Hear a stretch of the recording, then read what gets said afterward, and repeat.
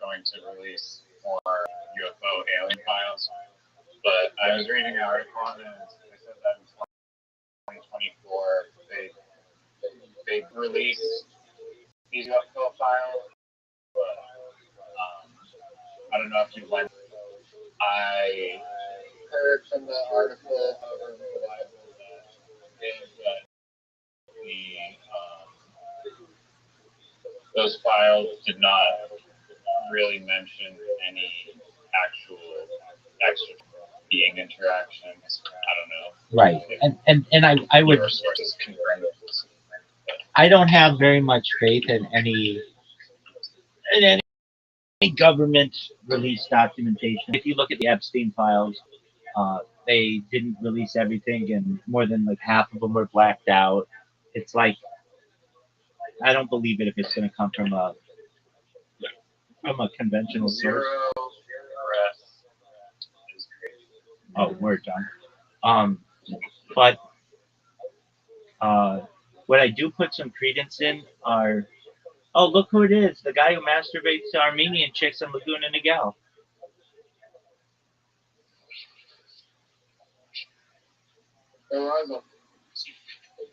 Yeah, it was a bit exciting news, but I want to hear from this Armenian girl. Sorry? Were you just, you have a girlfriend that lives 10 minutes away from Rabbi? Do you know what he told you? No, that's what I know. That's what I know to be fact. Who told you that? He read it in the National Enquirer. I also am very connected in the online world. I know the girl. Yeah. He does. No, just what's her name? He can neither confirm nor deny that she even has a name. Yeah, I hear she might be an extraterrestrial, possibly from a feline female race type of civilization. So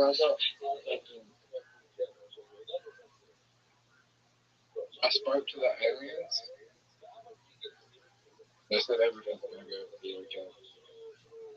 They said that you have infinite life on all the planets.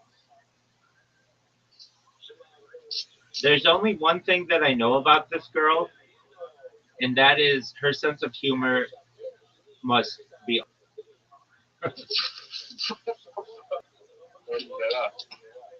Because she hangs around you. Though I guess you could say the same about my sense of humor as well. Then why? If her sense of humor is terrible, why hasn't she talked to me in 5 months? It's been 5 months? Yeah. And then you got to talk to her again today? Not tomorrow. I thought you said that you needed to talk in an hour and a half. She said she's going to bed and she'll talk to me tomorrow. Fuck this chick. I'm going to her house. I'm going to her house in an IRL stream in honor of Zoot. We're going to get down to business. I'm going to say, listen, woman, don't you dare play with my friend Zoot's heart.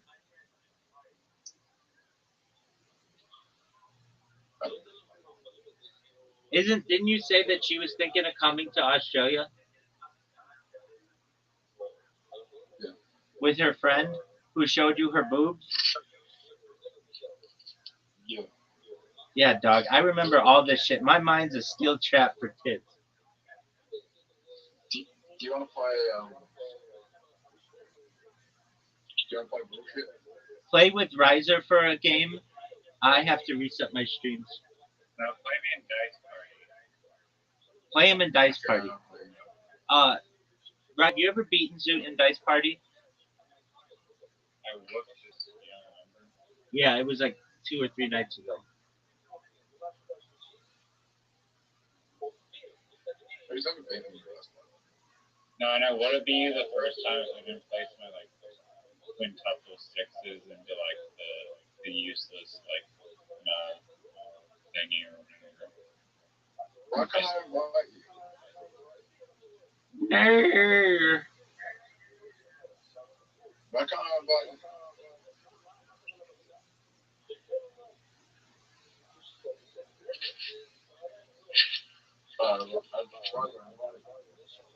Riser, he invited you. Okay,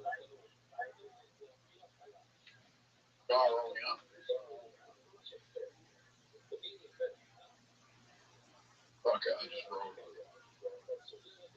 I didn't even join the game yet. Sorry. I just rolled. I'm not here.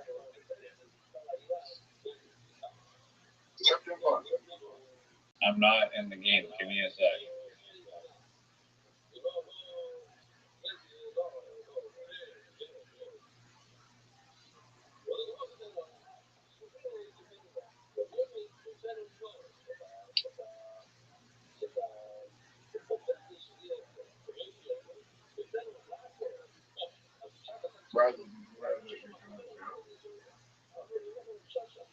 For what? Talking to Bitcoin Obama? You know that Kanye West he's doing stand up today? At the Rhino Room? At the comedy store. Oh, no way, really? Yeah, Dave Chappelle's gonna get him on stage. Oh, that would fucking blow the place up.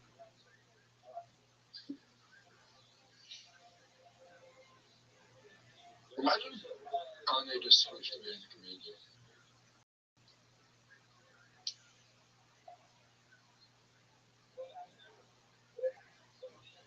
Sorry?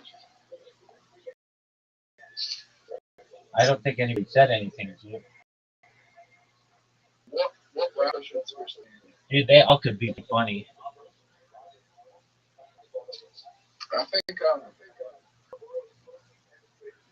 I think Eminem. I think Eminem would be really good at it because he's like so fast that he could just be like, your mom's spaghetti, your face, blah blah blah. You know what I mean? He almost, I don't know, like I'm thinking like 8 Mile. He had to be really funny. He would be really good in roast battle, which is different. But Kid Cudi did stand up recently. Was Kid Cudi a finalist for South Australia Raw Comedy? No. So fuck him.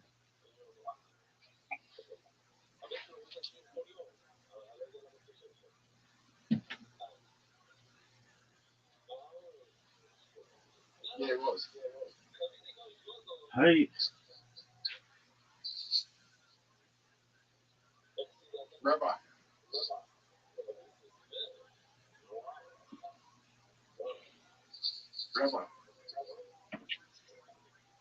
Rabbi, can you tell Rosa to accept my invite?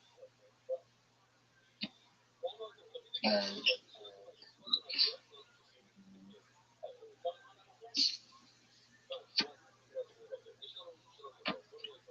You ready to lose? I keep thinking that Rose's profile picture is really cute. But no, it's not. I'm hella Asian. Doesn't look Asian, it looks kind of white. I'm guessing it's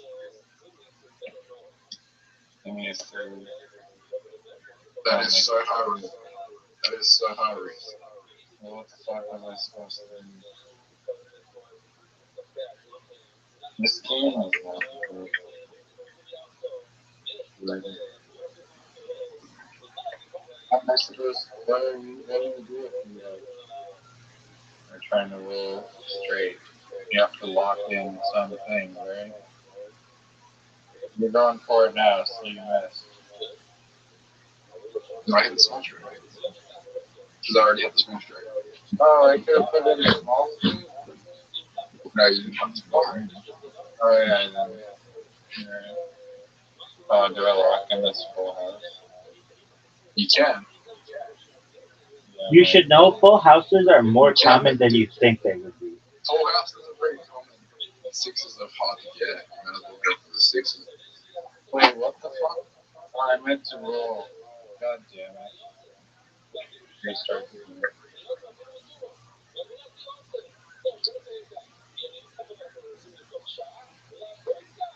Oh, yes.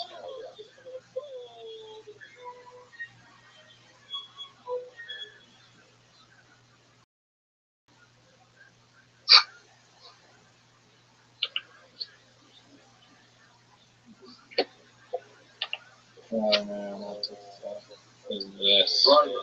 Rabbi, who's the biggest celebrity death we have in the chat? You mean while I've been streaming? Guy from the Rugby Show. Oh yeah. Not from Jamal Warner. The guy from the Cosby Show. Yeah, dog. But no, the biggest celebrity death I've had while I'm streaming is Queen Elizabeth. No, Yo, look at this roll, buddy. Roll the straight. Zoot's not impressed by that. Have you ever heard Did you ever hear the point steak? Yeah. Kind of bitch. I always thought she was kind of hot. Dude, when she was young, she was a pretty lady.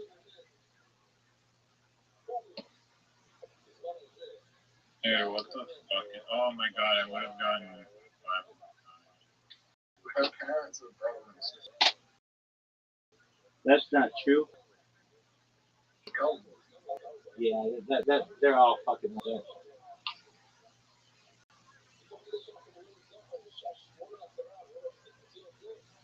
I bet a few hundred years ago you had some cousins who got married. siblings that got married. No cousins. It's allowed in Judaism. You can marry your cousin within Judaism. Your first cousin. In fact, it was encouraged in a lot of ways. The reason why is because our shtetls are like Eastern European villages, didn't always have that many families, and sometimes they didn't have people who were of your age, so you might marry a cousin. You can't marry your siblings, a parent, your aunt. You can't marry. Uh, you aren't supposed to marry even like a stepmother or anything like that. But a cousin is allowed.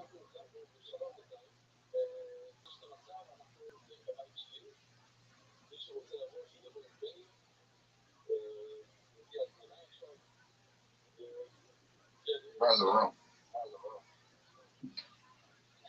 Okay.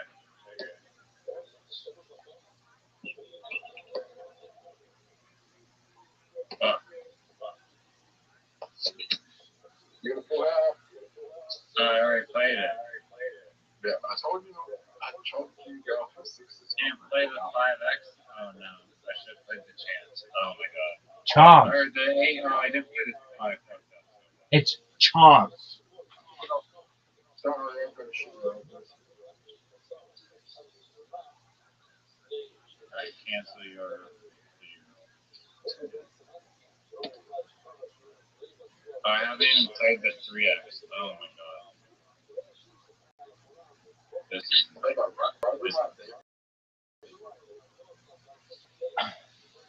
I mean, Zoot, even you're the one who discovered, which I thought was really intelligent of you, that even the best players in Dice Party win like 51% of the time. That's it.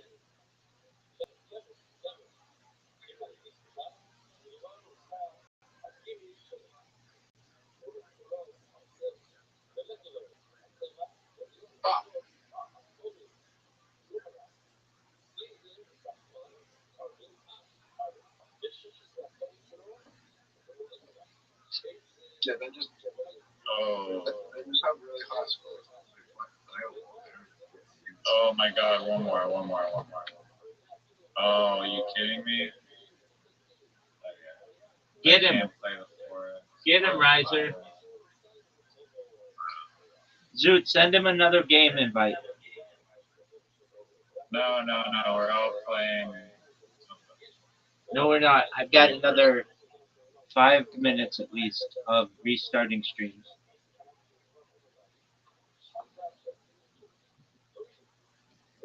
How's the fight? I am. Because Credits. What the fuck? Great fight. I don't know what that was.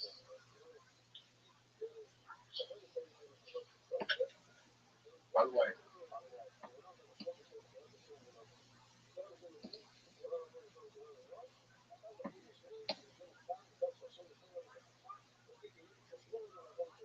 What the fuck did I do here, dude?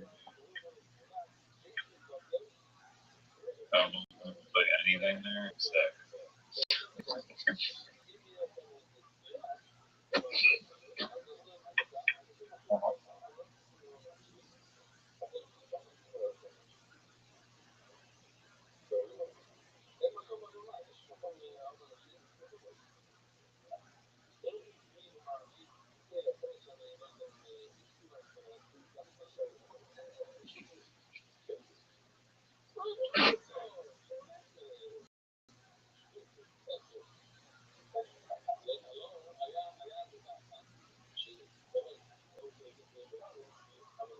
I'm smacking crap.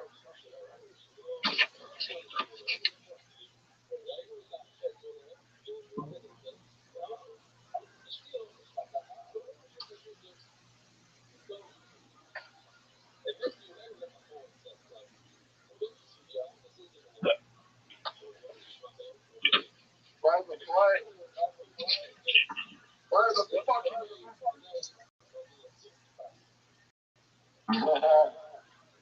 Oh, I need a wire. Oh, what a shit hole. 1, 2, 3, 4. I need 4. I got 2, 3, 4. Oh my God.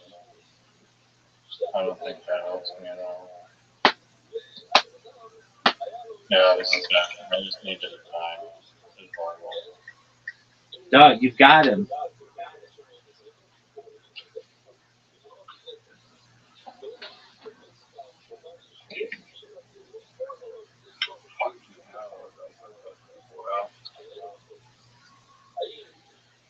Well, hey, don't win.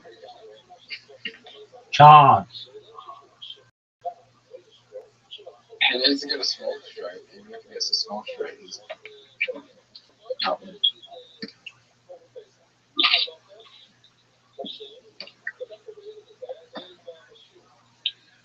Hey, come on, give me a fucking straight. Yo, this game's rigged. Dude, I said that one time. No, one time Zoot had to get like 5 in a row to beat me, and he had 3, and he needed 5 of a given whatever. He had like 3 ones on the last roll, and he got 2 other ones, and we looked up the odds, and the odds were like 1 in 1,500 that he could do that, and I just personally think that the game is rigged myself.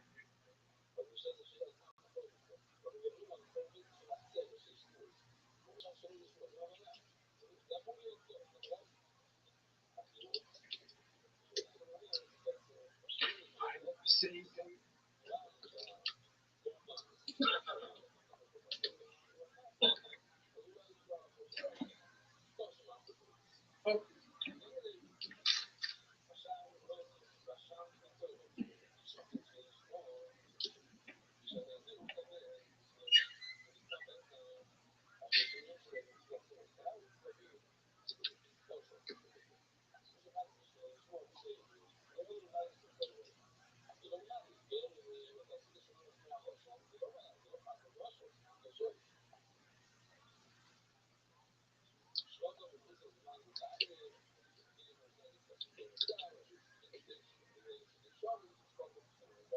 Zoot, do you know who Ernest Shackleton is?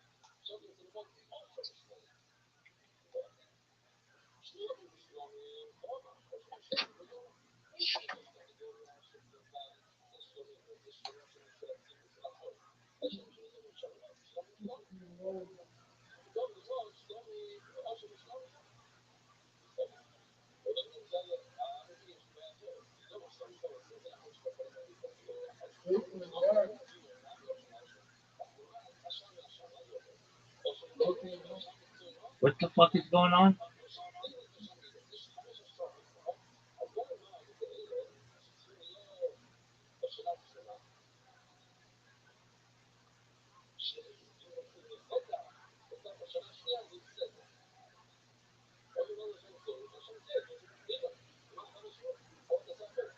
Rise, are you there?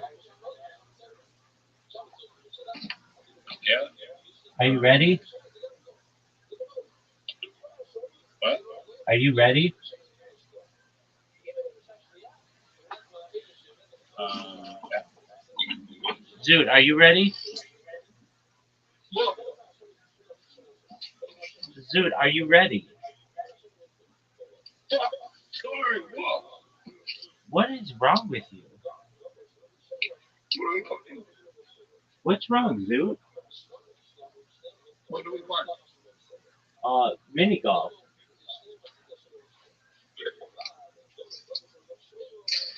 Zoot, are you crying? No, I'm good. You are crying. What's wrong? Sorry. What's wrong, Zoot? Good. Let me go. Okay, we're gonna play mini golf, but you gotta tell us what's going on, big man. Nothing. Dude, people don't just. Nothing. What happened, big man? No. We heard something in the background. What happened?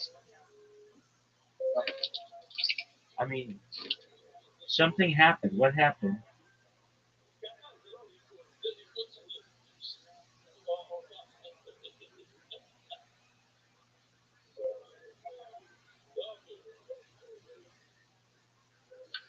All right, when I beat you at mini golf, do I get to talk about 30 minutes of the fire and the kid tonight?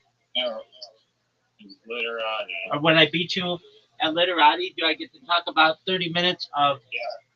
Yes. Now, if I wanted to say, like, break it up 5 minutes today, 5 minutes tomorrow, 5 minutes the next, like, every day, could I do No, that? no refunds. No refunds. You said everything should be refundable. Yeah, but not this. No, everything. I want to give you their life stories. What happened to Zoot?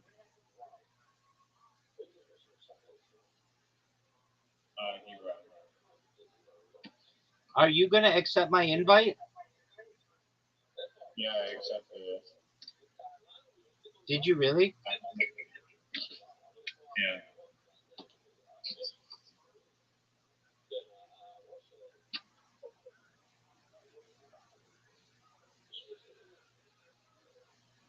You're up, dog.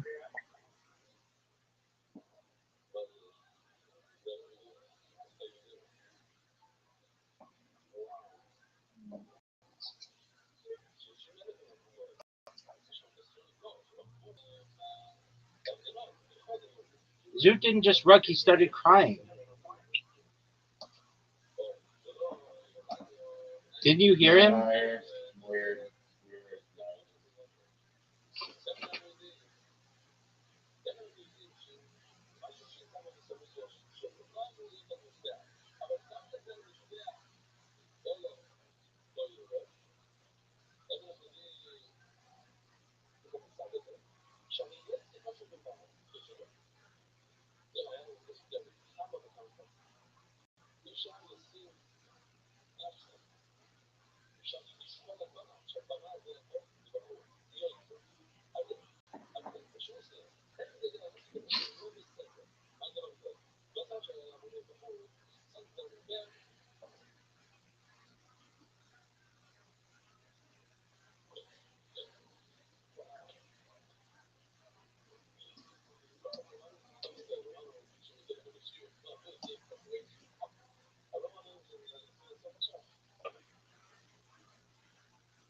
Dog, I'm already getting charged up to talk about T-Fat K. That's how insiders discuss it. It's called T-Fat K. And it's amazing. They got a new podcast studio today. It's gonna be amazing. That's cheating if you mention that. Wait, no, I didn't mention it. Oh, you sure did. I was saying, who else got the new studios? I didn't say who. I know, but who else? Who else were you talking to that got the new studio? Honda's not a fucking. We're not the car company. Dog, dog, dog.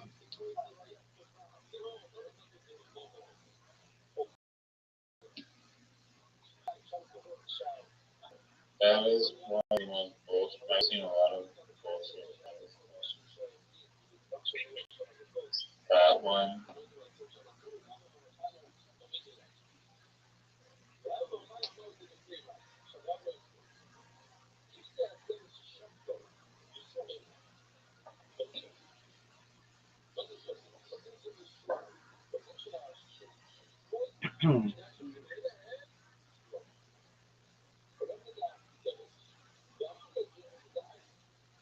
Honda is not an English word.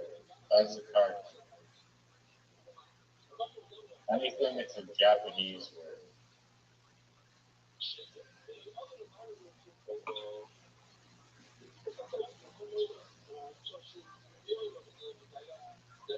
Wow, S? Do I smell an S coming? Or it could be, I don't know. Oh wow. Yep. Go figure. Go fish.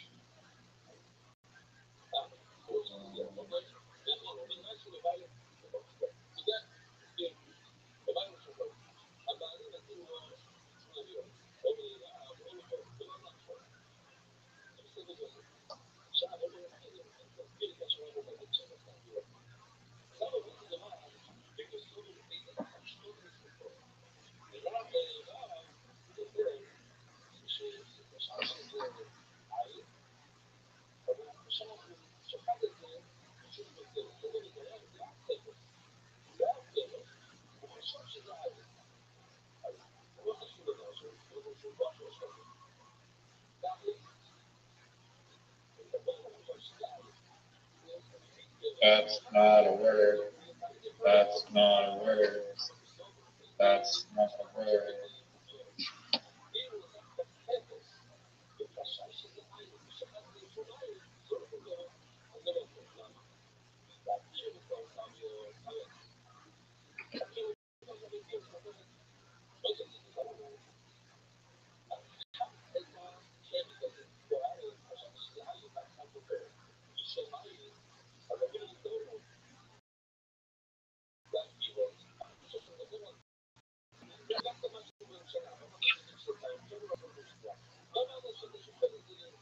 Wow. Wow.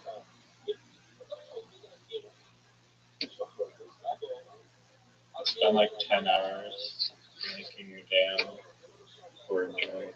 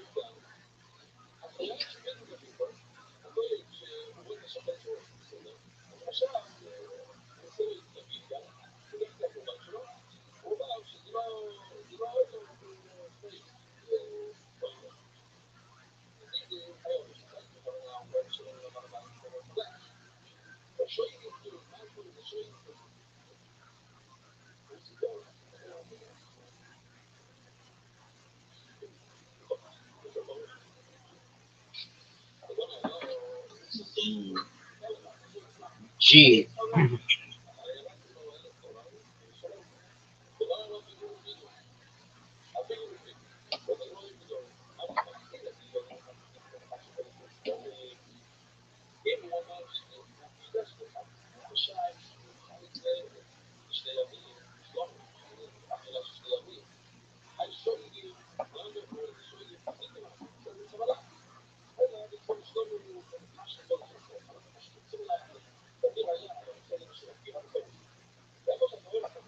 Are you fucking, yo, that time is not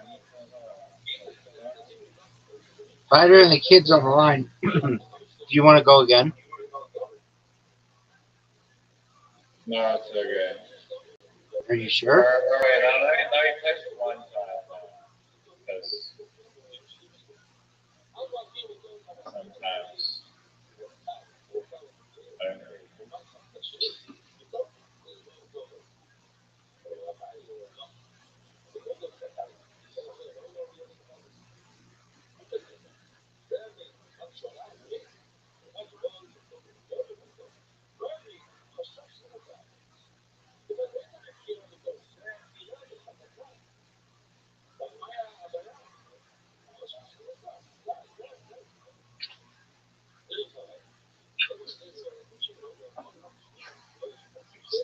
You know about? Yeah, dog.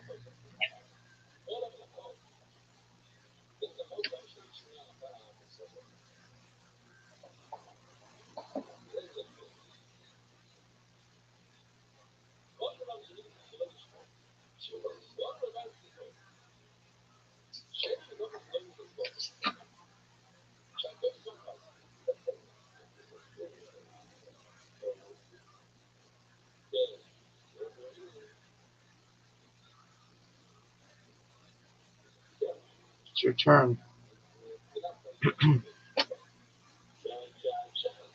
What?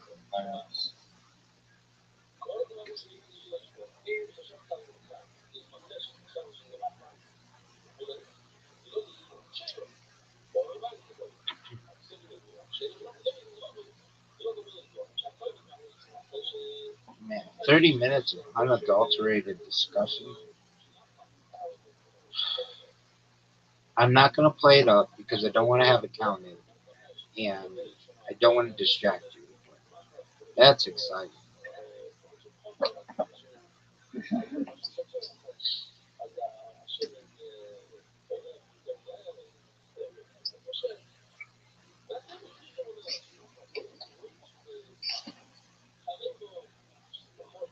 Lindsay. Well, that's interesting. Yeah, pretty interesting.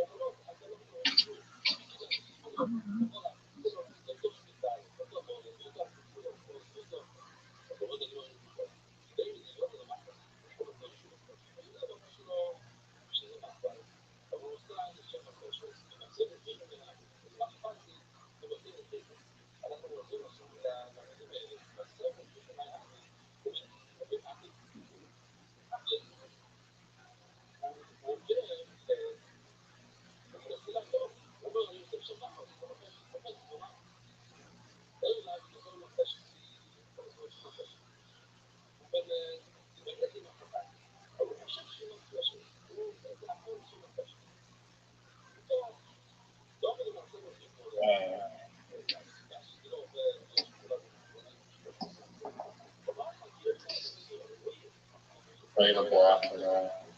You're welcome, big man.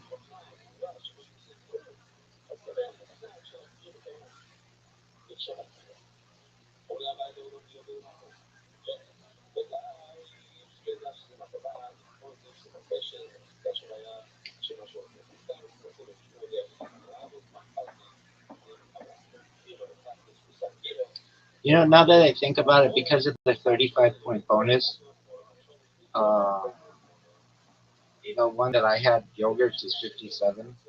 So I guess it's not the biggest one from a word standpoint, but because of the bingo, it was.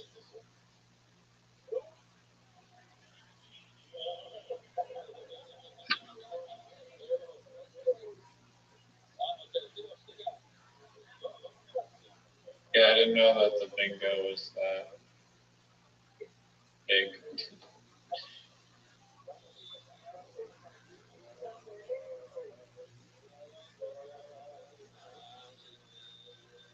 Get out of here with that shit.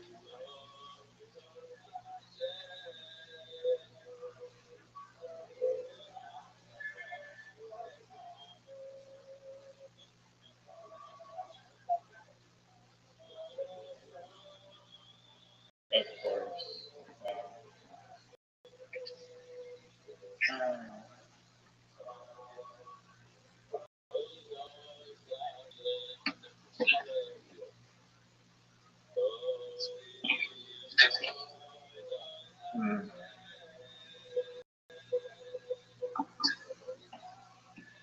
What the fuck are you doing?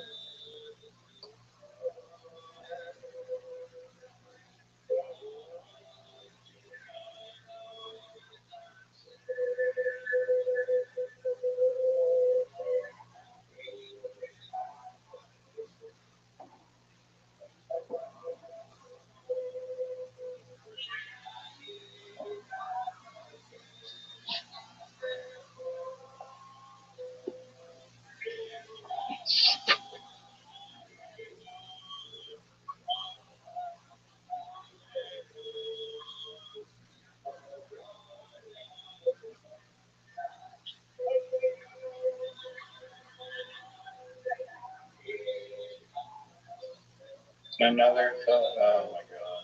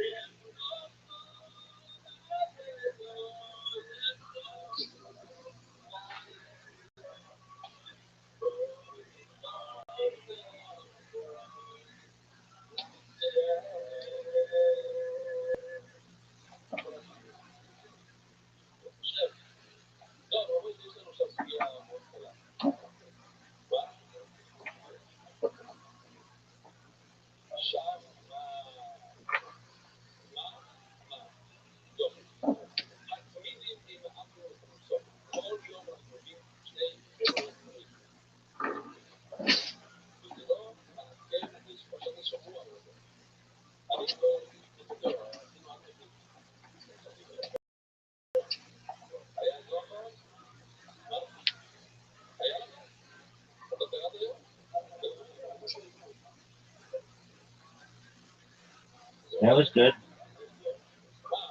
I barely read it.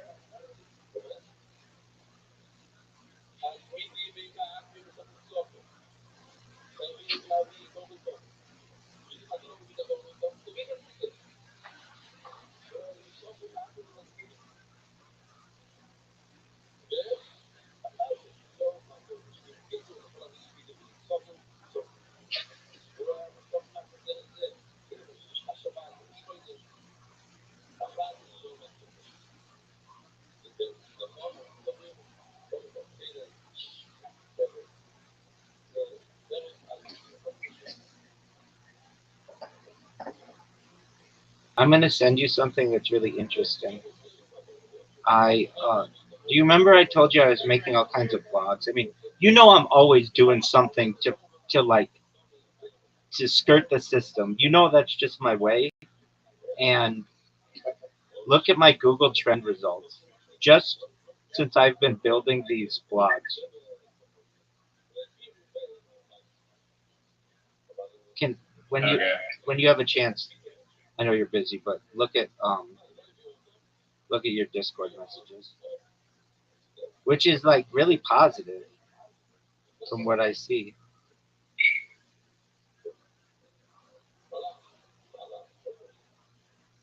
You're trying to distract me during the middle of the game. No, I mean, That is a lot. I don't mean to do that, but like, it's not your turn right now. You can look at it.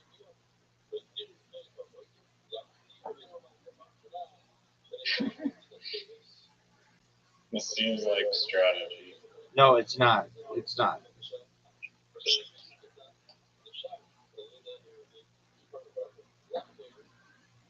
I'm like really proud of what I said. Like more proud than if I share it with you. I think it's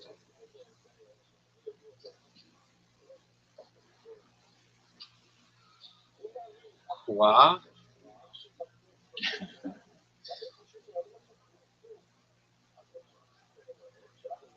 That No way you can put that there. dog. Look at what I sent you. Yo, that's actually like, that's low even for you.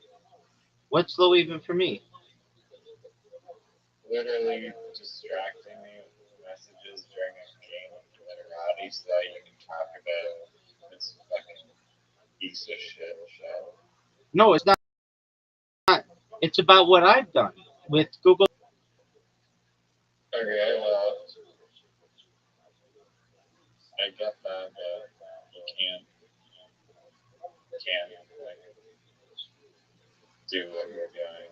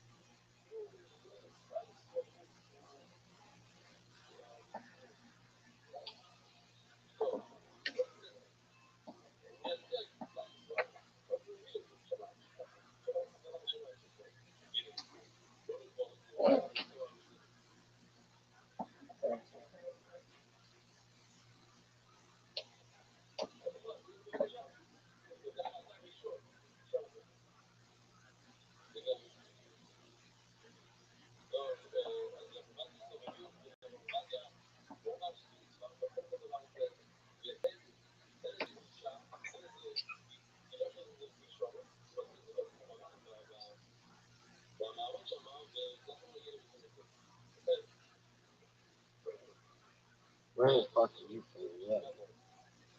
Interesting.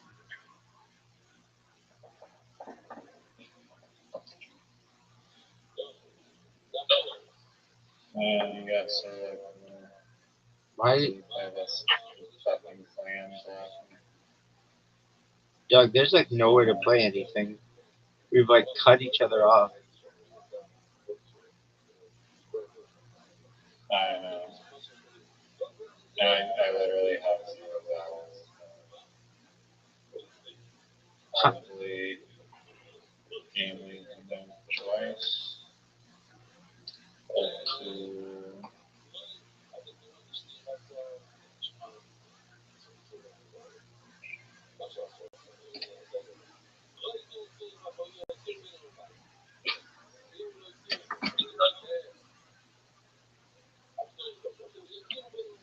no, you could have played your C up there by the K and you chose to rock. Okay, well.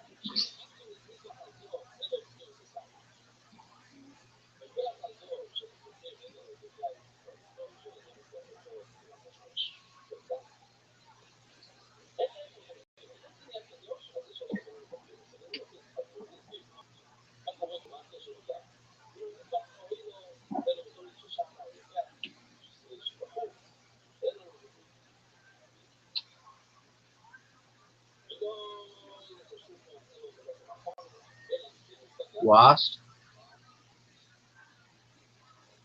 Yeah, well,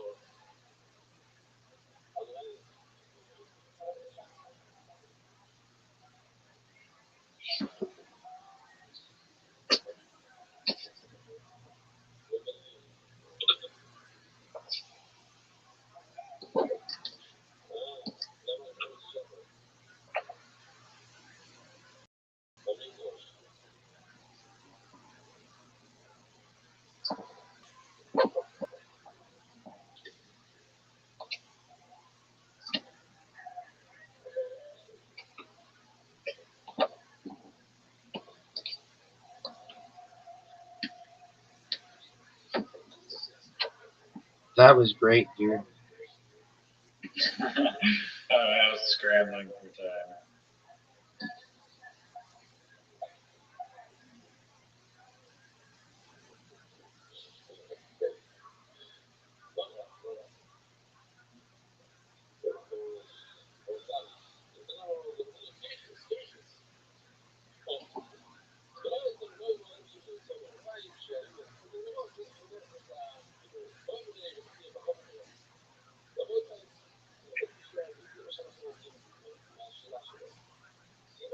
Do you think that TA,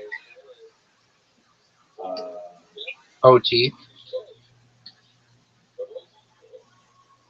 do you think that THICCC should be a word? 1000%, dog.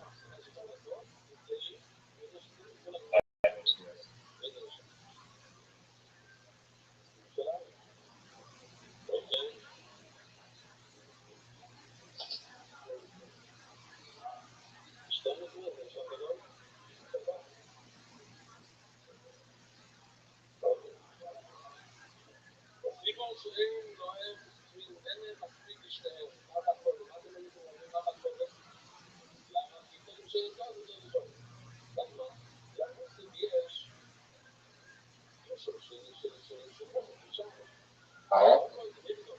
Yeah, it's like it's like the stuff you put on your hands, like talcum powder. Yeah, no, that's what I thought. Okay, then why did you question it? I didn't think talc was an acceptable short form of talcum. I don't know what it is. It's something like that. There should be a thing in literati where you can be like bullshit. That's not a word. Like you can like try to. That's a cool game. You can be like, no, that's a word, and they're like, no, it's not. Bullshit. You get like three bullshits on somebody. That is a good idea for the game. I agree. That's why I said it, son. And then you play some bullshit like talc. That ain't a word.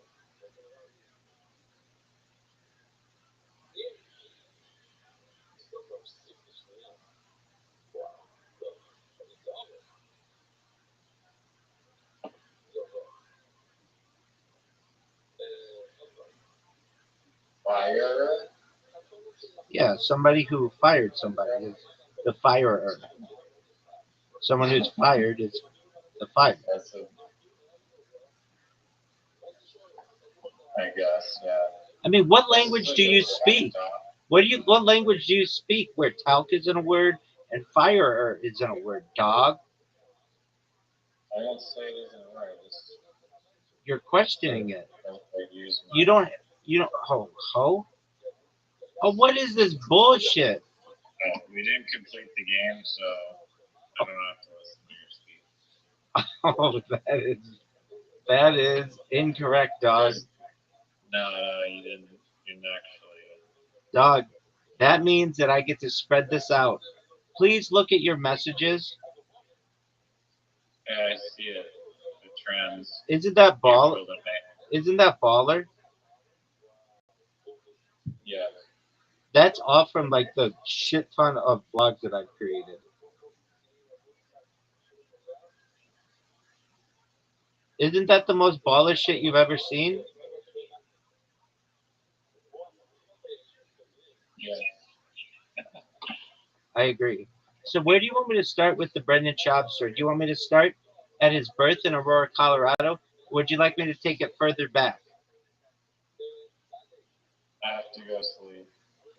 Then I get 20, what did we say, 25 minutes, 30 minutes in the future of pure Brendan Schaub discussion and uninterrupted, unmolested. And you should know that tomorrow would be better anyway because there's not only a fighter and the kid, but there's also a what was once known as the Big Brown Breakdown that changed to the Schaub Show, which is now back to Big Brown Breakdown. And you saw my Google Trends, which is the most baller shit of all time. I mean, it tells me somebody's looking at my shit.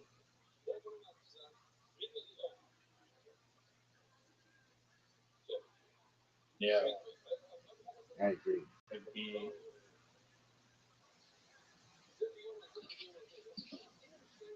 Um,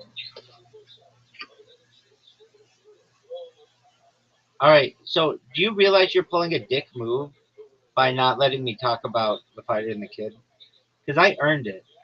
And dog, you've just been getting your ass kicked. That's 3 straight games you've lost, and they're not warm-up games. They're not cool-down games. They're straight up, for real, counted ass kickings.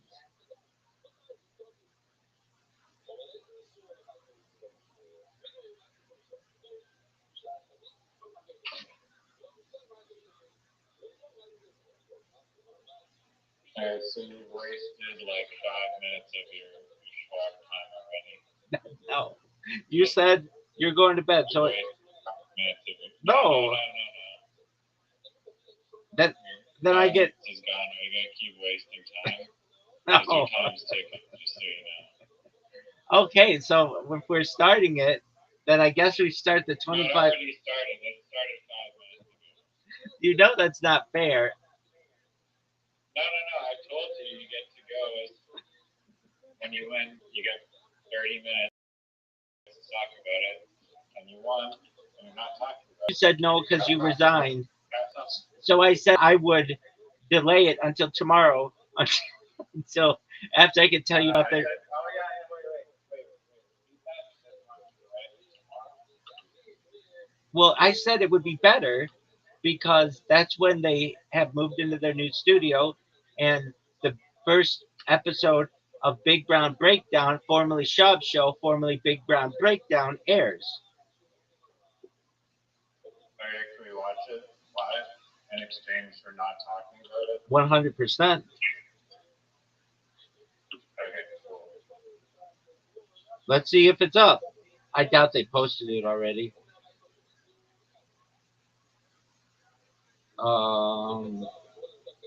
No, they usually post it about 9 a.m. Pacific.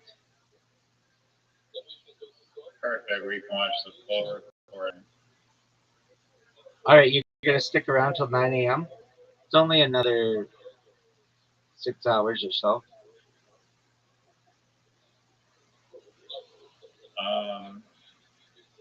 I mean, I could. I don't understand why you don't sleep in here like everybody else. It's just not like I charge my phone and turn off my devices. Yeah. Why don't you just not do that?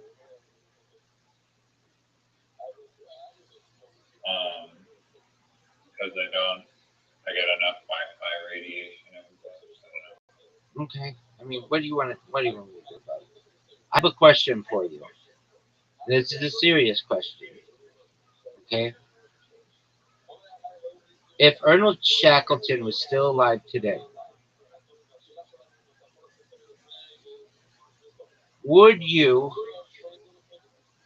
vote for him if he were a competitor in South Australia Raw Comedy 2026?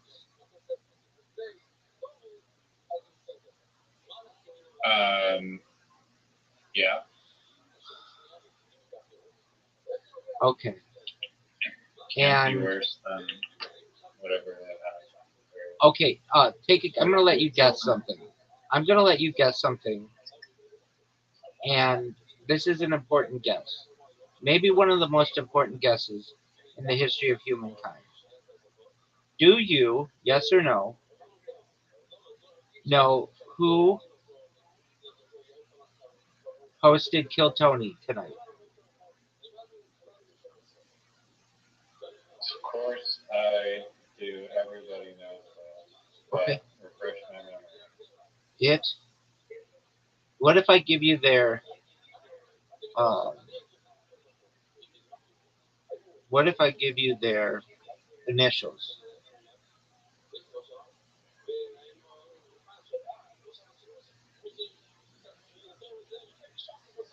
Their initials are ST.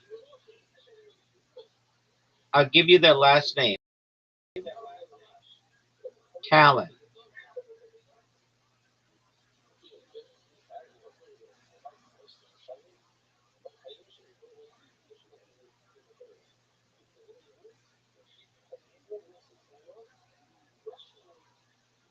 Sam Town. Sam Talent is correct. Nice.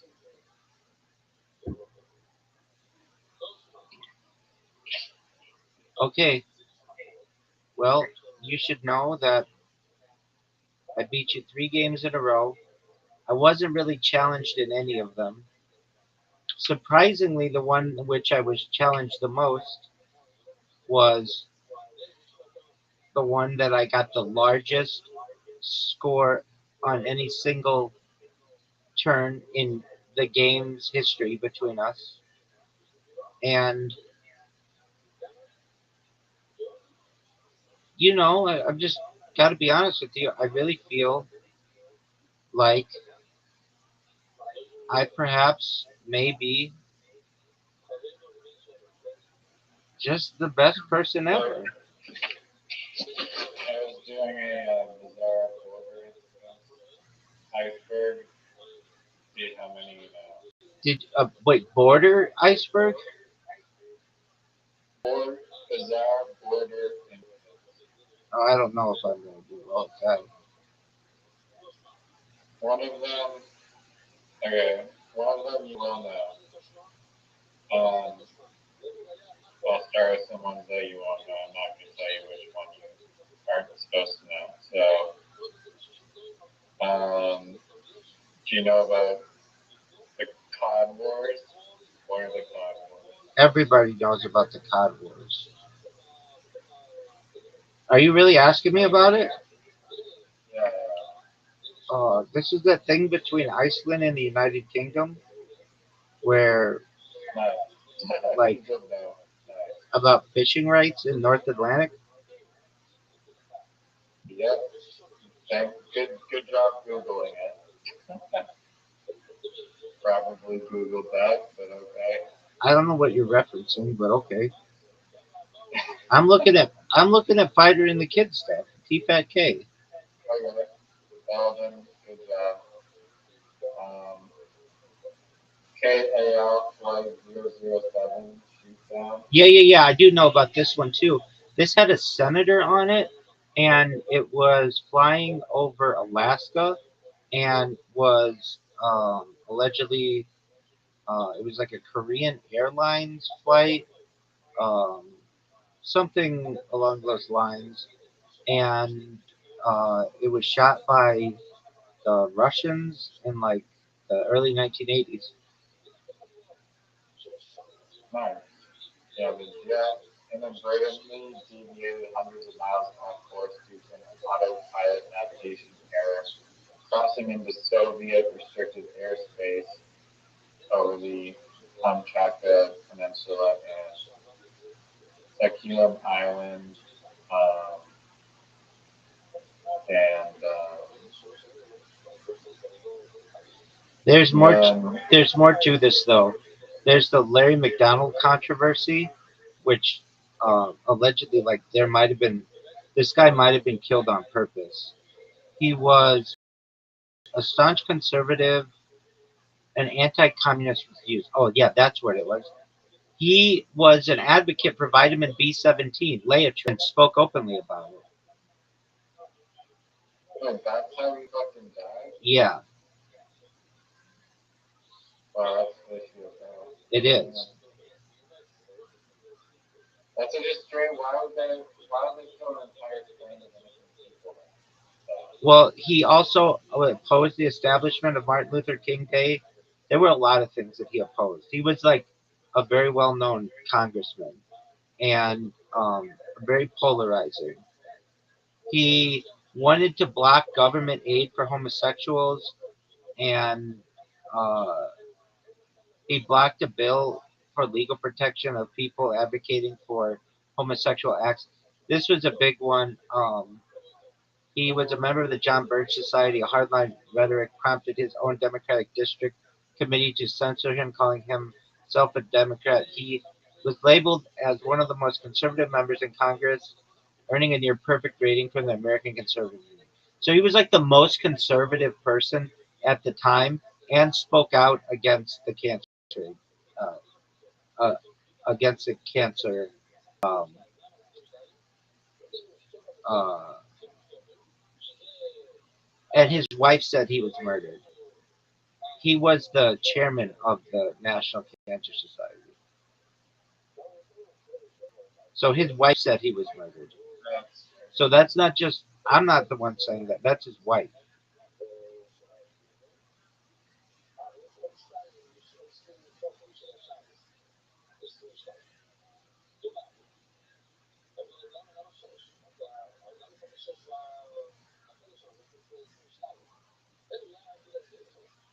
Okay, the next one, um,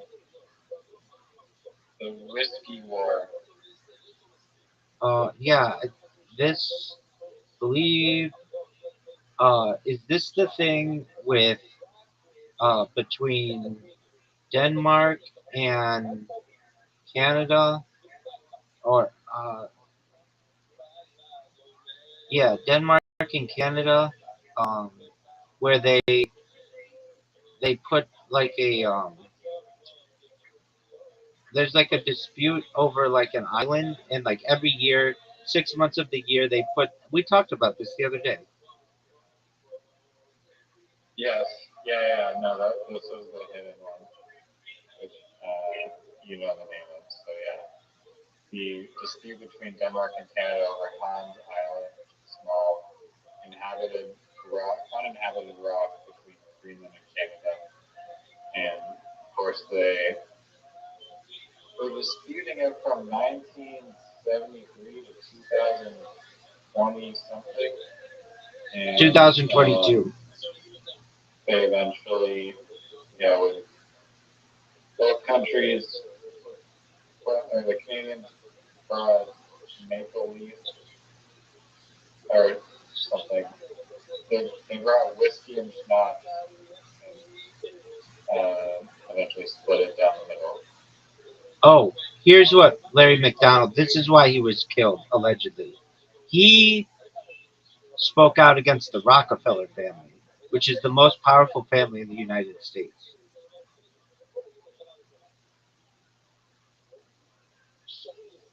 Yeah, don't do that.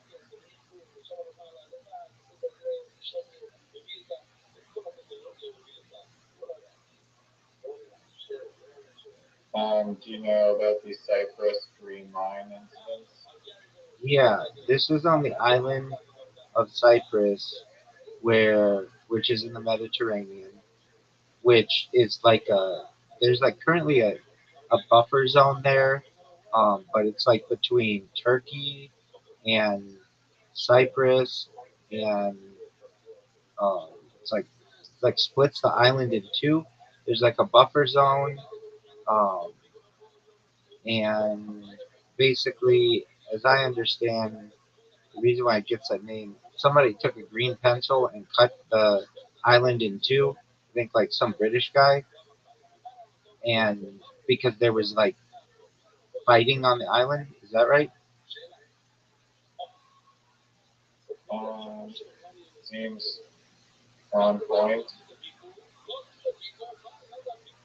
All right, give me a hard one.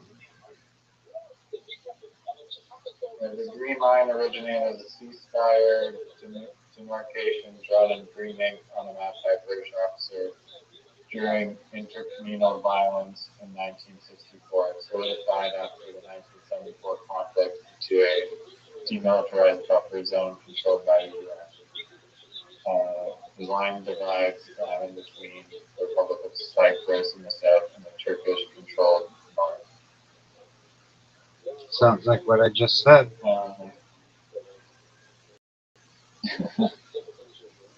Yeah.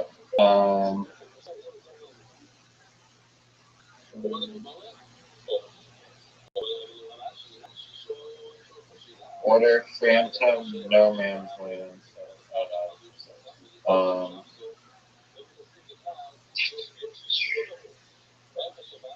Phantom No Man's Land?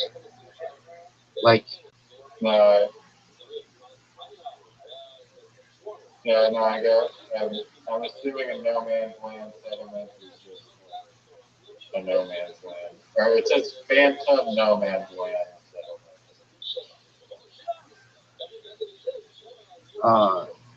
so a lot of times no man's land is used in war, uh, like in an area was to go. And yeah, I know about this. These are non-existent towns that map makers used to make. Uh, Actually, a few of them are in Southern California. Basically, let's say I make a map. It's very easy for you to just look at my map and steal all the information. So what map companies would do long ago is they would put a random city on the map that didn't exist. It was known as a paper town or a trap street. They do this with streets too. And so if you just steal my map, I can take you to court and say that you didn't actually do the exploring there. You just looked at my map. Does that make sense? Yeah, so it's like a decoy. Yeah, but I don't know if that's what you mean by phantom no man's land, but that's what a phantom settlement is. But it's also known as paper towns, and then they also do it for cities. They call them uh, trap streets. As I previously requested, give me a hard one, dog. Anyway, there's some parts of southern Orange County that between San Diego and Orange County that are got their names because there weren't any living there at the time. But then eventually they would, and they would look at the map and it would have some phantom name there and be like, oh, well, I guess that's why we live where we live.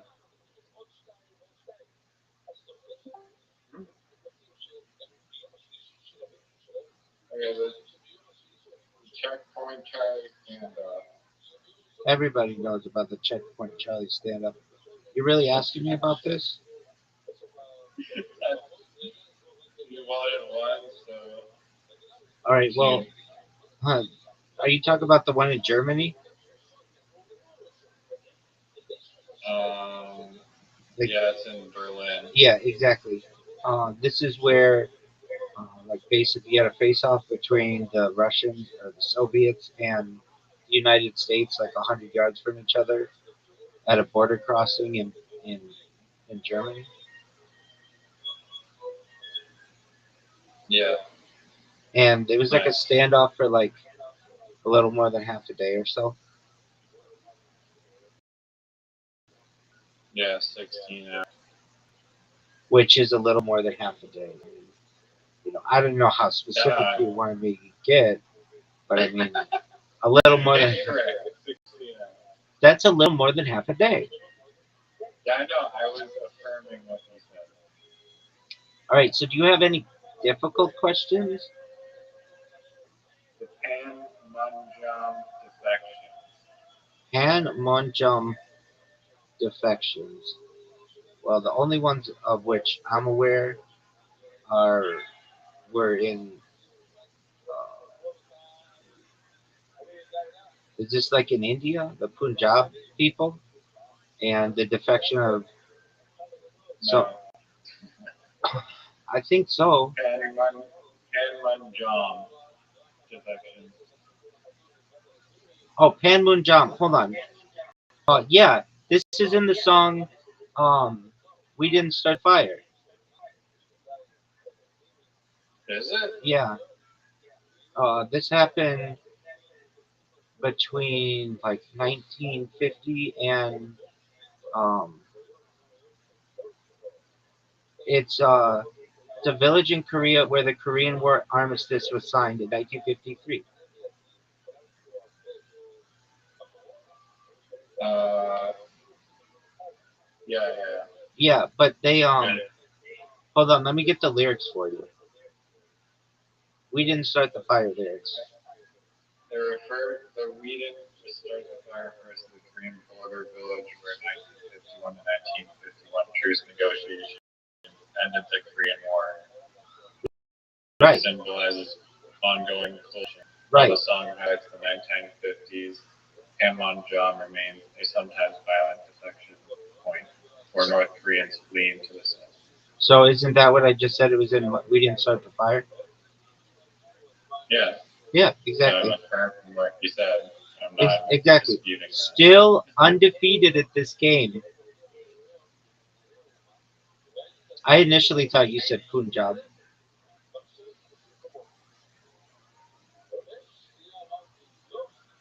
Okay. The Zalib Terpenia fishing conflicts. Everybody knows about the Zerfib perennia. Terpenia. Yeah, everybody knows. So it is in South Africa, and it was just like a dispute of basically, as I understand. Wrong immediately. Hold on, you're not saying it correctly. Zalib Terpenia. Z-A-L-I-E or L-I-V, Zalib Terpenia, Terpenia.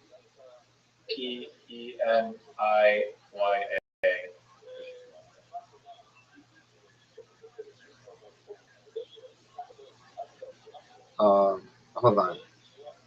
Tarpinya. Penia. Oh, Peniy.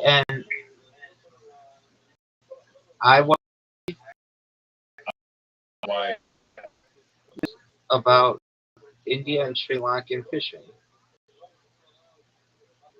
It's the Palk Strait and Palk Bay.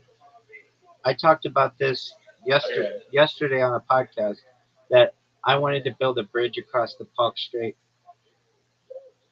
No, this is Terpenia Bay off the east coast of Sakhalin Island.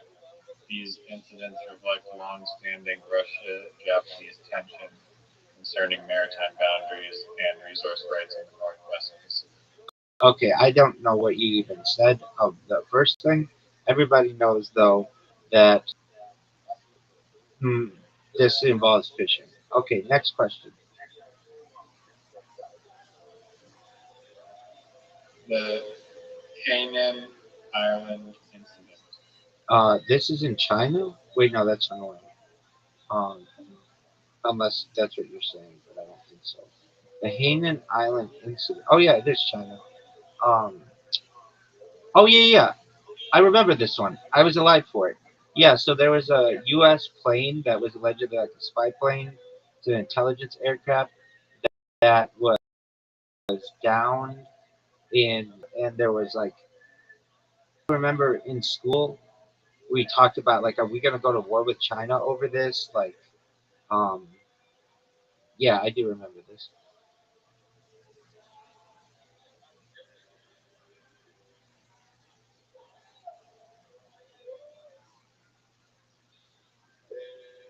Yeah, it was the Hainan Island incident was a mid-air collision on April 1st, 2001, between a U.S. Navy reconnaissance aircraft and a Chinese fighter jet near Hainan Island in South China Sea.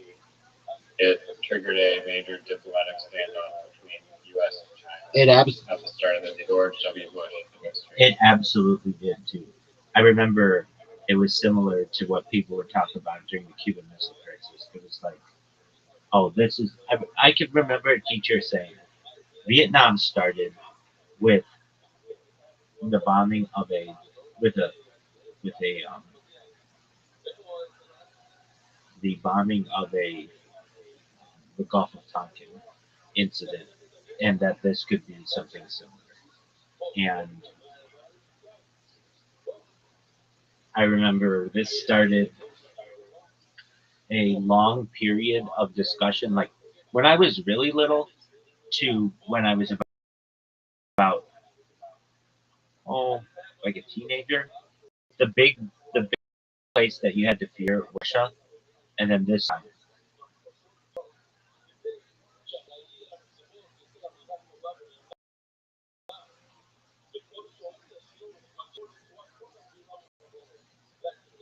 Nice. Weird dog. But I do remember this one. And it was like surprising nothing happened. Okay, you want another one? Dude, I'm like 11 for 11, of course. I'm gonna probably botch the pronunciation of it, but the Bussingen and Hockerheim. That's what. Let me put it in the Google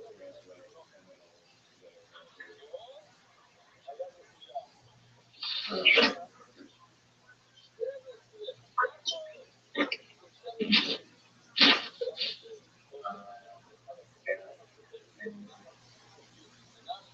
Let's see.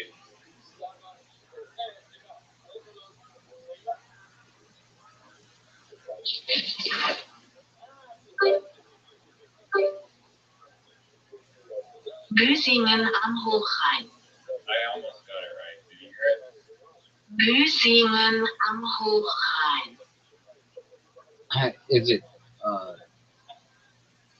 Chinese? No.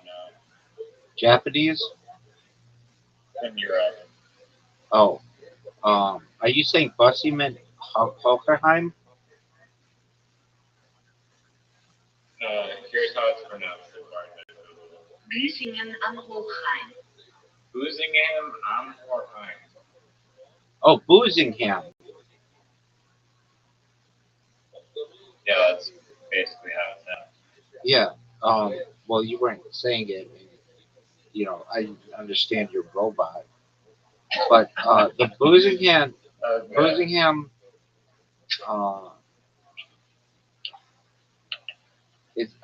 wait, this is in Europe? Yes, sir.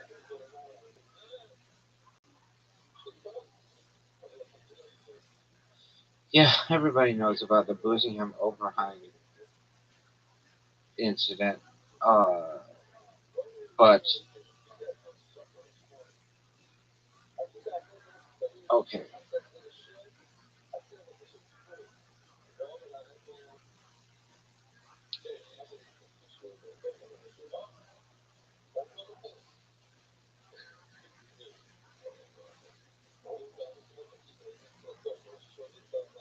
Did this involve a bus? Okay. Wait, No. hold on. The Gillingham. This did not involve a bus? No, it's between Germany and Switzerland. If that helps. Yeah, everybody knows that. I was just making sure. This is when Germans surrendered their weapon. This is known as the Boozingham.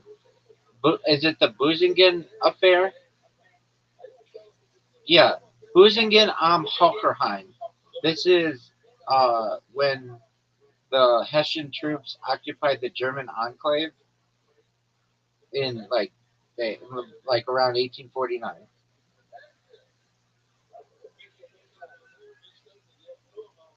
But it's known as the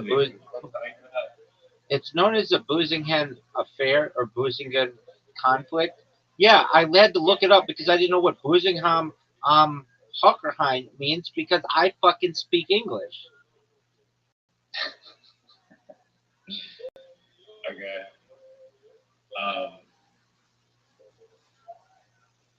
An exclave fully surround a German village of Busingham, an exclave fully surrounded by Switzerland. The area's unique status stems from territorial and diplomatic developments between Holy Roman Empire, later Germany, and the Swiss Confederation. Its distinct position has made it a symbol of complex European border history. All right. What's next, Chen? Point Roberts. Yeah, I do know this one. Point Roberts is an area, as I recall, it is around Vancouver. And yeah. This is that This is in Washington State, but you can't get there from the continental United States or the the the lower 48. You have to take a ferry there from like Vancouver. Yes, you're describing the right place. Yeah, but this was never like a standoff, to my knowledge, was it? It's not bizarre border standoff. It's just bizarre border incidents. Okay, well, what's the incident And though? like the town, and during COVID, the town was cut off by Canada during COVID as residents had to cross the international borders just to reach the rest of their own country. Okay, but yeah, Yeah. I know about Point But Roberts. it is such a weird place where it's like, Why would you isn't that Canada? make this town like very goofy border, super goofy border. Super goofy border. Dude, there's a really good Series. It's called How the States Got Their Shapes. And it goes through all 50 states and all their really weird borders. And they go into that kind of stuff. Like, there's a part of Minnesota that like juts up into Canada a little bit by the, it's called the lake. What are those lakes called? Like, not Land Lakes or something?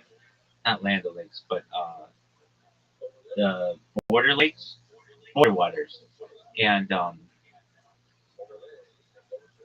so like the Canada U.S. border is the longest unprotected. It's the longest border in the world. It's also the longest unprotected border in the world, and the one with the straightest line in the world, except this one little part of Minnesota that juts up. And um, the people who live there aren't many of them, but they like get their mail. Like the mail has to go like north of the normal Canadian border to drop it off or something. There's just some weird shit like that. But I find this stuff to be fascinating as well. Like Gibraltar's a really interesting one. Um, what else is interesting? The Falkland Islands. There's a whole war there about that shit. Um, the ownership of Antarctica. That's a fascinating one. It's really interesting. The United States does not have an argument in that one. Like we have an argument in everything, but not Antarctica. Even though we have bases there, we weren't part of the Antarctic Treaty, or like weren't one of the main countries like Norway and UK and Chile, um, New Zealand, I think, some others. What are some other interesting ones? Hong Kong, super fucking interesting, and Macau, super fucking interesting. That Hong Kong is at the mouth of the Pearl River, as is uh, Macau, and they were just like the reason why the British had Hong Kong was because of the Opium Wars.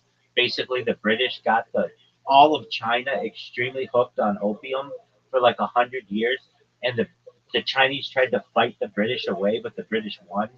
Just like an incredibly interesting story during the 19th century. Another one is how the Vatican got founded.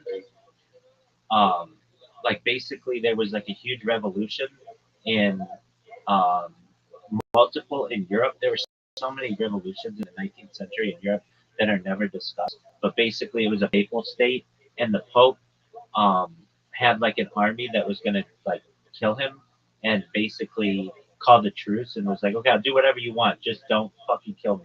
And they're like, all right, well, you've got to give all the papal states and papal lands to like the Republic of Italy, and you get to keep this little part of Rome. That happened in like the 19th century. just a fascinating story of how that happened. Um, Another one is like I've been to the Vatican. I've been to the Vatican. I've heard it's small. It was, oh yeah, super tiny. It's interesting. It was kind of wild to see it. What the fuck is this place? Another There's like this high up balcony in like the ceiling. And I could walk in. I was like, damn, it'd be cool to get up there, but I couldn't get up there. one that's fascinating to me is Lesotho, which is completely surrounded by South Africa. It's the only country completely surrounded by only one other country. Lesotho. It's in Africa, yeah. It's literally in the South. heart, the middle. Exactly. What else is really interesting? There's a place called um, I mean, wait. Can you argue? Oh, it's surrounded by one. one country. Yeah. Um, Aside from the Vatican, but that's a little different. Those are the only two. Uh, there's another one. Um, it's called. It's a black site, which is like a place the CIA runs. Um, Yo, dog, what's that black site in the middle of the Indian Ocean that's like a British island? It has a weird name. Diego Garcia. Remains a dark British American secret. It's part of the Chagos Archipelago, British Indian Ocean Territory, which hosts a major joint U.S.-UK base. Like, it's a CIA black site where they interrogate people. They did all kinds of waterboarding there. It's fucked up. Um, any kind of exclave is really interesting. Like part of another country that's in another country. That's fascinating. Um, what else is cool? Like the city of Istanbul is the only city located on two continents. It's located in Europe and in Asia. Um, what else is cool? Beijing wasn't always the capital of China. It was only moved there like during the Communist Revolution, I want to say. Beijing made capital what year?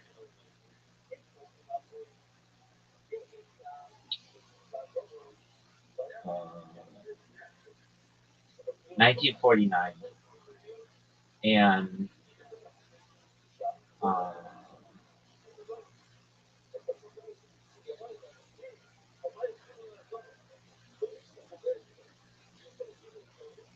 why Beijing the capital in 1949? What was it before that?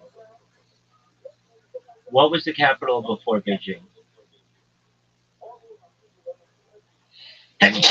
Pardon me. And the reason why they made it Beijing, it was Nanjing. That's right. And the reason why they made it Beijing is because Beijing is not on the water. It's like 100 miles inland, and so it's considered safer than like Shanghai, which is on the water, and Hong Kong, which is on the water, and Guangzhou is pretty close. And what else? Okay, so Taiwan is an incredibly interesting one. Taiwan are like the original OG Chinese, and they're all on that fucking island right now. But I think in the future they're gonna make a comeback and take over their homeland. Uh, just a matter of time. They own all the fucking microprocessors and stuff. What's another interesting one? Um, oh, okay. Here's one. What's the capital of Borneo?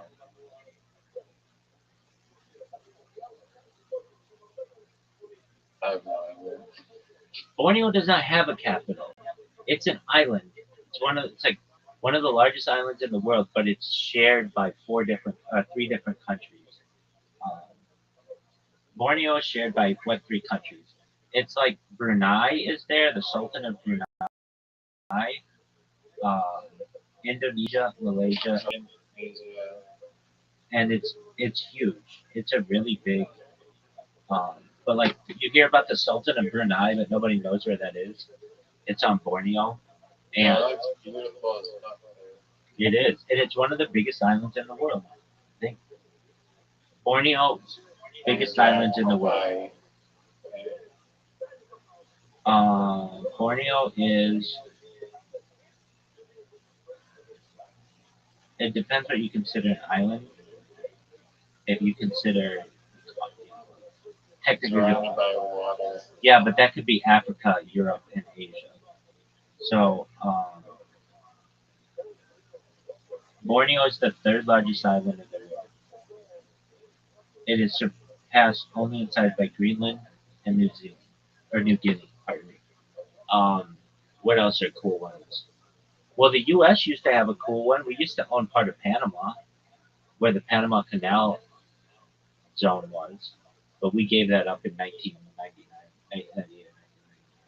And the British gave up Hong Kong around that time too. And it was a big deal. I remember it being on television. This whole the British giving back like this part of land, and I didn't really understand it at the time, but that's how that worked. Um, there were a bunch of them in the United States that are really interesting. Like, there's this part of Kentucky and Tennessee, I want to say, maybe Georgia and Tennessee. One of the borders where there's a bar on the border, literally on the border, and if you walk on one side of the bar, you're in one state, and the other side of the bar, you're in another state, and like you can drink. Oh yeah, that's what it is.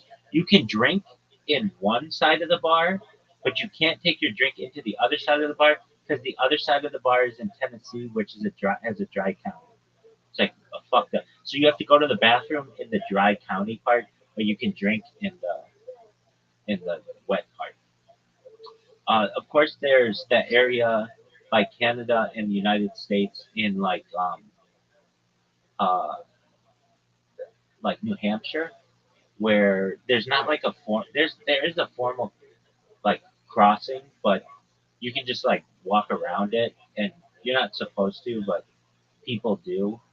Um, it's very informal, and um, like that whole area, basically Maine, Vermont, New Hampshire, like upstate New York, like all of that borders Canada is pretty porous in comparison to like your main border entries. They're like in Montana and North Dakota. There's like a huge line where the border is between Canada and the United States, and you're not supposed to cross in between the border areas. If you do, you can get in trouble. Um, the United States has some weird ones with like our overseas territories and our military bases. So, like, let's say you're born. I don't mean to get into this, but this is just, I have to say, Brian Callen, you know who that is. He was born on a military base in the Philippines because the U.S., because his dad was an international banker, and, like, basically the closest place that he could be born and still be considered an American was at a military base. John McCain, Senator John McCain, has a similar story. He was born in, allegedly, he was not born in the Panama military zone, but they say that he was so that he could have become president. But allegedly, he was born a little farther away, like 100 miles away. Though I don't know that for a fact. Um, what else? Um,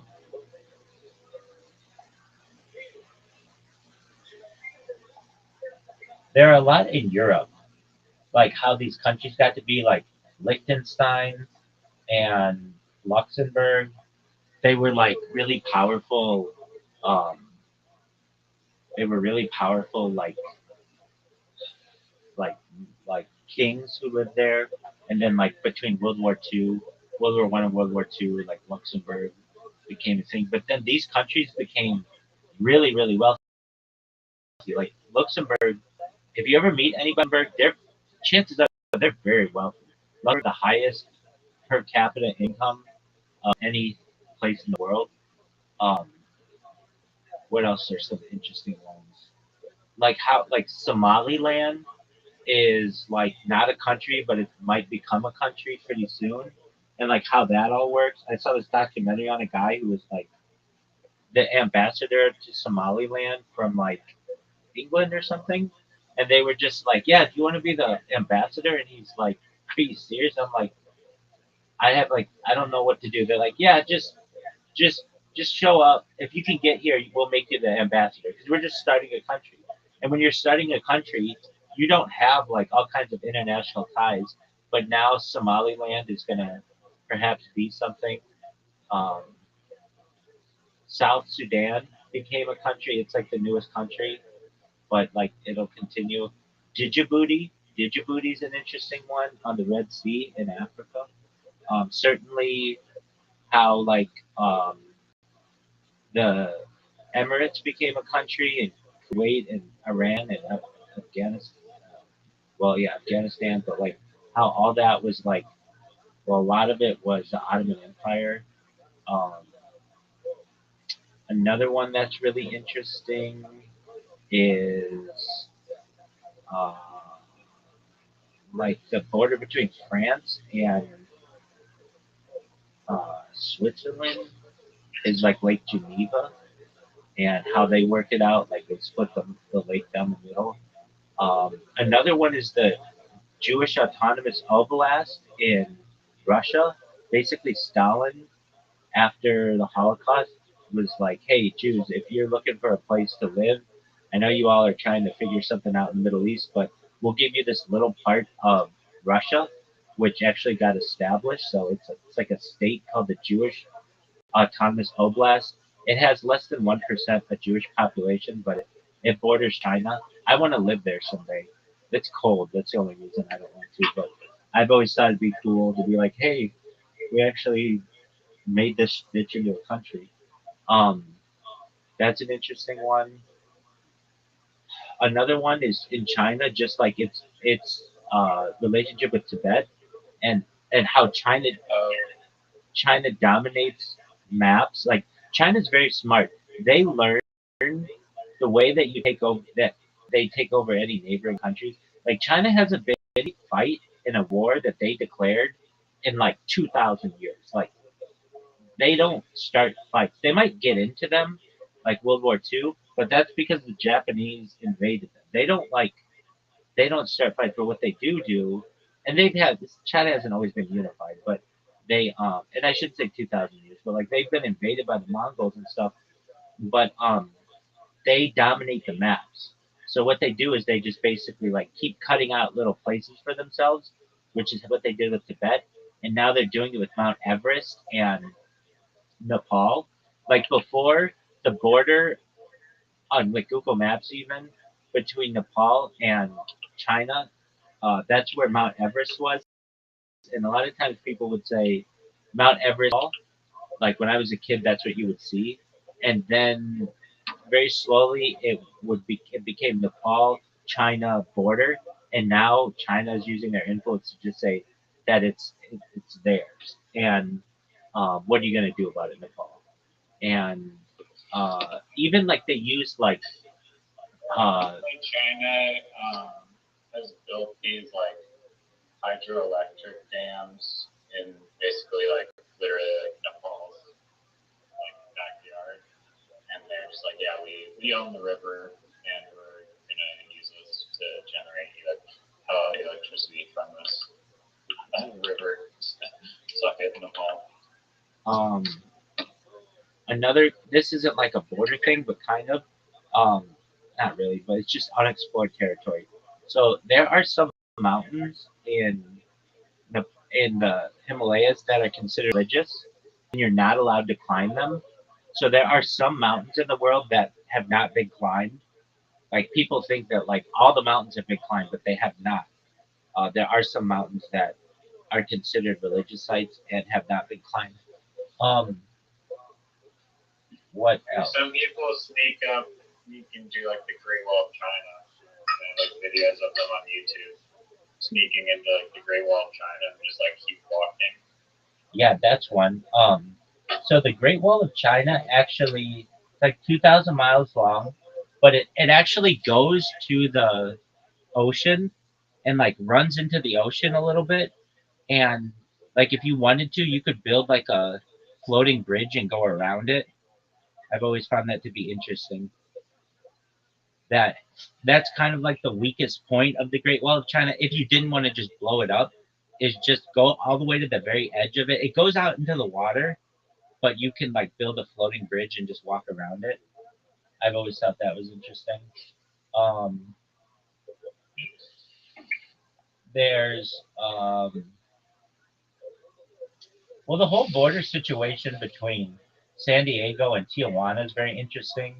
Even LA and Tijuana, like there are a lot of people who drive to Mexico every single day to do business, and it's like it's the most traveled border in the world is between San Diego and uh, Tijuana, and uh, yeah, in the entire world, so including China and Japan and all that shit, it's between Mexico and the United States.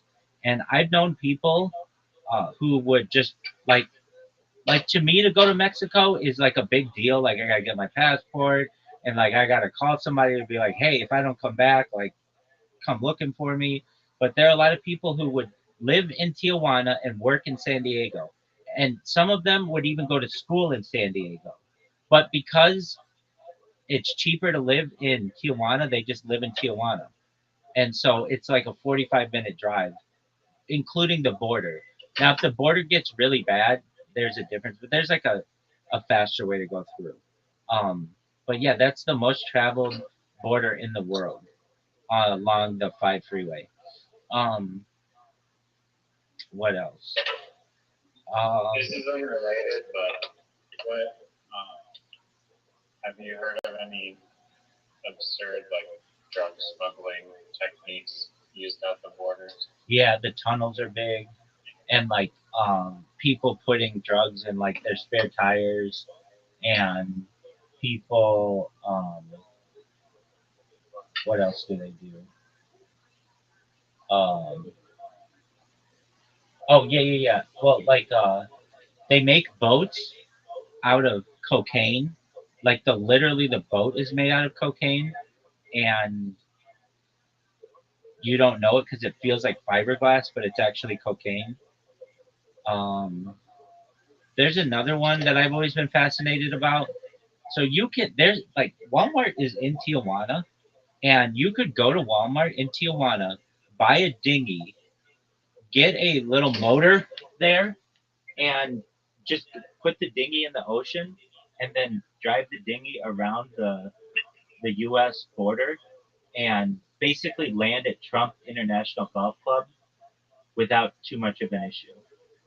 Like, um, we get people all the I feel like they'll definitely like be pissed. yeah, we get people all the time who find boats just randomly on the shore, like almost every day, and then the people have just made it around the border, and they just abandon ship on the beach, and then they just run into town and find somebody who speaks Spanish and start living here.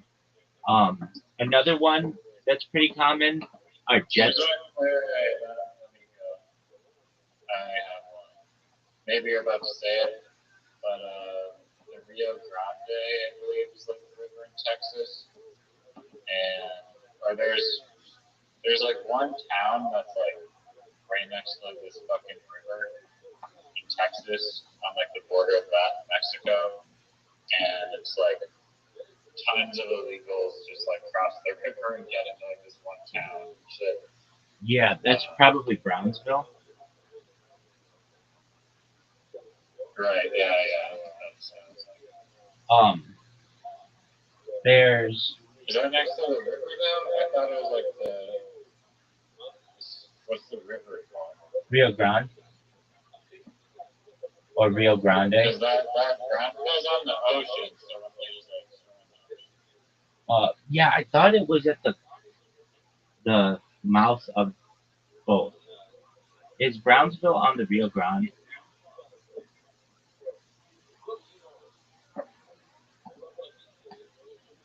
Yes, Brownsville is located on the Rio Grande. Rio Grande. The city sits at the southernmost tip of Texas, bank of the river, directly across the border from Matamoros, Mexico. It is positioned approximately 22 miles from the mouth of the Rio Grande, where it empties into the Gulf of Mexico. Is that what you mean? I thought it was a town that was more north. I'm trying to find a good image of the river. Well, they do it But across. yeah, They do it across the whole border. I mean, it's not just like one city. There's one oh yeah, it's like Eagle. Well, there's Eagle Pass, which is a big border town, and El Paso and Ciudad Juarez. That's a big one. El Paso's like the eighth biggest city in the United States. It's huge, and nobody knows about it. Hold on, it's not eighth biggest, but it's big. Paso, Texas, in the United States population. If you include Ciudad Juarez, like the whole thing, it's the 22nd largest. It's sixth largest in the state. But wait, there's something more than this. Include Ciudad Juarez. If you include Ciudad Juarez, El Paso Juarez, um, so combined, it's like 2.5 million residents. So hold on. Um,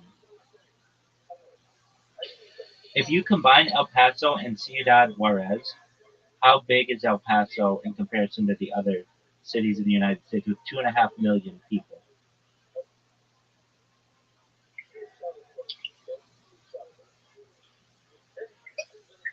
Um, so it's like number 4.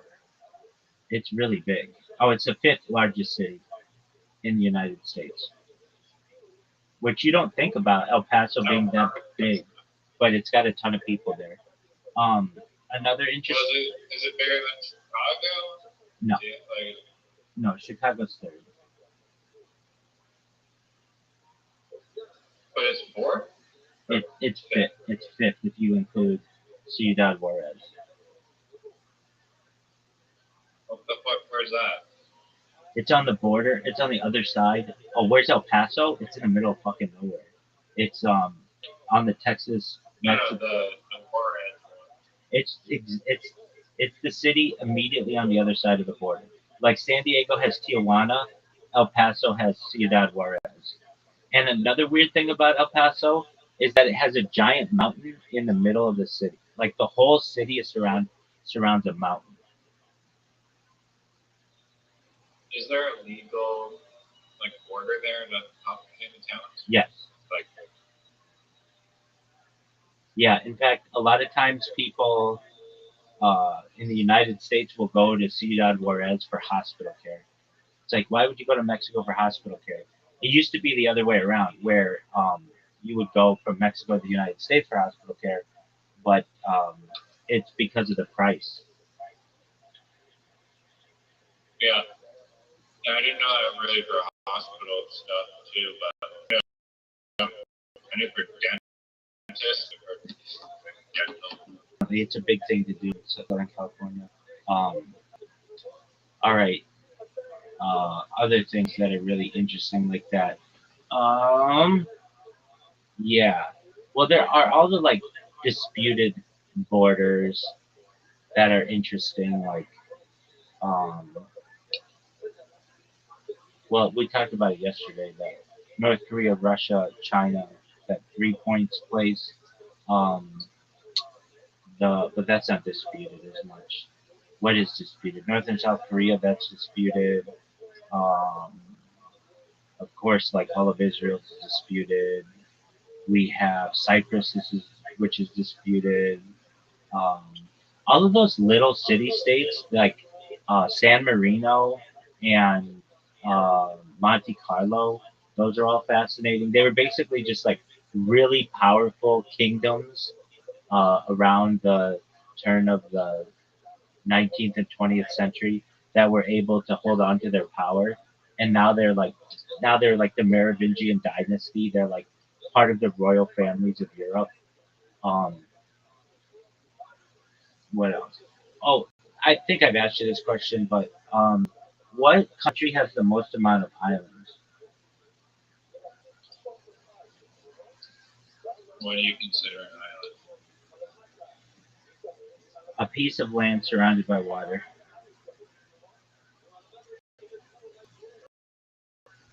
I mean, I feel like Canada has got to be one of them. I don't know if it's number one, but I feel like it should be number one. Canada is number 4. Oh man, Canada has 50. yeah, Russia. Canada has 52,000 islands. Russia is not in the top. Oh, I think I know that's it's like Finland or something. It's Sweden. it's, Sweden. it's Norway. Fuck. Norway. Is Sweden and Finland also like 2 and Yeah. 2 and 3? Yeah.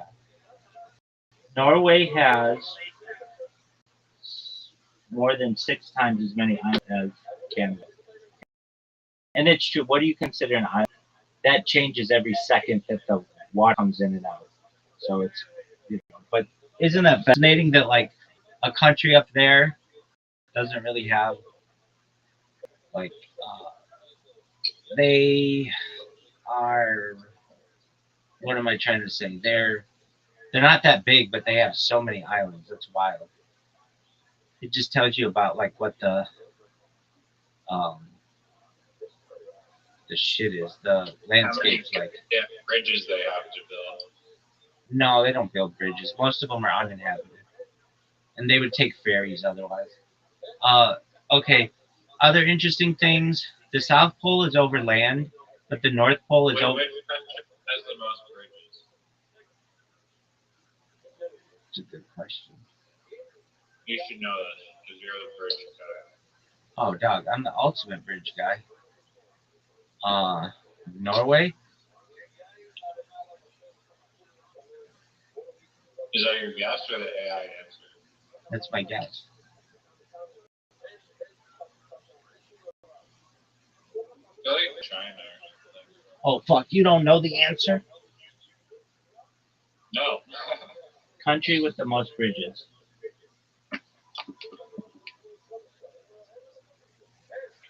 China. Oh, boom. China has 961,000 road bridges, significantly outpacing other nations. The U.S. has 79,000. So China has more than 10 times the amount of bridges as the U.S. That's incredible. How many does the US have? 79,000. Oh, that's small. Is an overpass considered a bridge? Really? I consider it that. But that's a good question. What do you consider? Hold on. It said overland bridges. No overpass. Wait, road bridges. China has over 1 million modern bridges as of recent counts. Wow, can you imagine that? Like, that's one bridge for every like 1,000 people or something in China. That's wild. Have you seen some of those Chinese bridges? They're like over like giant valleys. Like they're freaky looking. I don't know how, you know what I mean? They're like, how the fuck? I mean, like the Golden Gate Bridge is cool, and like I've been on it, and it's high, but it's nothing in comparison to those. Those are like, dude, those are like connecting two mountains, which is wild. Um, okay, what else is a cool thing? I mean, the US has good bridges too. Nothing like that though. Nothing like that. And we haven't built one like that in like a long time. Like they're rare. We can't get our shit together to do that kind of infrastructure. China just goes. Um, okay, what else is a cool border thing? I could Like look. they're kind of crazy ass bridge in like Hawaii or something, or like tunnels and bridges through Hawaii. That'd be baller. I'm down for that. Um, okay, I say this stat all the time with Zoot, but Honolulu is the largest city, over 1 million people. Or Honolulu is the largest, most remote place. It doesn't have over 1 million people though.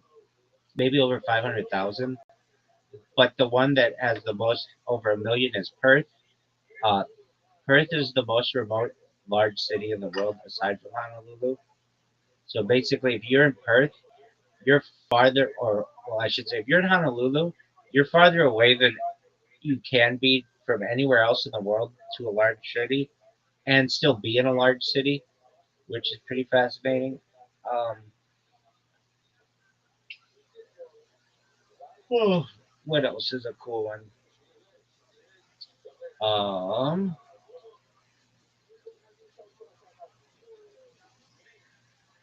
there's a place the on the border, I think of.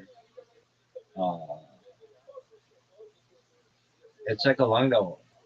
It's somewhere in the Midwest where the state has been cut off. Part of the state has been cut off from another part of the state. I think it's in like Kentucky and Illinois or something. Like because of the Ohio River, there's like an ox. It's called like an oxbow um, part of the river, and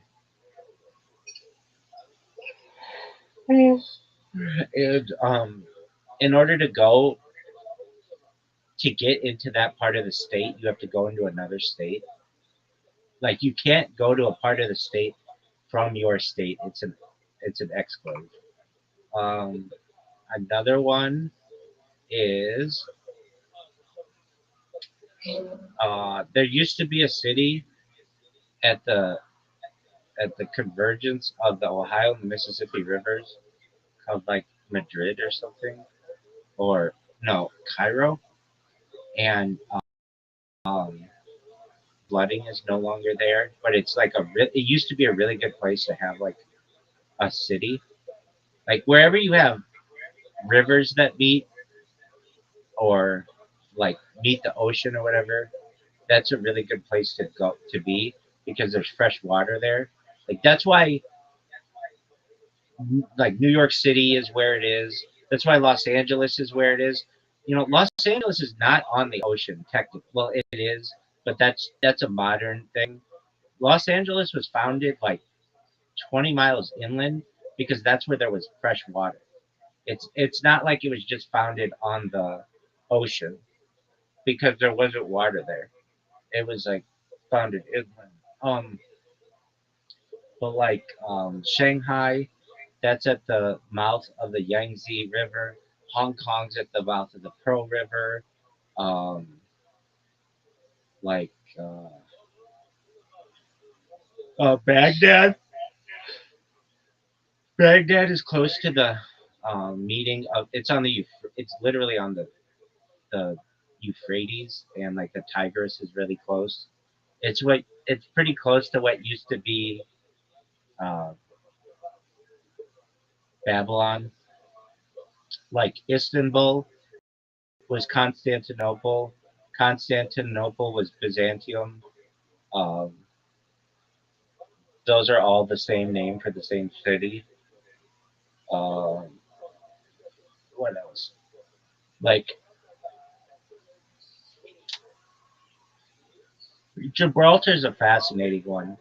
Basically, there was this plan by this admiral, this British admiral, in the like 19th century or 18th century, and it was called the Great Choke Point Plan, where because the British dominated with their navy, they basically said there are some checkpoints in the world that we're going to control, and we're not going to let anybody else control them. Let me look up the name of that bridge. British Navy Great Choke Point Plan.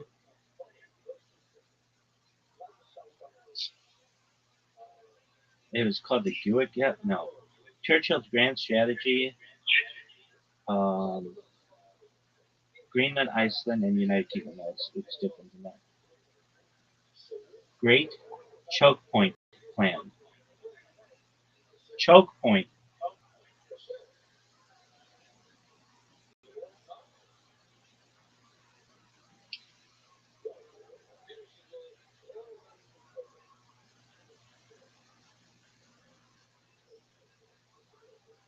Oh, five keys of the world. Strait of Dover, Strait of Gibraltar, Suez Canal, Strait of Malacca, Cape of Good Hope. This was Admiral Sir John Fisher's concept. Anyway, my man, I can't believe you allowed me to talk for another hour. Do you have any more iceberg things? Yeah. I mean, do you know about the Dog, I bet. Siachen Glacier concept? Yeah, I know about all of that stuff. However, it's time for me to go to bed. And so I think that it's time for me to go to bed. Alright, all good. Peace out, friend. Okay, so tomorrow, what are we watching? Tomorrow, what are we watching? I don't know. We'll find something. All right. Do you know who Ernest Shackleton is? He's a guy who went to Alaska to explore why the polar bears are melting.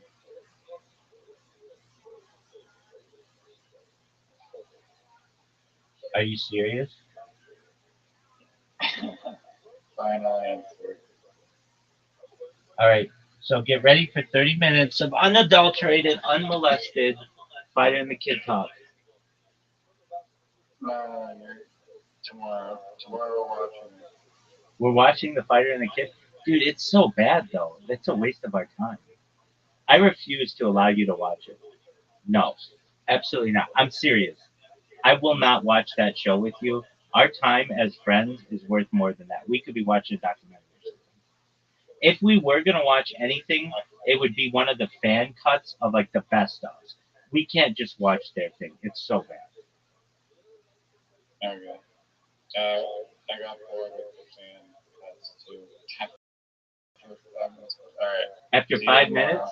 After 5 minutes? Yeah. Did you join the Fighter and the Kid subreddit? Yes or no? I'm in it, unfortunately, yeah. And I'm in the North Korea subreddit. hey, you know what you should do is join the Borders subreddit if these exclaves and shit are interesting to you. They're fascinating. They get like people. They'll be like, "What's like living like here?" And somebody will be like, "Oh, I live there. I was born there, and this is what life is like." And they'll be like, you live your whole life thinking that you're from one country, but you're really treated like you're from another country. It's really interesting. Okay. We'll explore more Reddits tomorrow. They're called subreddits, dog. There's only one Reddit. Get it right. You don't understand, sir. You don't understand. Hey, do you understand yogurt?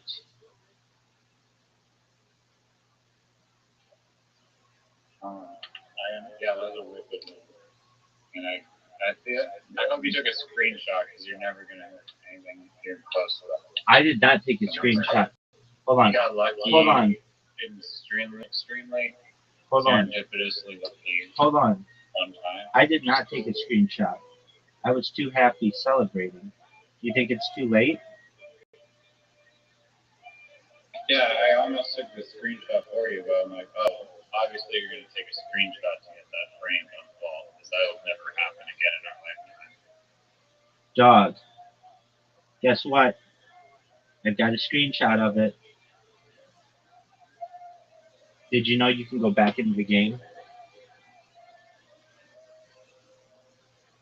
Yeah, but you didn't see you didn't screenshot the 93 points thing. You screenshot the game. Doug, why do you say 93 points? It was 92 points. I know it was 93. Oh, yes, dude, I didn't know you could do this. You can go into the history and you can see. So I am going to take a You picture. play the whole fucking game. No, no, but you can. I played yogurts. I see it. Do you want me to send you a screenshot? Oh yeah, no, I do see that, but I wanted to see like the where it says like all the points on top. You can see the board, yeah. No, not just that. You can go to history. I'm looking at the board that says yogurt. Dog, I know what you're saying. Go to the three dots and it says history and you can see. Like that's a new thing. What three dots? At the very The top. three dots. At the top. I know I like yelling at you. I was just kind of being funny. Go to the three dots in the upper right corner, please. Of what? The literati thing? Yeah, of the game that we played. Oh, okay. There. Now go to I see history. it now.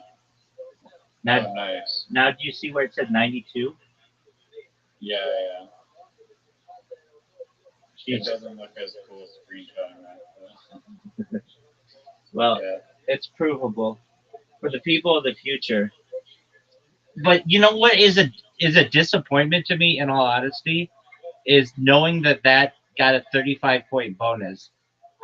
So it's not my biggest. It's my most amount of points, but it's like not my proudest play.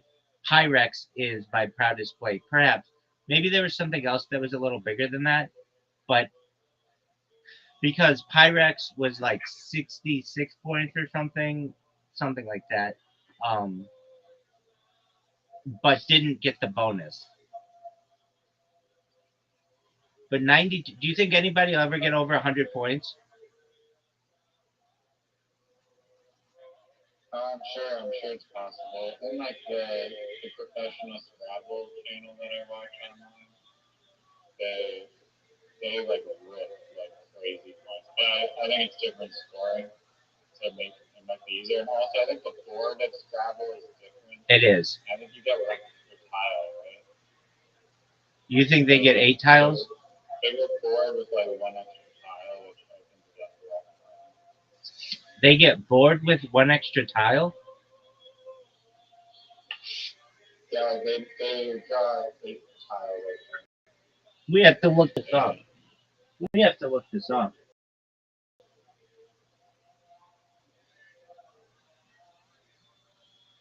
I think there's only 7 tiles that you get in the or I guess I can verify that with the yogurts play. 1, 2, 3, 4, 5. Yeah, you only got 7 tiles in the round. And Scrabble, you got 8. and in Scrabble you get 7. The total set contains 100 tiles, 98 lettered tiles with point values, and 2 blank tiles. What are you talking about?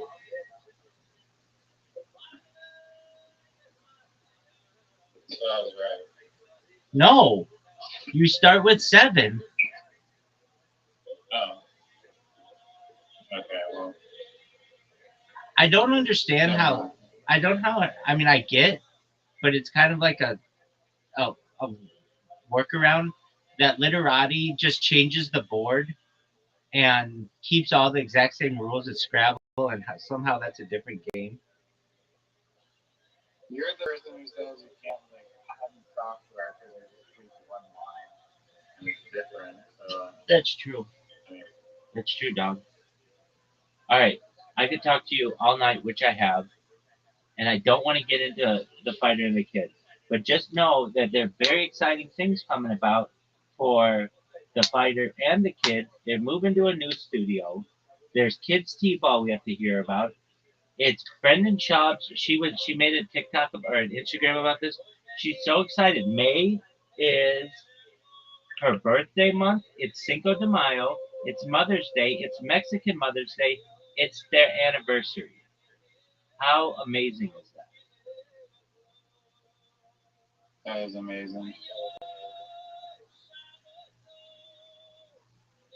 All right. All right. Night, night. Keep your butthole tight. Peace. Shout out to Riser. Shout out to Yogurt for 92 points. Sickest shit ever. What's that guy hack about? Probably piss off that fucking domes in that spot. Worst stream ever. Are you pissed that dome's there? I mean, doesn't really fucking matter.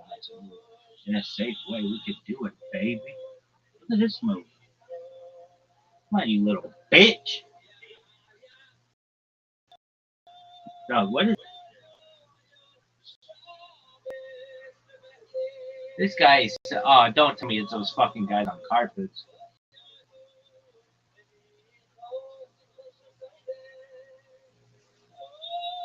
Is it?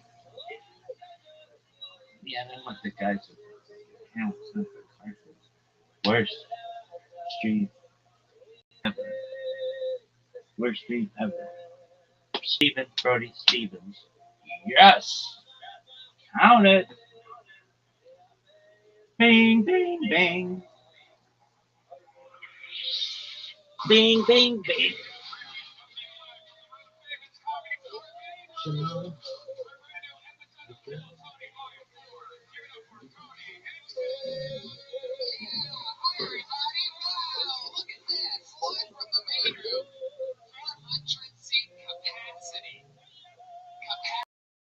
In this room, 400 seats, and we are live. Hi, everybody. We're one of the podcast people right now, and our friends at Ustream on Periscope. Live audience, make some fucking noise. This is Monday night. It's the craziest show in the world. Scale from 1 to 10, our episode lately has been on a level 75 craziness. We've been Ichabod and, anyway, Ryan Redbandis to my left, everybody. Fresh back from New York City, where he represented. That's right. I got the skate fest out there. Big J over did you see Big J over his new special? Yeah, it's unbelievable. Comedy Central. Go get it. Find it on PBR and then find it on the internet and watch it again. Hi, everybody. How's it going? Just keep getting them to make noise over and over again until it feels like a show. What did you do this week? Anything exciting happen for all of you? A bunch of crazy stuff. But boy, what I can say is this: I'm going on tour, everybody. I'm going on tour. They say that if you call it enough, people get excited. I mean, I've been going on the road forever anyway. Playing a tour. That's right, you sons of bitches. It's coming. More about that soon. The date's already on phil20inchclub.com. You guys ready to start tonight's show or what? House artist Ryan James started drawing pieces with a blank sheet of paper, and a shit ton of comedians are here. Should we have Ryan? Sure. Every single week, we have a band here in Kill Tony. They're the Kill Tony Band. We are huge fans of them, and we know you are too. Here they are, ladies and gentlemen. Pat Reagan, Jeremiah Watkins, and Joel Jimenez, everybody. It's Reagan and Watkins.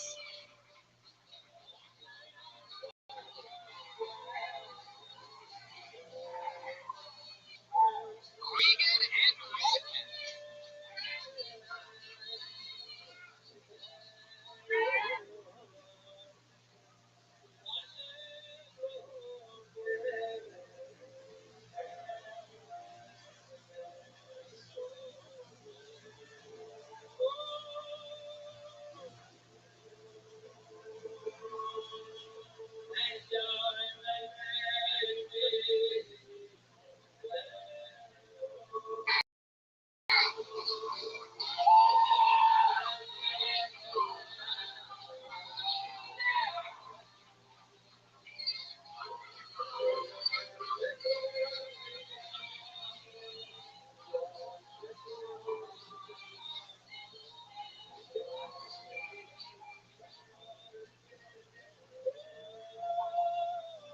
There goes Josh Martin, by the way, out of nowhere. Okay, here they are, Reagan and Watkins, the band, ladies.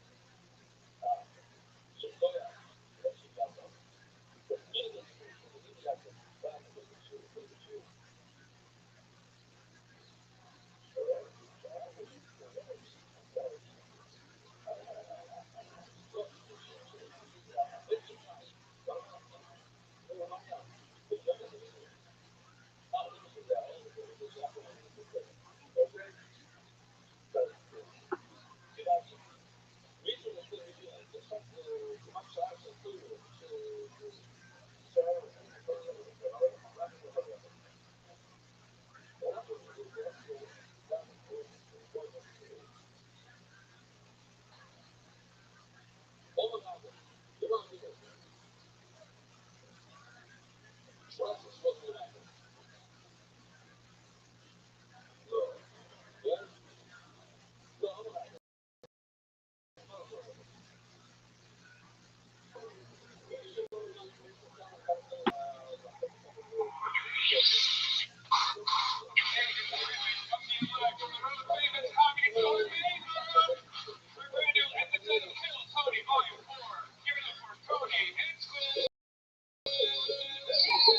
everybody! Wow, look at that! Flat bedroom, 400 seat capacity. Capacity in this room, 400 seats, and we are live. See what's neat about that is there's only like 60 people here. Hi everybody! I'm talking to the podcast people right now. Our friends at Ustream and on Periscope. Live audience, make some fucking noise!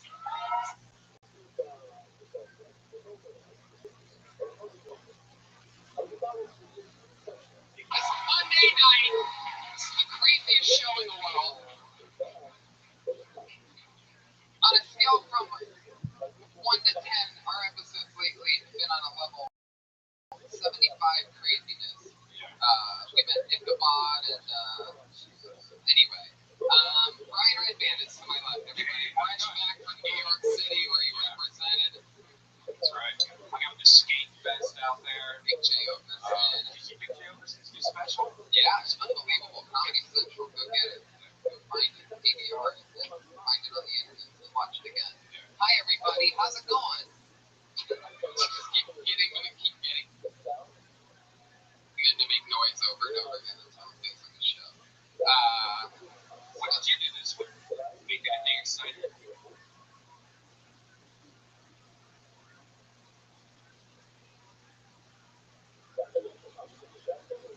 They haven't really into a bunch of crazy stuff. But you know, it's boring. But I can't.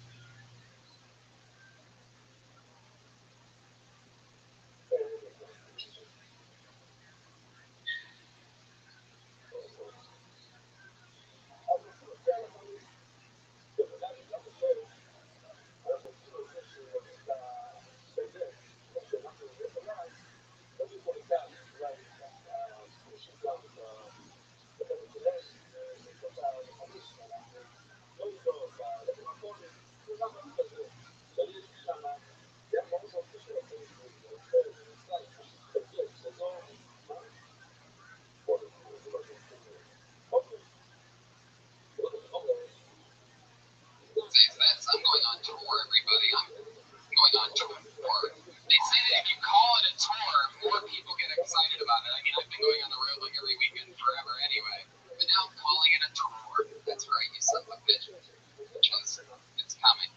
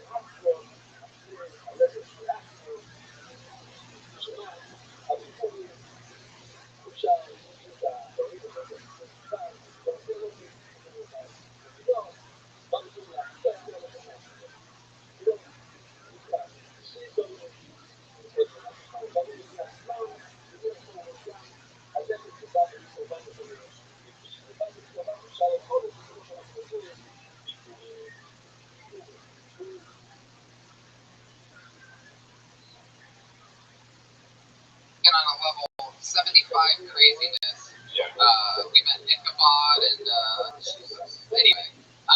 Brian Redband is to my left, everybody. Fresh back from New York City where he represented. That's right. We got the skate fest out there. Big J Okerson.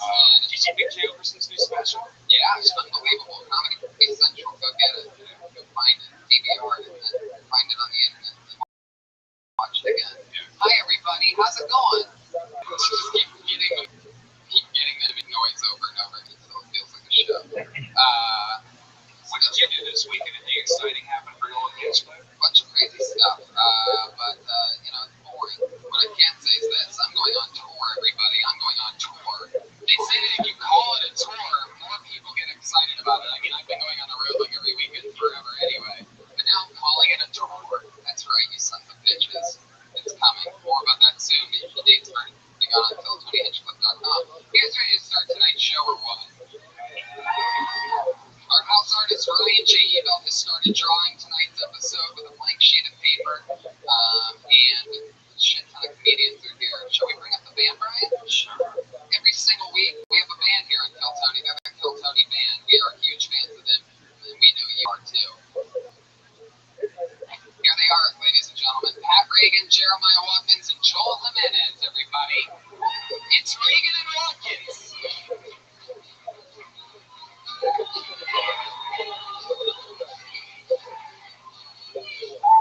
Reagan and Watkins.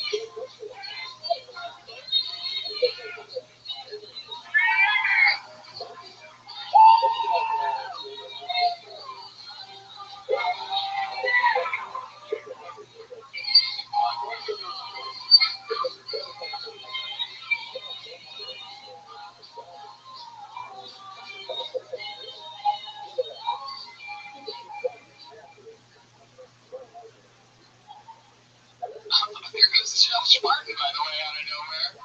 Look, here they are, Reagan and Watkins, the band, ladies and gentlemen. This party's about to get started. Their mouths are cold as fuck right now. Pat has the upper half of a drumstick in his mouth.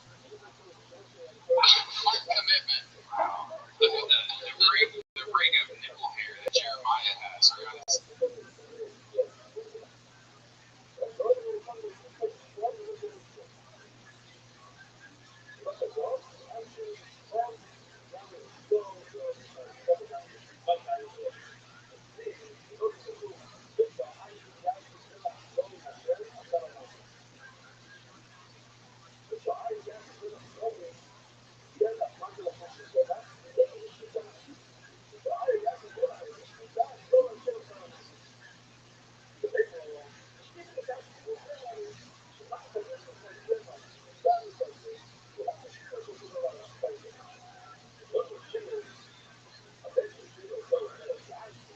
Oh, really? Yeah. Makes it look like he has dark areolas.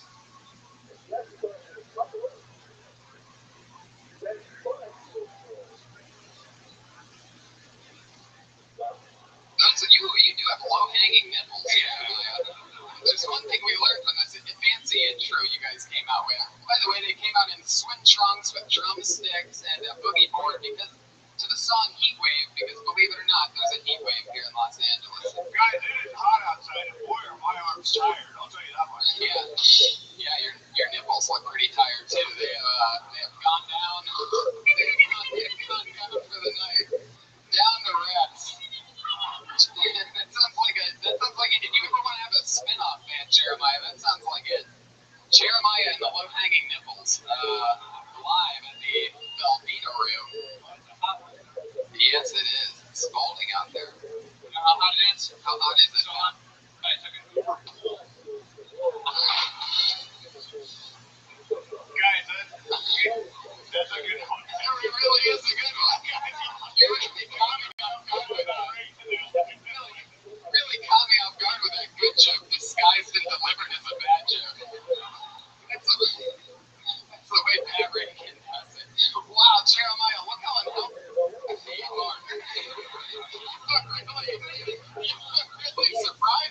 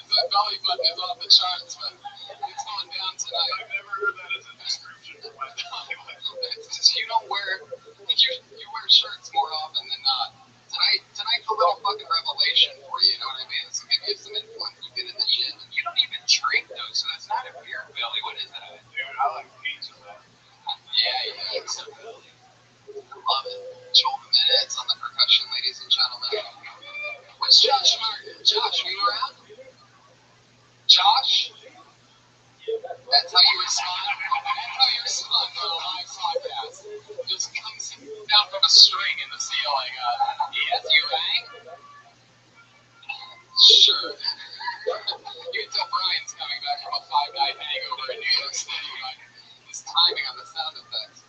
Josh, are our guests here? Yeah. All right, well, this is fucking awesome. Shall we meet tonight's guests, ladies and gentlemen? Believe it or not, it gets even better than this. Every single week, I have two of the funniest comedians in the world on the show. This week's no different. Two of our finest guests ever in a special guest Hall of Fame episode. Put your hands together for the greats. Dom Irera and Ian Edwards, ladies and gentlemen. Here we go.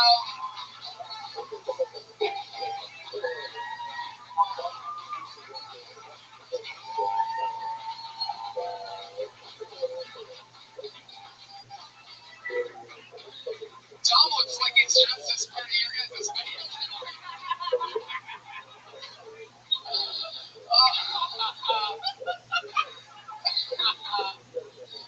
Dom Irera and Ian Edwards.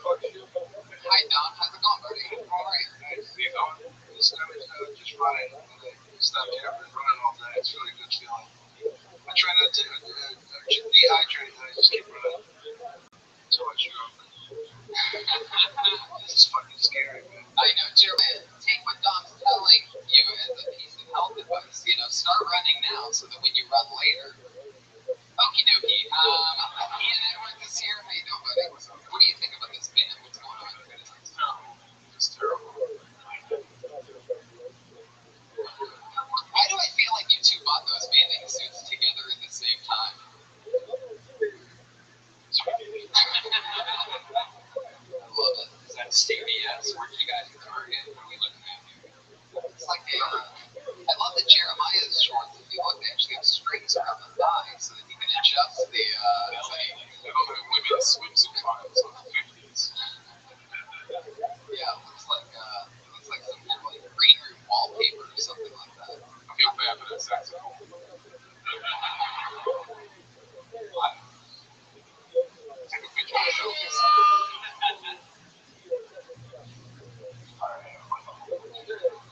I'll probably attack you all night. Don't worry. This is gonna be fun. Ian and I have great comedy chemistry. I do, you know.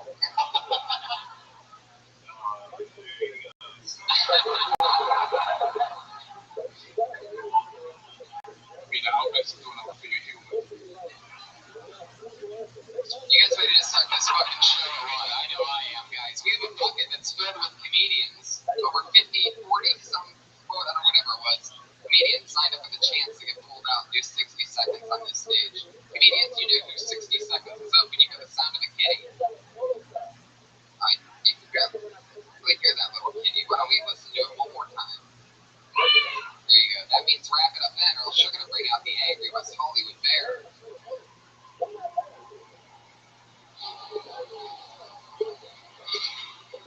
There you go, live from Orlando. Here we are.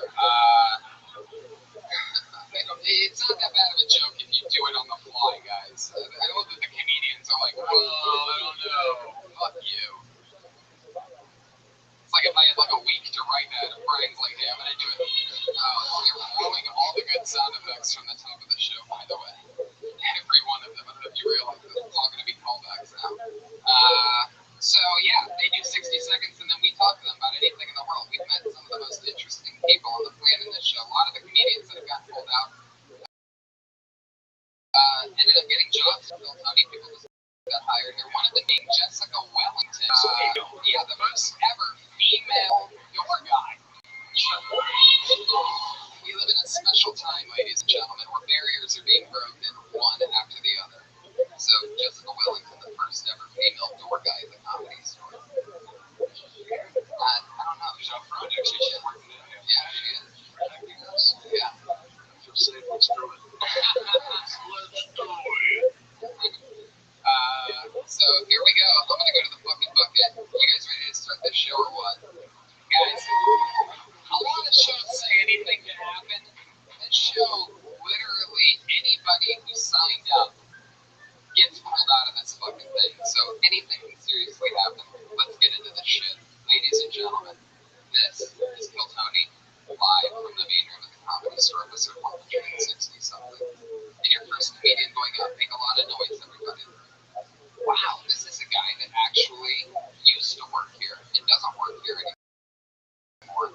Always funny. Put your hands together for Jamie Salita, everybody.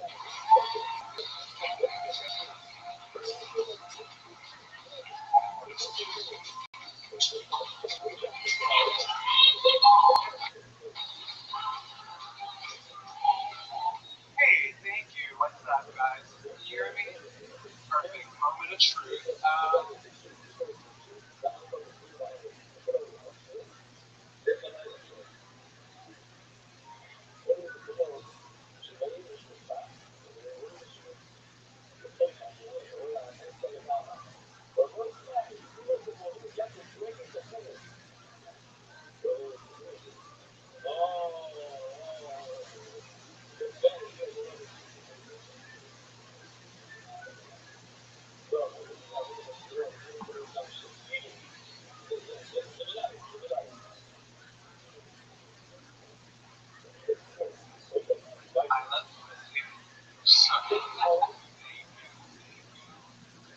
love you. I just wish I knew how to fit it in my ass.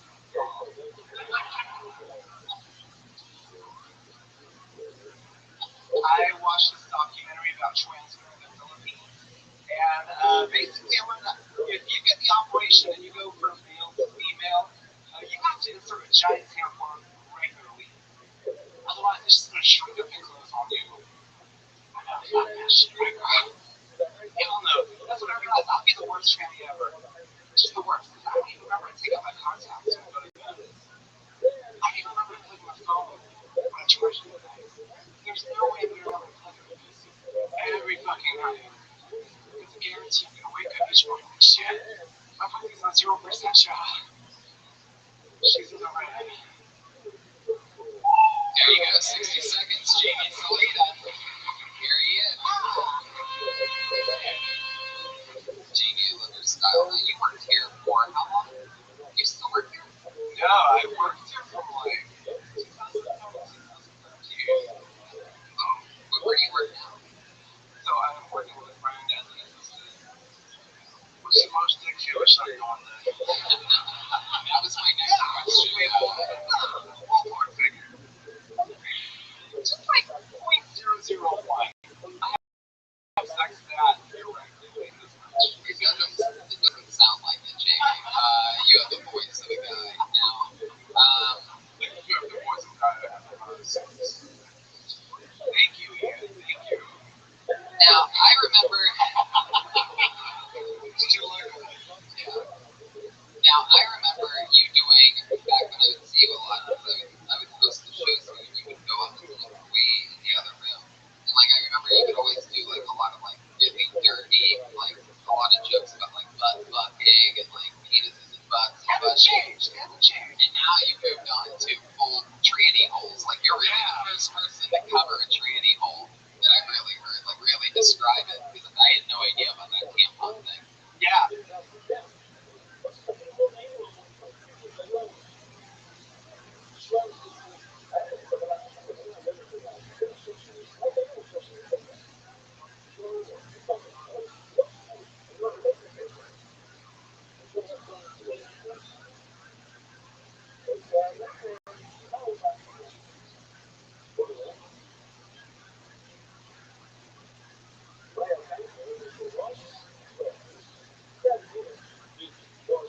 And the first thing I thought was like, the whole reason why you put a tampon in is for something called a period. And that thing's forever.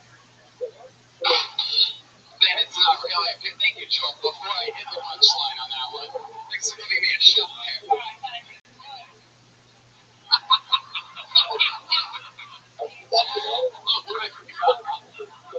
That was awesome. Don, this is your first time on the show since we got a drummer. What do you think about this? I like it. I like the whole feel. It's I fun. like the band thing. I love Joel because he looks like the sunglasses emoticon. All right, this party's out of control.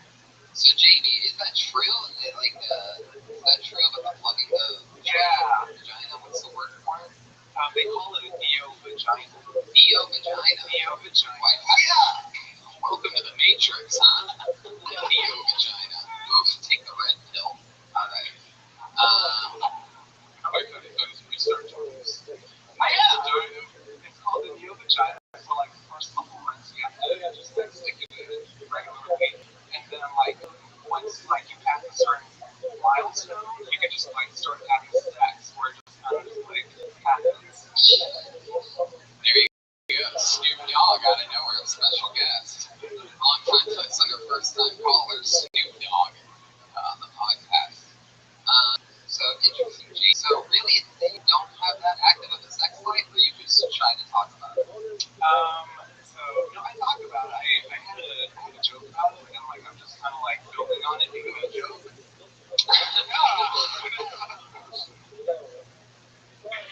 But yeah, What were you saying? no, but yeah, basically it was just I don't have as much sex because I'm scared of getting AIDS. So I just started taking this medicine called Truvada, which is PrEP. Basically it's prophylaxis. So it just gives you AIDS, it gives you a little bit of AIDS. It's dosing AIDS. It builds up a barrier in your body so that way HIV can't attach itself to it. So you can have sex without a condom with guys that have AIDS, and you'll be fine. Yeah, I'm kind of scared to test it out though. So You bet your asshole you're scared to Is there a lot of good catches that have AIDS? Is that the reasoning?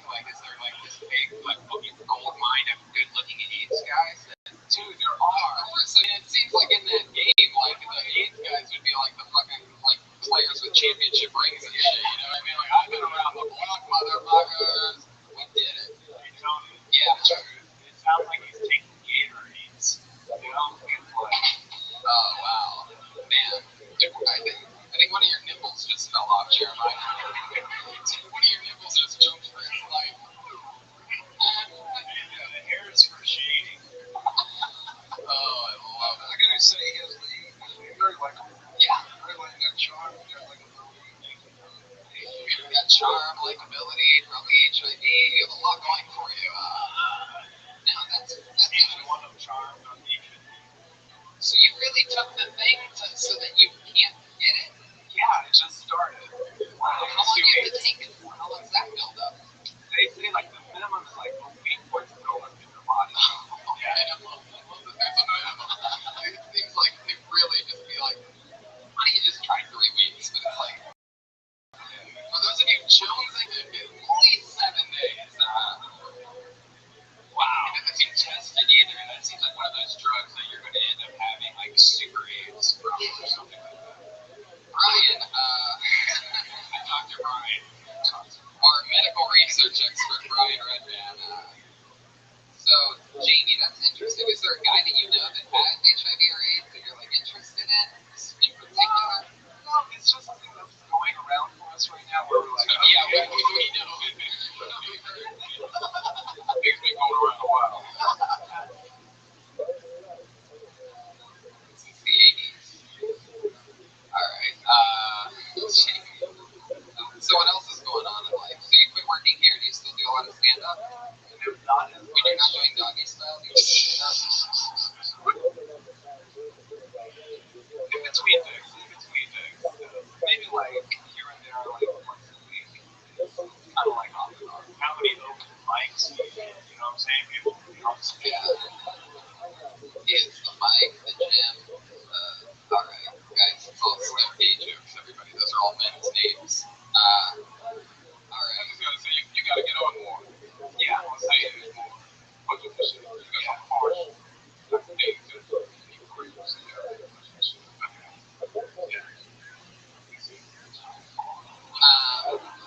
Just real talk. Other than stand-up, do you have any special talents or anything? We want to have a grandmaster yo-yo guy on the show. Yeah, KKK. Do you have any hobbies?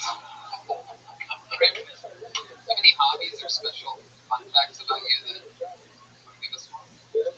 I can draw. Manga, anime. I'm more draw pictures and snap. I write Alright, everybody. And we're back. We stepped away right there for a second, and we are back live with Phil Tony. First ever mid-show commercial break. For those of you, I hope that edit went through properly. But anyway, welcome to Lukewarm Ribs with Reagan and Watson.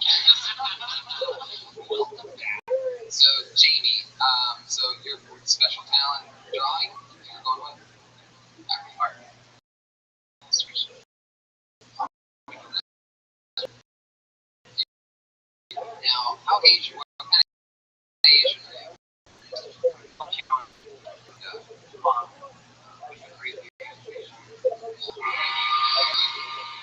My God. Sometimes I really wish I could rewind the hands of time and just go, don't do that. So, do they know you do stand-up? No, I don't think they do. Like, we don't really talk. Oh, really? Maybe because of the old, that whole thing, the old bridge burner? There's no real prepping your parents for that, you know what I mean? There's no build-up of a... They know about all of that. It's just more that we just don't talk about stuff. We're not that close. Not like that. Just making it fucking sad. Interesting. Well, Jamie, it was nice to see you again. Nice to meet you. Fun times. There he is, Jamie Sweet, everybody. He's on Twitter at JAISAL. JSAL. Oh, wow, he was blocking my view from Jeremiah's body. I almost forgot how hilarious that is over there. Well, no, there's a new crease that wasn't there before, right underneath the nipples. Your posture as the show goes on gets a little bit worse, and there's new flaps that I didn't think were happening. Are you performing at Flappers this week, Jeremiah? There's 3 rooms at Flappers right there, live all night. Jeremiah, you guys look like your hair is connected to your hat tonight. It's summer for the comedian, summer for the audience. To go back to the bucket.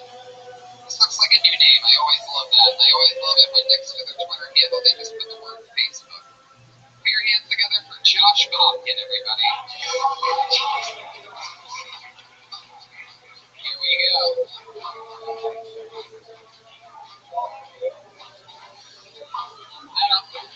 I really don't blame Josh. I'd be scared too. Josh, what is this spot? This looks like another new name, and I like this. I guarantee you this person's here because there's a peace sign and a star written next to his name. Put your hands together. This looks like a new name. Johnny Gold, everybody. Here we go.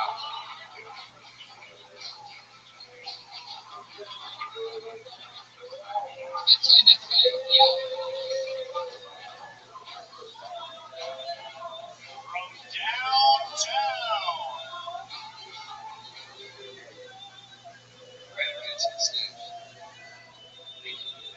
Thanks. So I'll play impersonation musician when I was 4 years old. See.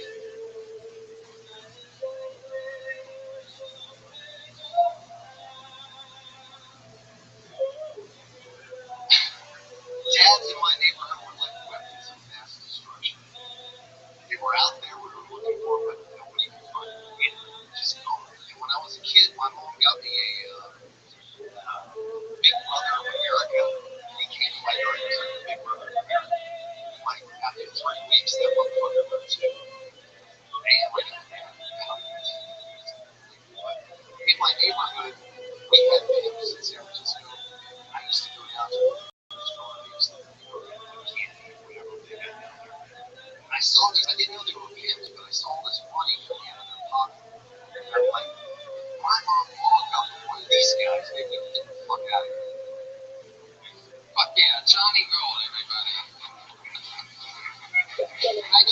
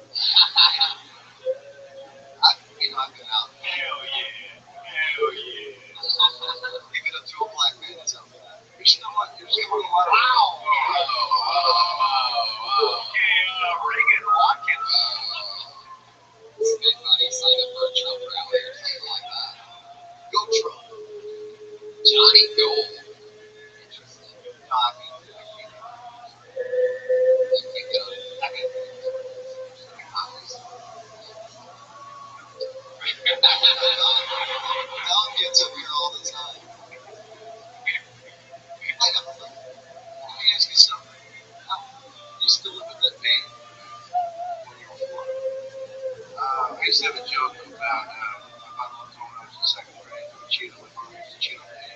One of the kids in school. But you know, it's really one way to push out because the fact that you want to push projections. Shows they can put up a feed in their corner. They can use the way you can make it. Maybe you just see nothing there. You just let the magazine play. I expected more. I expected more. Can we make this sadder, please? This is a really interesting episode. I feel like maybe Bruce the gay guy wants to put some this white dude has no dad. Yeah.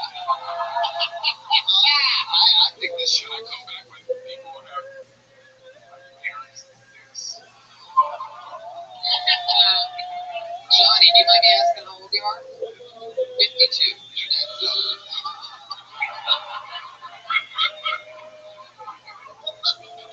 Was this oh my god. See, that's why I just, if people wonder why I let him just hit the button as often as I do, it's because when he hits it, he fucking hits it. It's like Steph Curry last night, just like 1 for 11 from 3-point line, but when he hits it, it makes a good noise. Johnny, so what's your story, man? So you all right? Yeah, where's he at? Santa Monica. Johnny, let's do this shit right now. We have a special treat for you. You won't be able to hear the phone.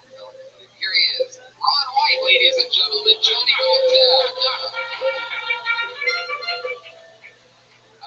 Johnny, how do you make your money?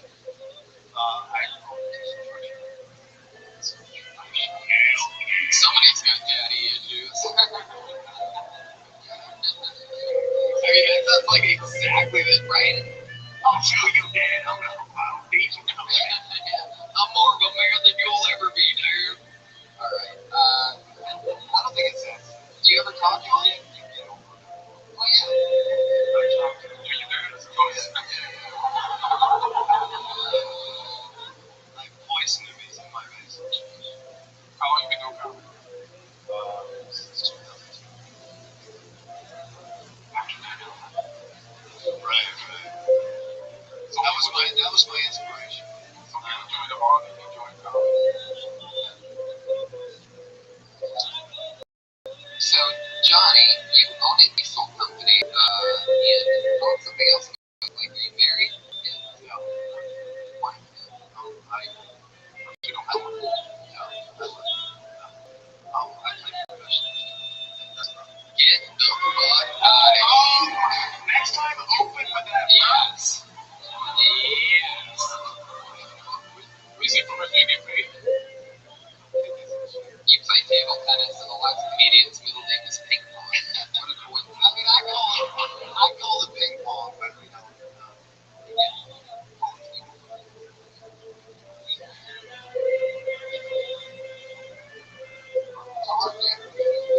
Yeah, so you professionally get paid to do it?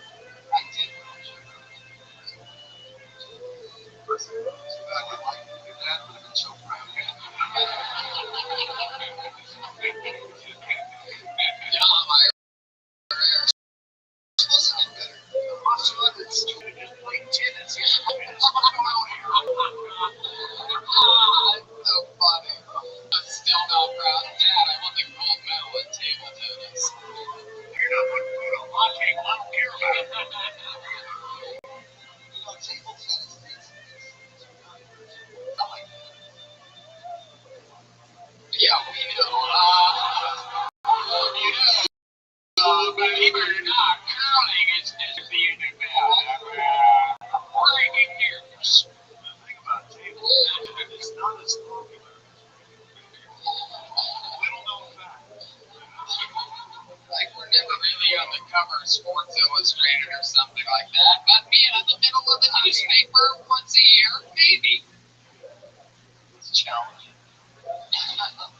So, like, what do you win if you win the championship at 14? Did you win at 14? Yeah, I was in the U.S. Open. Played, rounds. I got to the round 16.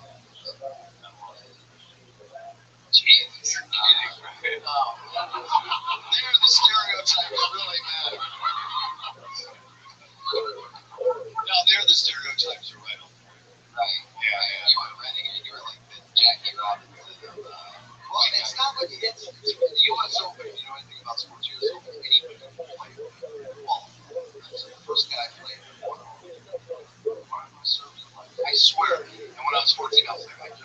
He served it on his shoulder. Yeah. And when I first played him, I'm like, I was 14, I was like, I can't believe this.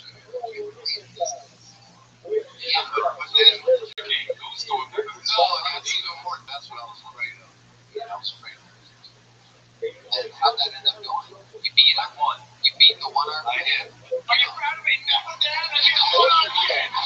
Come on, Dad. Please love me. Hey, come on. Give me 10. Never mind. 5 more.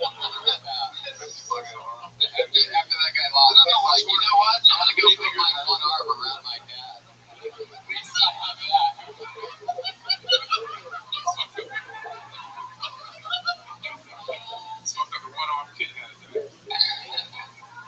Do you know how that kid lost his arm?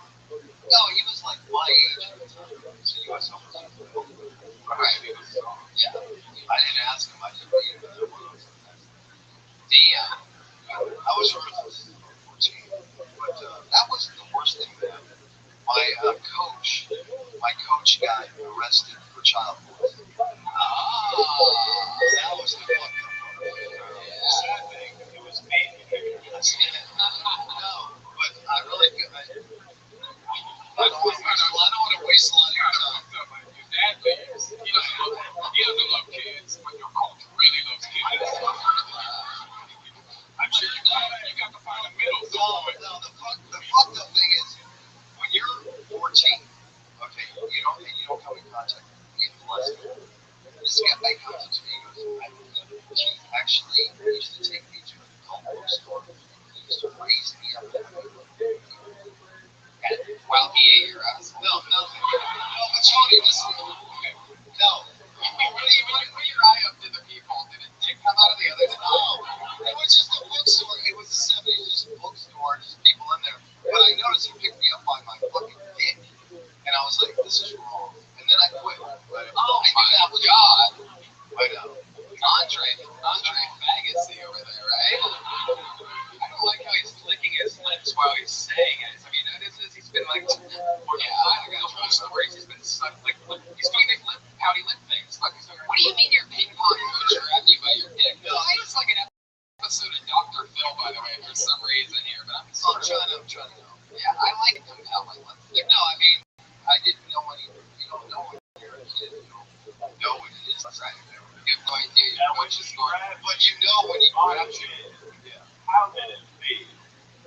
Oh, Dr. Phil, I almost didn't recognize you. Show your hat of him. He's an elf fantastic. Now, when you raised you up, like, let me ask you a non-molestation question. Like, how serious are you about that? I think I'm fantastic. I do. I really do. I have a high feeling about myself. But the thing is that I know my expectations. I have to keep working at it. I've been doing it a while. You know, I've had a lot of success. I've had a lot of failure. But I just feel like an artist. I feel like it's going Right. Thanks, Tom. That's maybe take some to help me sleep tonight. Maybe take some advice from your old table tennis coach. You know, go back to your roots and why you got into it in the first place. Well, that's why I like doing the show. And because you do a minute worth of comedy, and then I'm just trying to ask. It's a challenge. It's a challenge doing a minute. Finishing, you know, funny. I mean, it's okay. It is absolutely. Ever since you got grabbed by a dick, everything he's been good at it. It's something that you're holding in your hand, like a microphone or a ping pong ball. Ryan, you're almost onto something. I don't know how long you've been putting together this conspiracy. Did you notice that sometimes he holds things in his hands? Something's up here. Johnny, it was nice to meet you. There he goes. Anything else from Johnny Gold, guys? Johnny Gold, there he goes. He's on Twitter at JGLBC. Johnny Gold, fuck yeah, there he is. He's a good sport. Looks like the kind of guy that's about to start a workout video or something like that. Even though he has the body of Jeremiah Watkins. 52. Hey, at least I have a dad. You want some dad body? It's perfect. Oh, really? Okay.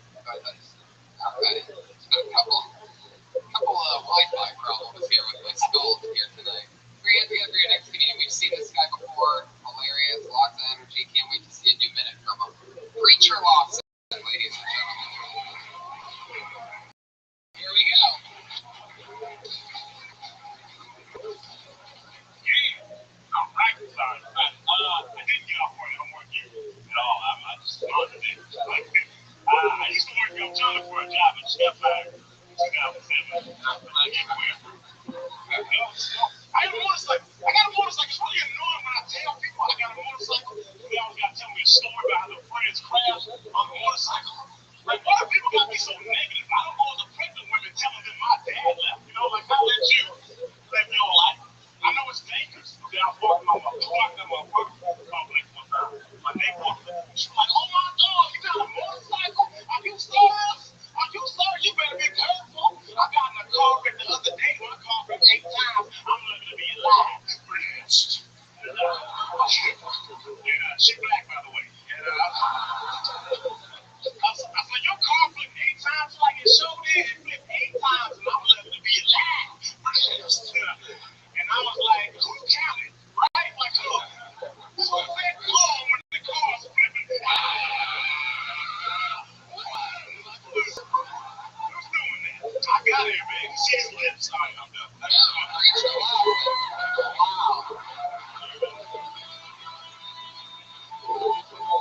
Pretty sure if you listened closely during that set, you heard a 52-year-old man kill himself. Preach your motherfucking laws. You've been on the show 3 or 4 times, and 3 times, every time you've killed, always high energy, always fun.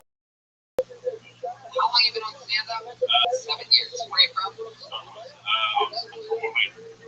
Get the fuck out. Yeah, I don't like telling people that because it's weird. I like just mess the mood. Yeah, I'm from Atlanta. I'm from Orlando for most of it. I think your mood can be affected or it comes to Rothschild in Orlando. All right. Jeremiah is married for the LGBT community because he has the body of both a man and a woman and a grandmother. Preacher, you are a cold-blooded assassin. How much time do you think you have of that type of like joke and energy thing? I'm done. I'm out. That's what I'm not like those old, I'm not like, running into those other stories. I mean, in a minute. So. Of course. Oh yeah, you're saying it like we're gonna ask you to do it. No. I mean, it's so cool. What was the lip joke? I was airbag. And I'm like, my airbag. That's where I know you were going. I was killed. You killed that joke? Yeah. Oh, okay. I know that. Yeah, that's what it is. You got funny quality shit. You lip joke. I got big lips though, man. Like, I really do. I know I got big lips. Not even like, it's not a stereotype. Like, I really got big lips. Like, you know what I mean? Like, I got a big, like, they can see it. You know what I mean? Like, it's not like they're like, what? I didn't even notice the big old lips. Like, it's 70% of my face. You know what I mean? I took that. I'm sure the company is going.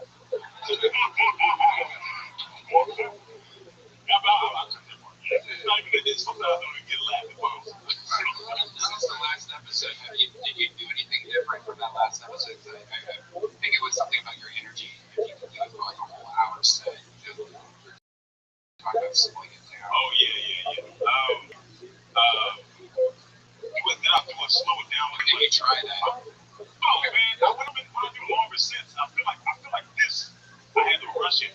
Sure. Yeah. So I mean, that's the only reason. I mean, when I'm doing longer sets, I definitely makes myself. Preacher, what do you do for work? I work at a fitness a lot. I didn't get fired. I just need a quick joke to get y'all on the side. Personal trainer? I'm a fitness counselor, so I sign people up for training. And if they're like, I don't want to do it, and I'm like, listen, I'll train you for free every week. And they're like, I'm stupid, and then they do it. So I did that. You don't train? No, I do train. I do train every day. I have a friend who recently I found out one of the most unhealthy bodies I've ever seen.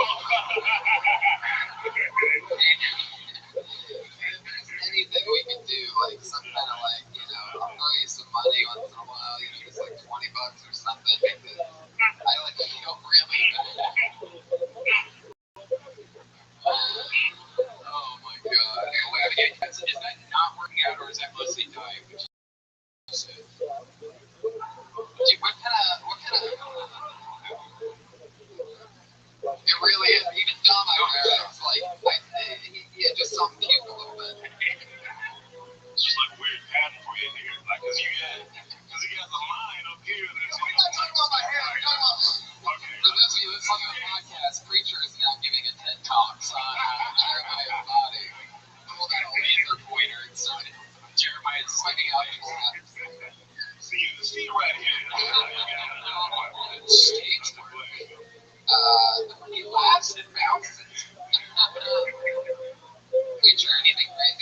long you been working at LA Fitness? I've been working at LA Fitness for 4 months since I got 2 weeks after I moved down here. And isn't it crazy? Jeremiah, you should switch gyms, dude. You should get rid of your membership at LA Fatness and switch it over, dude. Preacher, what else is going on with the love life? You've been here 4 months. How's that going? You slaying it at the LA Fitness?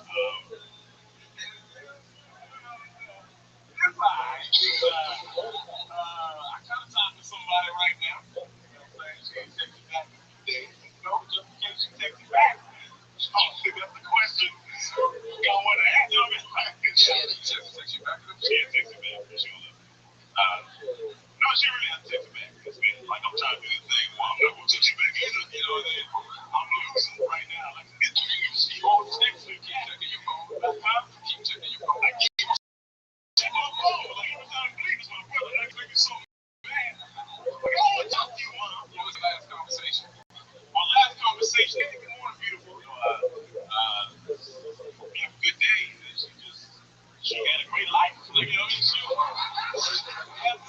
ain't texting back. Did you talk about this in the last few days since it happened? It's only been like it's the third day she hasn't texted back. Yeah, then to take this, breakup and just do what you just did and do that route. That's a new whole chunk. I mean, she got that out of it. Exactly. Yeah, but listen, man, let's not give up like she's not going to text me. At least she's writing something for you. Even her phone's there. Preacher, it doesn't look good. Man to man, she lost her job. How long why y'all being there? Another new dude's bedroom. What is she doing in Texas? Oh, that's the cool. But listen, well, making love.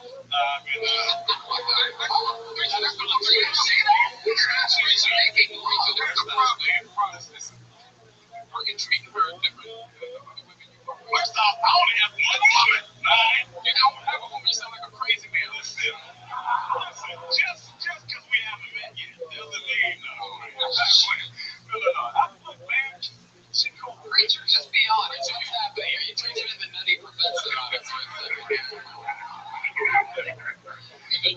You like her too much, you scared her off. You like her too much, you scared her off. I do like her. I don't like her. Look, man, if I like her enough, I mean, listen, I like her, man, but I don't want to be in a relationship right now. So that's it. I think you just said I have a woman. Listen, I know. You talk to a girl and they stop talking to you, like, no, I'm doing, you know what I mean? Like, I'll be with you and you get with her. Right? You know my English. What the fuck you saying?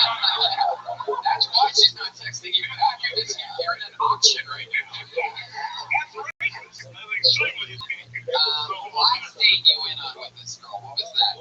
Tell us the truth. Don't stop thinking of bits, you funny motherfucker. Just tell us what you really did. What exactly did you do? It was inside to kill Tony. It was inside to kill Tony. I took it here. You brought her here? Dude, that's why shit went bad. I don't know. You've seen kind shit. What happened? I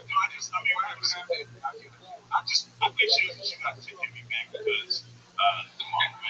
Special guest coming into the back door. She said that she contacted us a few days ago.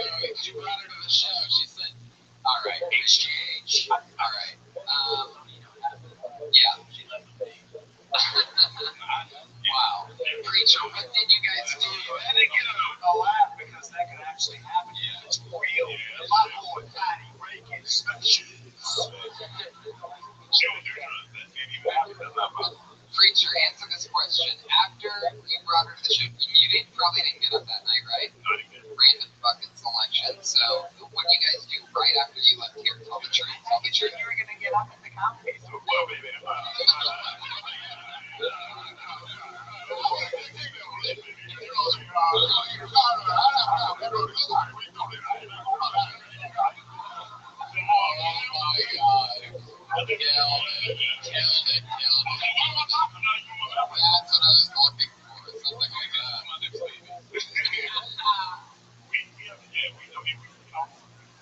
What we do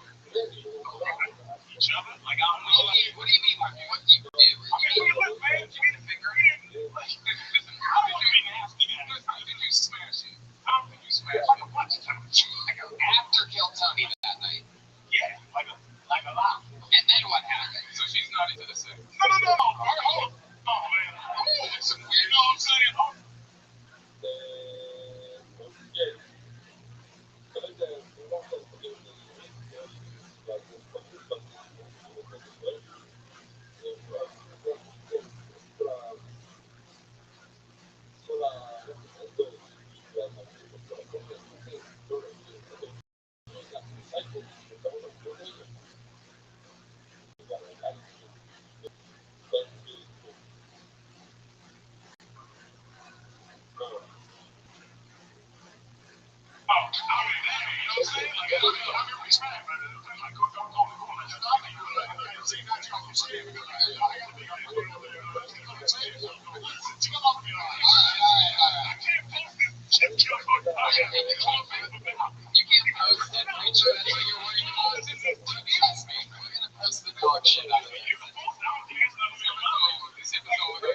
So one dude doesn't talk to his parents. The other dude, his parents left, and then everything seems fine. I don't know my dad. I don't know my dad look like you. You know what he looks like? I don't know what he looks like. I don't know his name. I know my mom. I mean, I sort of have an idea. I mean, I don't want to sound racist here, but I think I sort of have an idea of what your dad looks like. Hey, man, preacher, what's up? Bullshit ourselves, shall we?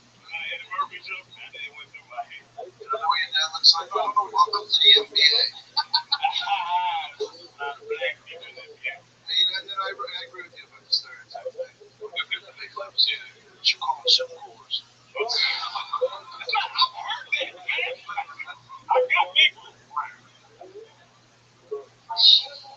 There he is, back again. Preacher, in closing, anything else? Any fun facts about Preacher? Do you have any like special skills, table tennis, or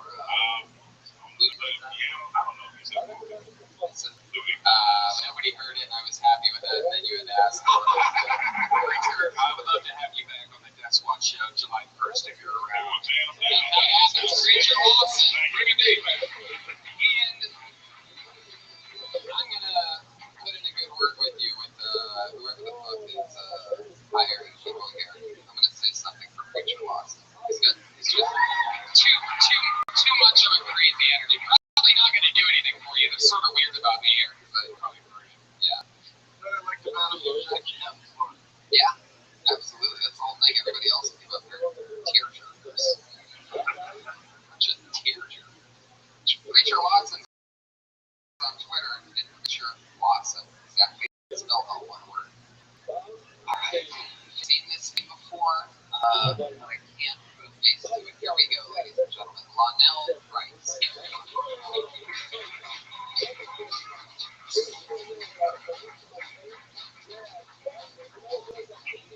What's up?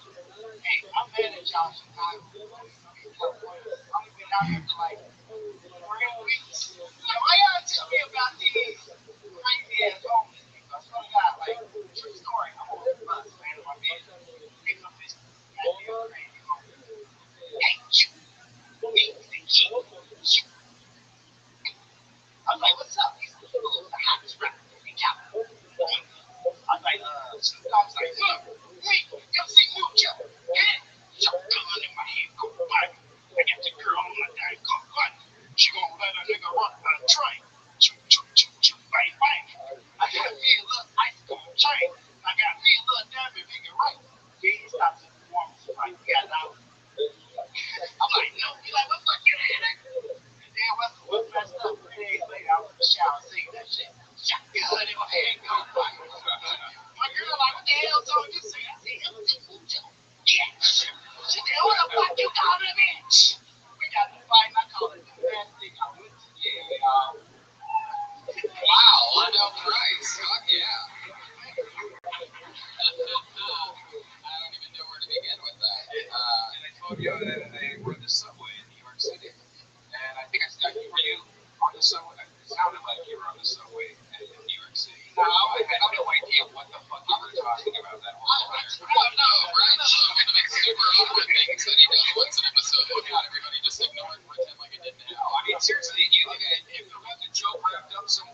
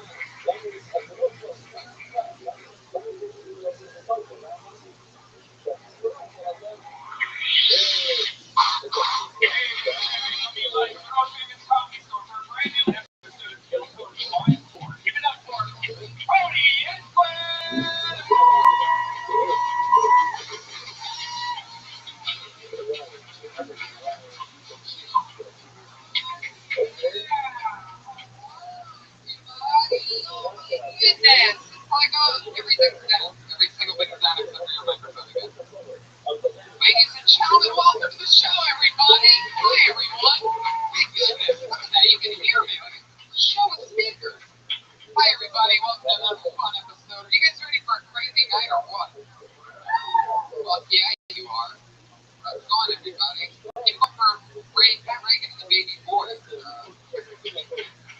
fun. Hello to everybody on Ustream, Periscope, and so many other great things. To those of you that are on those things, also, St. Louis, San Francisco, Sacramento, San Diego, and Boston, 12 reviews. So if you live in any of those cities, get tickets for that at website.com. Hi, live audience. Welcome to the show, everybody. It's still a live show. Keep that applause going. We have Jamie Vernon on the HD camera. Ryan J. Ebel drawing tonight's episode from scratch, the house artist.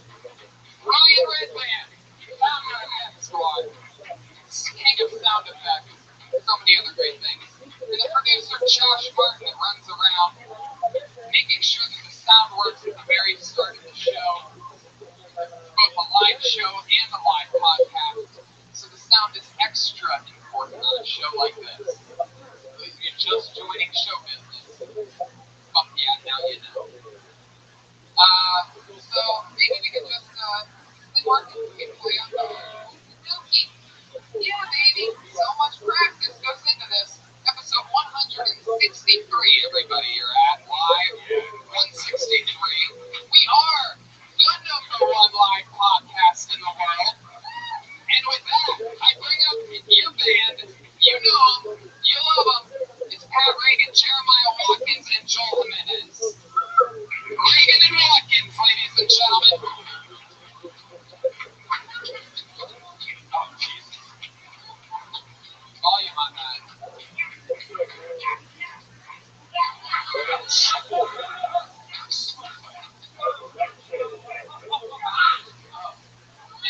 Oh, what the... Wow, very Game of Thrones entrance.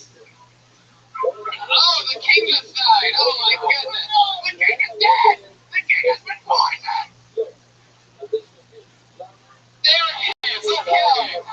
Oh, they always do about 10 seconds longer than you think they're going to. With a very Game of Thrones style entrance that was Joel Jimenez as the Mexican king. Pat Reagan is the guy holding ketchup in his mouth. Joel the king beyond the wall. Donald Trump's fault. Oh, shit. He comes from a distant land called El Salvador. Yeah. One could even say he's a brown walker. Jeremiah Watkins on the saxophone, Pat Reagan, the band leader. You know, Pat Reagan and the Beagles, and Reagan and Watkins. Joel Jimenez is going to stay in full king cup. What is that? It's Joel. And he's right there to catch his own rib shot. There he is. We're debuting our one show Saturday night on Vine. Where'd Pat go? Watch some ketchup out of the mouth. Yeah. I love that. Well, shall we meet tonight's guests, ladies and gentlemen? We always keep our guests secret. Hopefully the train will stay on its tracks tonight. Two diabolical guests for you, ladies and gentlemen. Put your hands together for Josh Wolf and Stephen Booty Stevens.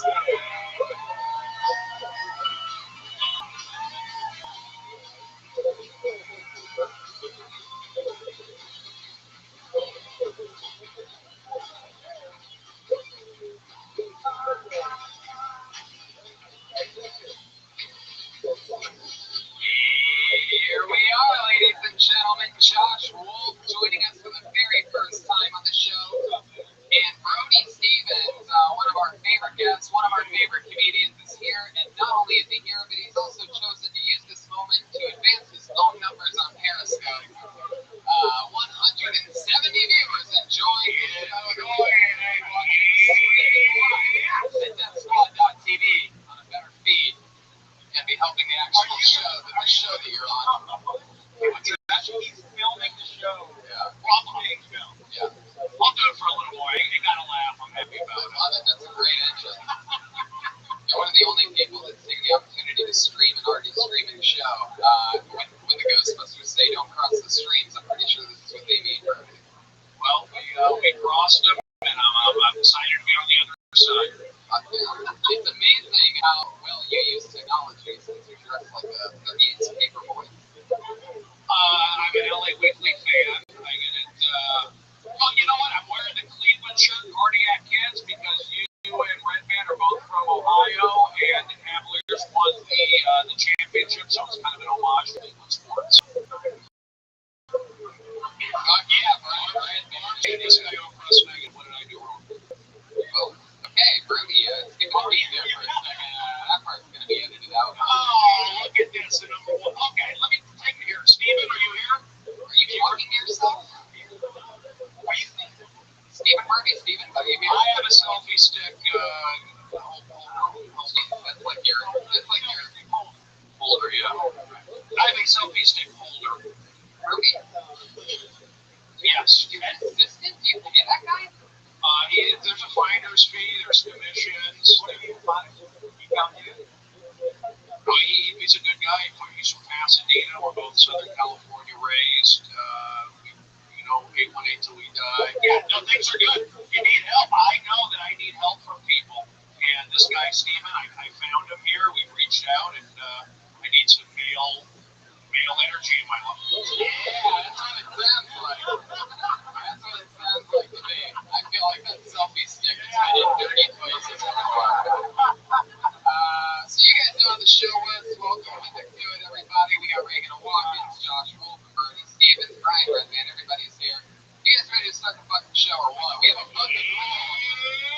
So we're 40 comedians signed up for the chance to get pulled out of this bucket here tonight. Comedians, you know your 60s. Wait. We can do two drums on the show, Brody.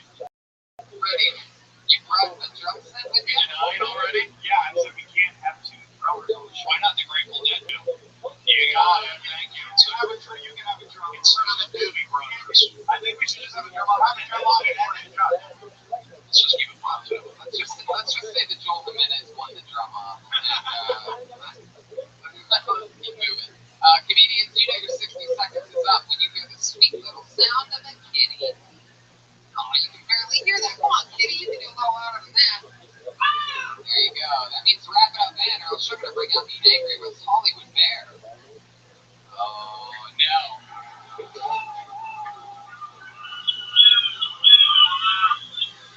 Oh, yeah. Another day at the Cincinnati Zoo. So, are you guys ready to start the fucking show or what? Let's get into this. Here we go. I can feel it. Feels good in here. I like the mojo in here almost. I already like it. Put your hands together for, what is this? Zen-Giro. Zen-Giro?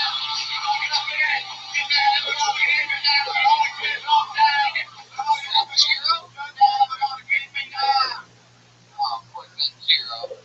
How about Dan Nolan?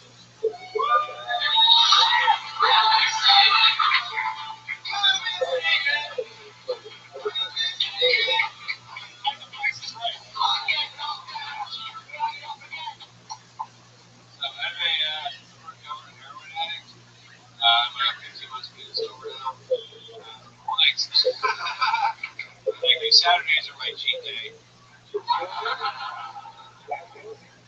People are always like, how do you do that, man? I can never do heroin. I eat needles. And I'm like, that's because the needles you've been using aren't good, sweet, delicious heroin. If that were the case, we'd all be getting vaccinated until we get severe autism. Never had to suck dick for heroin, though. The guys I got it from just wanted money. I was lucky. I probably would have sucked a dick, though. Not even just because heroin is that good, but is sucking a dick really that bad? A lot of people sucking dicks out there. My grandparents are sucking dick out there. There's worse things you can do than sucking a dick. Morally speaking, sucking a dick's still better than fucking Crystal Meth. But it would have been interesting if that was the direction they chose to take Breaking Bad. I'm doing this for my family. Yeah, Dan Nolan. Dan Nolan. Thanks, man. Yeah. Dan Nolan was running like somebody had a hot black stock of heroin up here. Is that what I get if I win?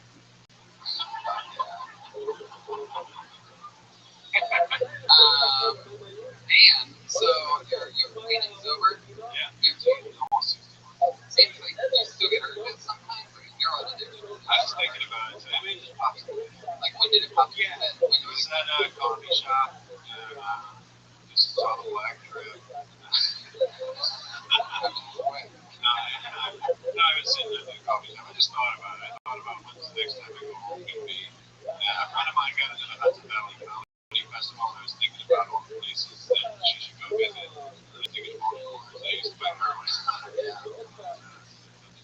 It just pops in my head. when you did do heroin, how long did you do it for? I was shooting it for like 7 months. But like it was a movie. I was shooting for like, they wrapped us in 8 months. Look at you. I have 2 deals per diem every day. So fun. 7, 8 months. What city were you in doing that? Mostly, well, I was in like Manhattan a lot. Wow. When you were shooting, was I gross? Yeah, I was. I mean, not really. Like I used to work in television. I made a lot of money. Is that when you were doing heroin? You were working in television? Yeah, for most of it. Before you were playing, yeah, dude, I know that's the funny thing. You went all the way from a big showbiz job to fucking. Right. I know. I didn't become half homeless until I started doing comedy. Right. Yeah. Where were you living? So you had a nice place in Manhattan when you were shooting? I lived in that one. I worked in. I used to work on Law and Order and some other shit shows. Law and Order. Little did they know you were coming in. Yeah. No, you were like, I recognize that story. Yeah, no, I worked in the locations department. They'd be like, oh, we need like a sketchy street corner. So they'd be like, oh, yeah, I got you. Oh, yeah. I'm there right now. Anybody get any heroin on here?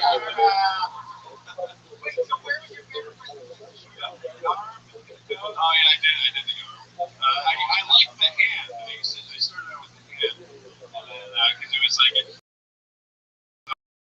felt cleaner to me, but then I did the arm. This is so funny. And I used to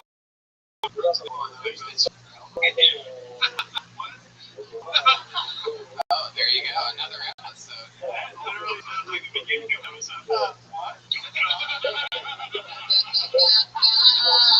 And then they just slid me behind a dumpster.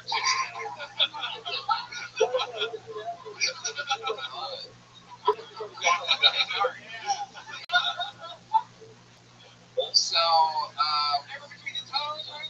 No, that's what they say between the toes. Nobody knows. But, you know who said that? Heroin junkies. That's why none of us knew that saying. We were like, who said that? People like you know what they say. you ever heard that heroin? Everybody knows this one. Between the toes, Yeah. behind the ears, have no fear. Unreleased Dr. Seuss. Heroin from Dr. Seuss. Dr. Seuss prescribed heroin. So that's fun, Dan. What else went wrong? What else goes wrong in your life that you wouldn't normally, that we wouldn't know as a heroin addict? Like, what else happens? Like, for example, you thought we knew about the movie, but nobody knows. Oh, yeah. That's interesting.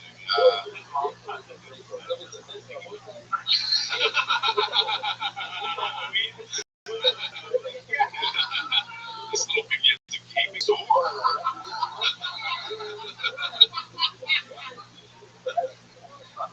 Man, this boy can rip.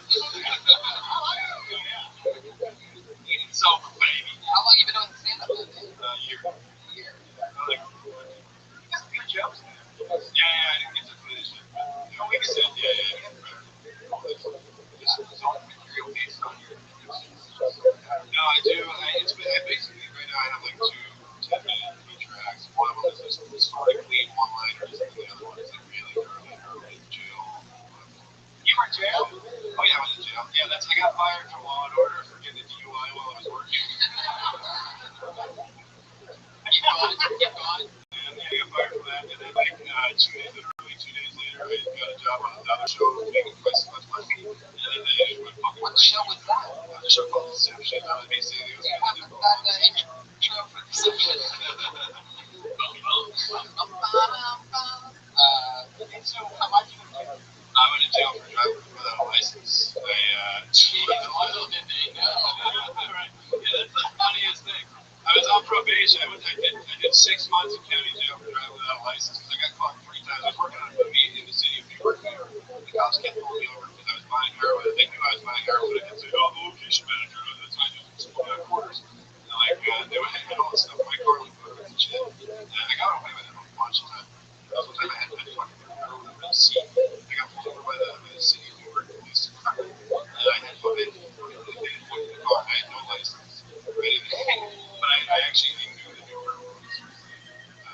You know what they say. You know what they say. Under the seat. In the street. Stephen Brody Stevens. Yes. You self-medicate. What do you think about Dan Nolan? I thought he did a great job. I thought, I like to say Pete Holmes thing, people are going to look at Like Pete Holmes. Thank you. That's what people are looking for. They say they want different in this town. I don't think so. They want to be able to say, you know what? Yeah, that's Pete Holmes. That's what they want. So, yeah, Pete Holmes is doing stuff with Judd Apatow. So, I remember that. Is Apatow here tonight? Find him. Oh, God. So Dan, what else is exciting in your life? Anything in real life? You've been doing it a year. Anything great lately? How do you make your money now? You work at a Starbucks? You work at a store. This is some good old dog walking music live here in the belly room.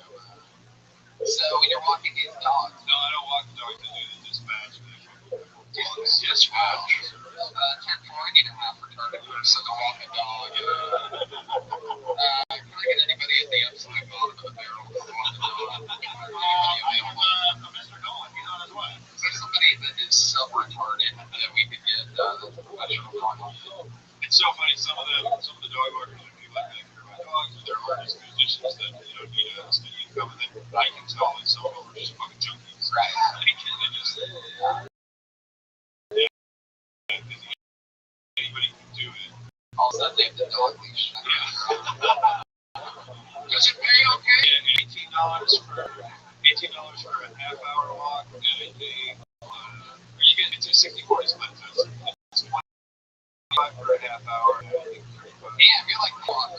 Yeah, dude. No, 60-40 bitch. You're slap one. It's like an over Dog walker, bro. I never even got it.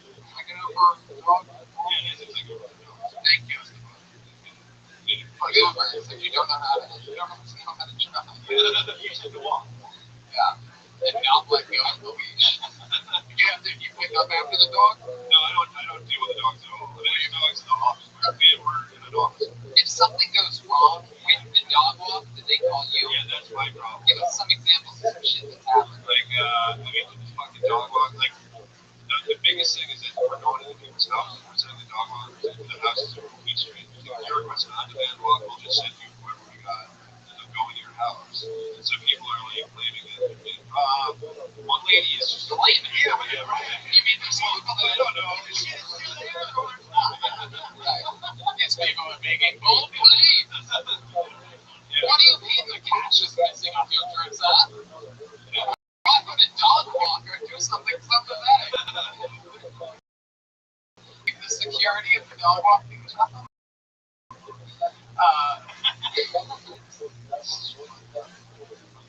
Wait, so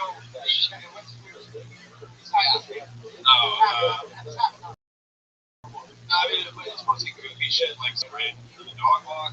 It's just like really where you go, and they're like, no, bring your friend into somebody's house. Your friend Does the dog complaining? The dog ever dog out? Like, I don't want two people walking over. You something over here. Yeah, no, some people are like, one lady was like, we were like, oh, we're going to send you our excellent Walker Carol. She's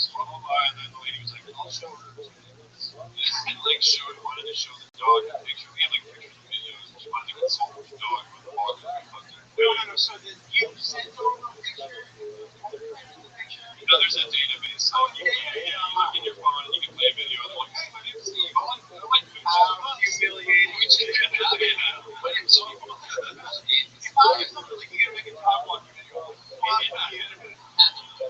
the long year, I'm not auditioning for a fucking dog. Have you seen these videos? Yeah, no, it's really, some of them are like, some of them are so dudes are just like, hey, my name is Daniel. I had dogs ever since I was a kid. My dad had dogs. You're just like, okay, Darnell, I'm getting dogs, bro. Alright. That was a racist. Was that good? That was great.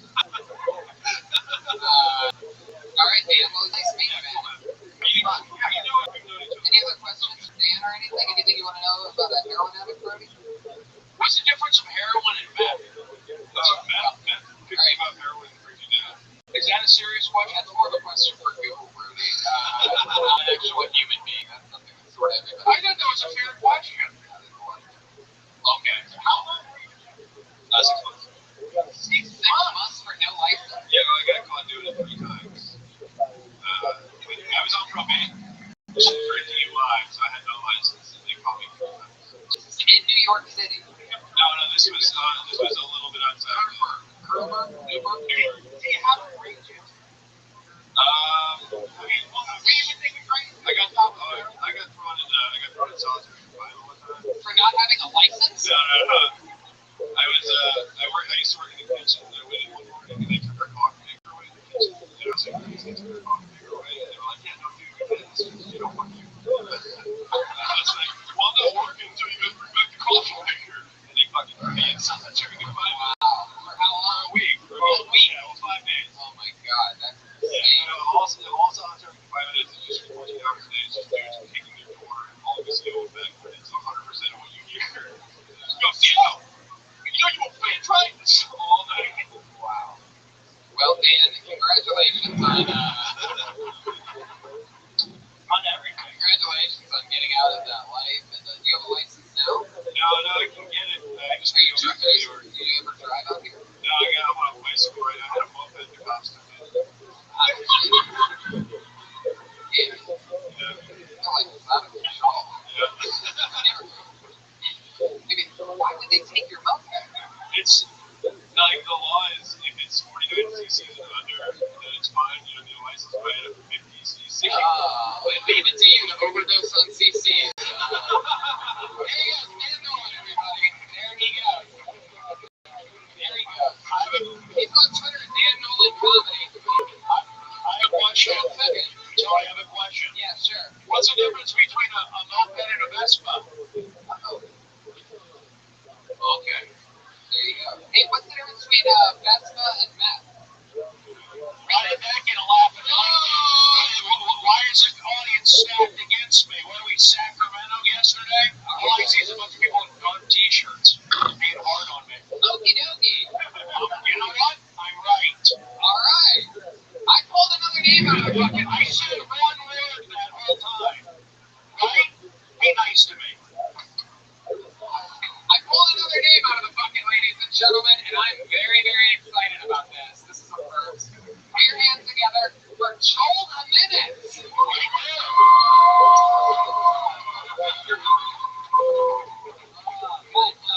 No good tattoo ever started with the phrase, hey, my homie did this for free.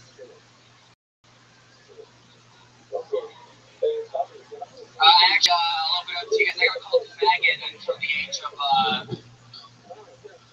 I get called faggot a lot. Like every day. Please stop. I'm getting called that, since kids in my age group realized they could use that word on someone or hurt them. They looked at me, they were like, that's a fucking guy. And I just thought it meant having a bowl haircut and loving your mom. Yeah, where the rest of us we hang out. My mom's in a wheelchair. She has rheumatoid arthritis. It's like one of the most painful types of arthritis you can have. I get depressed a lot about my own things. I go talk to her like, Mom, I'm sad. I don't feel good. She's like, Joel, I'm in a fucking wheelchair. I haven't stood up in a while. But I get it. You don't like your haircut. Fuck yes, exactly. 60 seconds. Joel Jimenez.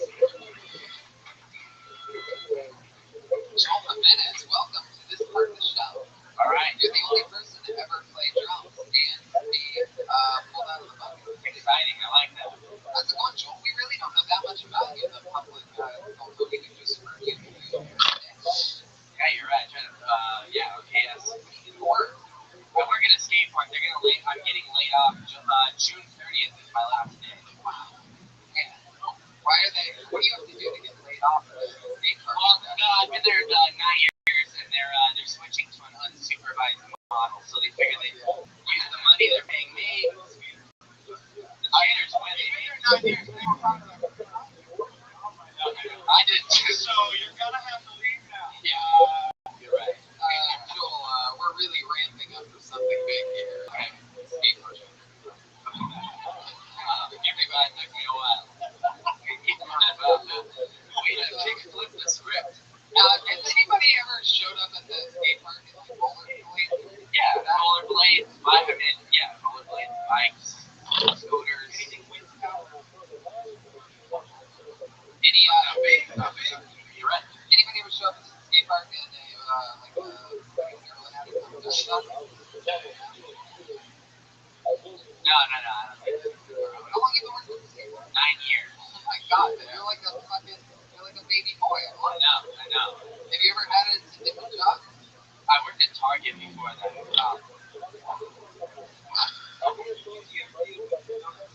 People all day. Yeah.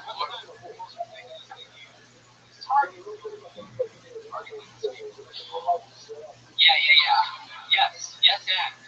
Yeah. Moving on.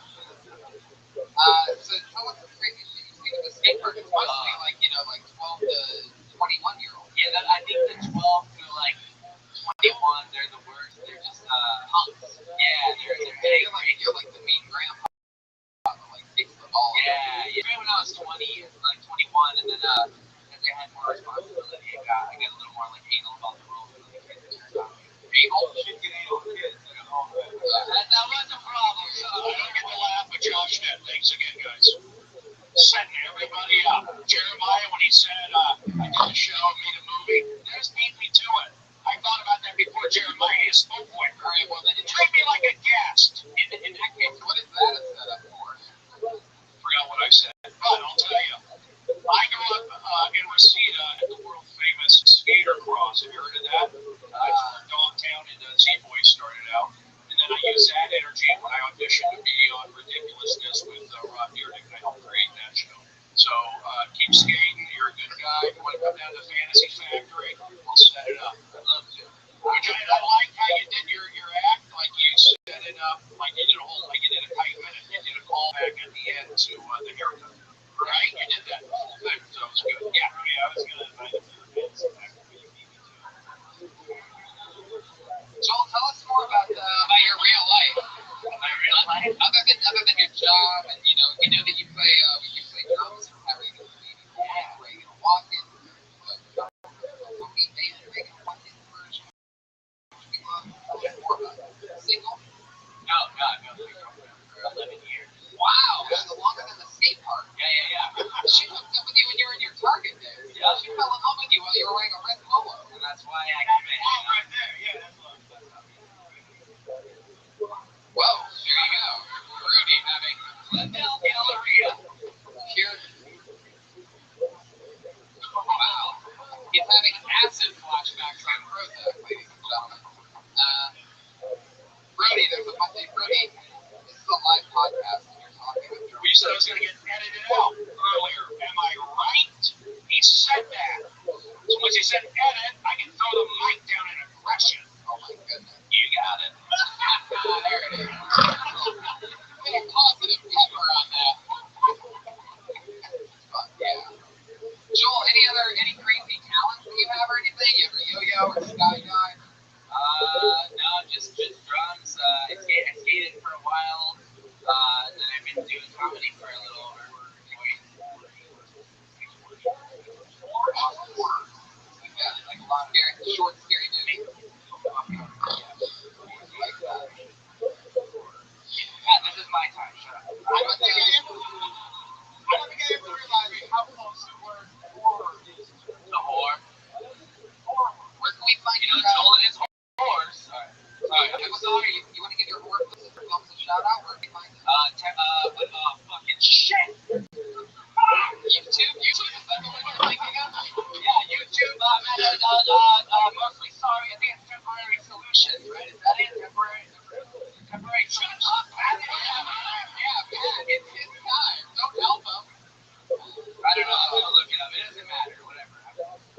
you went from fucking 0 to 6 to 11.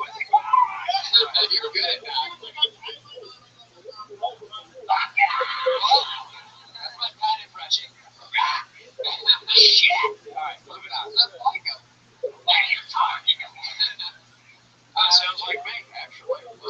So, maybe it is somehow. A little over 4 years, it'll be 5 December 21st. Pretty cool. That's the first day of winter. Were you the guys December 21st? They did. They did. This year, December 21st. There you go. So, ladies and gentlemen, back on the drums he goes. He's on Twitter, mostly sorry, all one word, mostly sorry. Joel Jimenez, that's the sound. Fun. How about that? Joel. Alright, another name out of the bucket. This looks like a new name, I do believe. Put your hands together for Ryan Clark.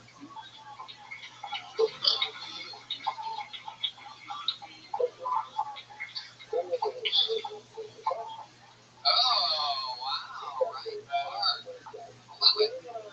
How about, I like this. I circled his name after he signed it. Put your fucking hands together. This looks like a new name. Eddie Ward, everybody. Yeah.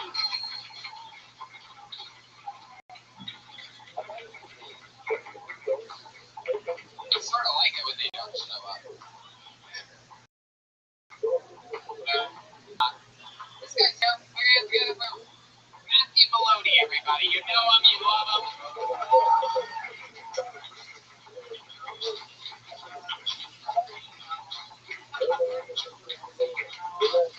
Here he is, Matthew Maloney. All right, everybody. Here's the deal. I know I look like a serial killer. All right? You all go ahead and stop screaming at my face. To be fair, some of you were kind enough to lie to me today.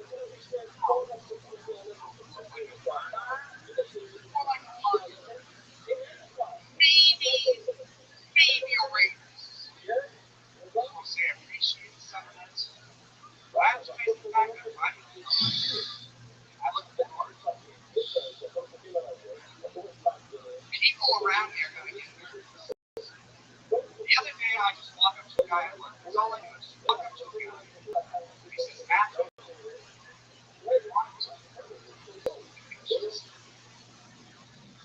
What kind of manager are you? No way, that's not what Thank you very much.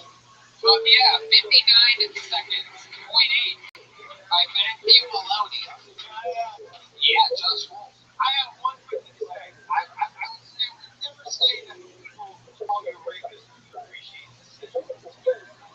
Because there's I don't know exactly what the sentiment behind it is. That's true. That's a good point. I wonder if there's any humor to it. That's why I asked the question. Yes, it's supposed to be okay. Do a lot of people tell you you look like a serial killer? You just think that? No. Is that what you ask for when you go to the barber? I mean, it sort of seems like we're playing into it a little bit. I got a lot more.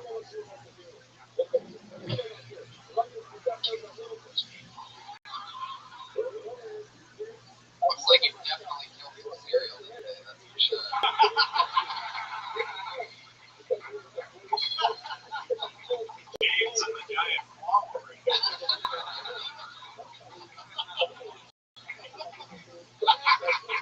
It's true. You look like a gallon of green. Oh, Brody, really taking a moment to mediate all the laughs in the room. Good job, Brody. Let him know when you want him to stop. Okie dokie. Yeah. Matthew, there's a lot of things that you look like. All right, well, I don't know. I thought we were keeping it positive. Matthew, I'm here for you. I'm a good guy. Where are you from? The Palm Springs area. That's where my mother lives. Yeah. There you go. You can check up on her. She's down there. She lives in Palm Desert. You can. She's an Uber driver down there. She's 85. Does she really drive Uber? Your mom drives Uber? Yes. Really? She still drives. My mom went to Fairfax High School. She lives in Palm Desert. Did you think it would backseat. And they're like, oh, shit.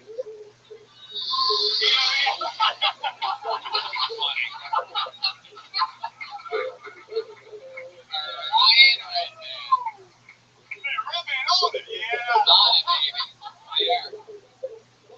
She did great during Coachella. Really? Yes.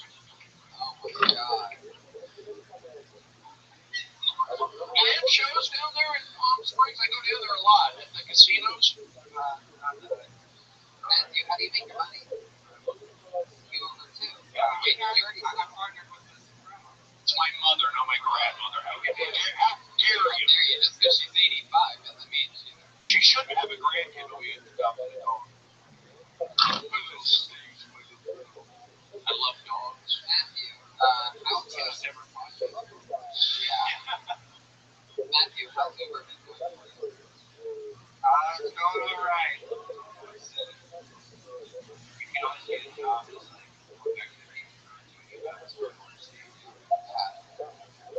I think honestly, you got a good look for commercials. Keep doing the stand up if you want. You can go a lot of different ways. Do you need a casting director for a pudding commercial or something like that? What's your name again? Matthew. Keep doing what you're doing. There you go, Brody. Brody with some good advice. Don't quit. Okay, hold on. What do you work using? Selfie sticks? Start periscoping? Yeah. Oh, let me tell you, I take a selfie stick defense course. If I see somebody with a selfie stick, I spray him with mace. Did I get a laugh? Did I get a laugh? I don't know. Matthew, Yes, a good guy. Matthew, single? You dating at all? Yeah, okay. What's that situation? It's going fine. Matthew, You guys, I know, I'm sorry. You're panicking. What do you think of the actual answer?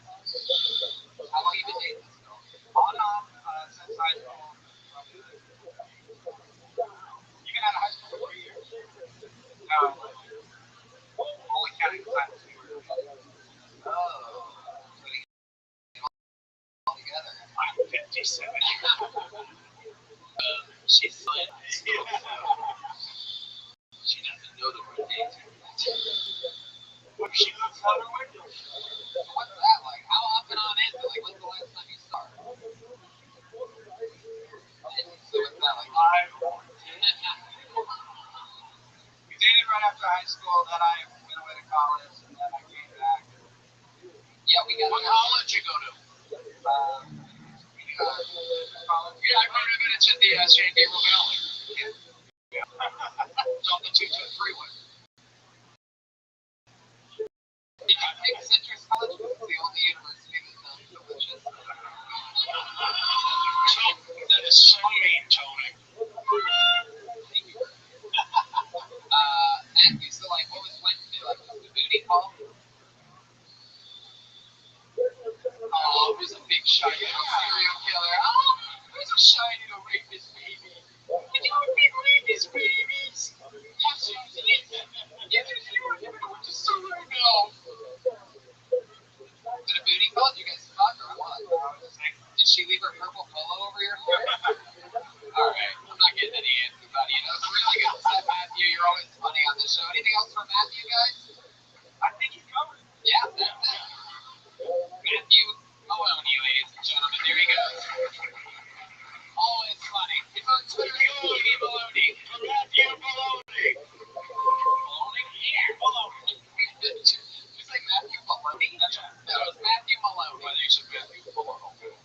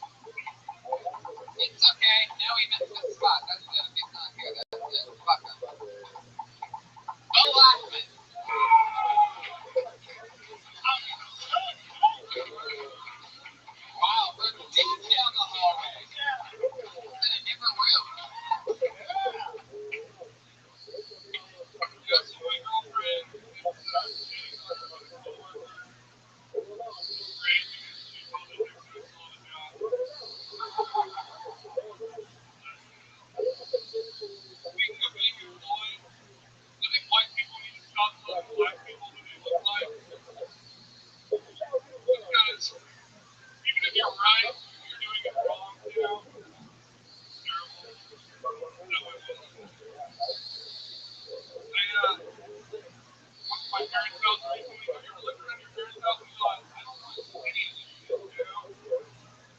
Because you get all of it, you know? Like some parents, you know, they have cool stuff to pass down to their kids.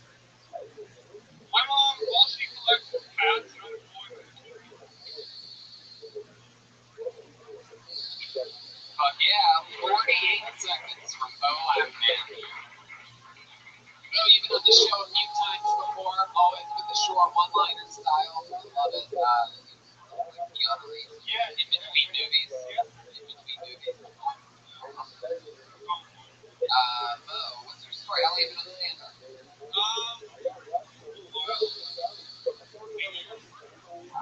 From LA. What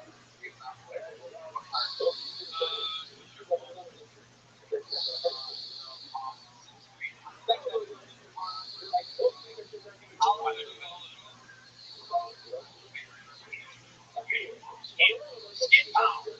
Get the Zika virus here. How long have you been? No, I heard they have a mosquito issue. How long have you been in LA? What do you do for work?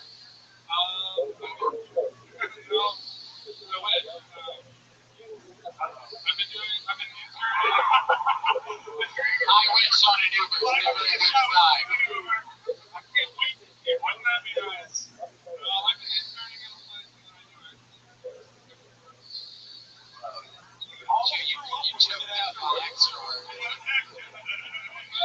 Lumber or something like that? What is it exactly?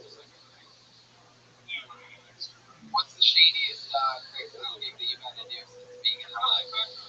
Sure, what's the worst one that you've done?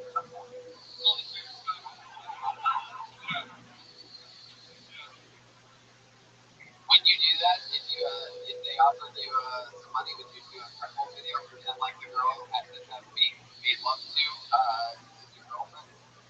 How much would it cost for you to do that? Wait, those are pretend? So what happened? Sorry, spoiler alert. Spoiler alert for Josh Wolf.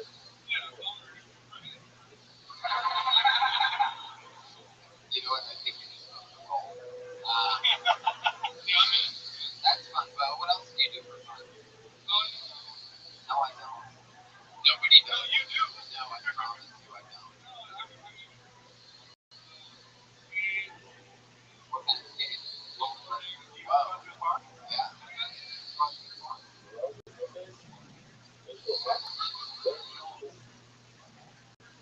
When you're Virgil, you go to the skate park.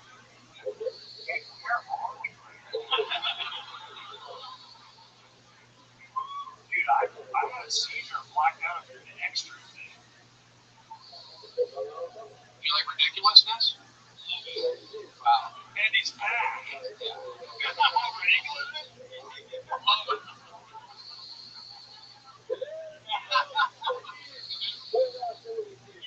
So, what's the craziest kind of porn that you've ever watched?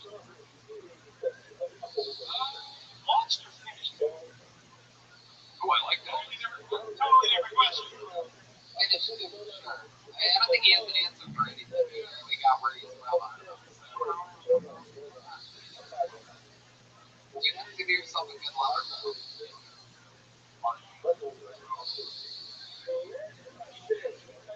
He just said he's okay. Oh no.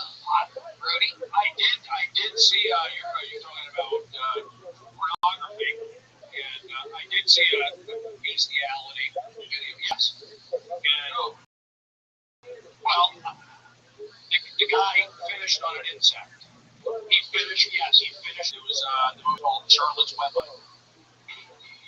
Wow. That was a long way to go. It's a big wow. It's a laugh in the main room. The ticket you can't afford. Wow. How dare you not laugh at that joke? Literally Sacramento, you're gonna tell it out. Wow. Brody, do they laugh at that joke when you do it in the main room and they pay for it? We get to trouble. Well, anything else interesting about yourself? You seem sort of like a, you know. You have a personality. Yeah, we're really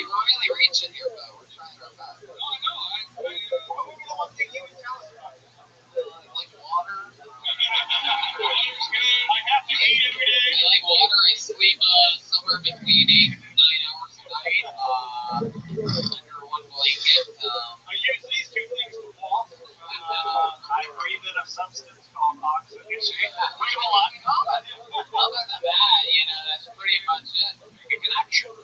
Anything else interesting, though?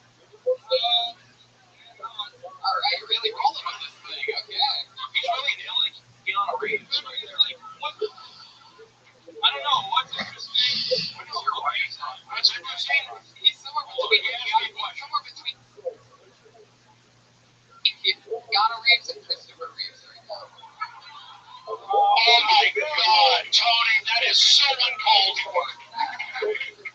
Take a moment to realize you almost cut that joke off. I didn't cut it off. I kind of laughed. It was great. I would never do that. I'm a good guy. Thank you. I knew it got a laugh on fire. Thank you. Brody, go ahead. Well, you're asking me what do I find? I just put out energy. You got to put out energy. Wait, Your arms crossed negatives. Yeah, I'm okay with that. It's a start. Arms crossed negative. What do you hold back? what's your normal like writing process when you do write?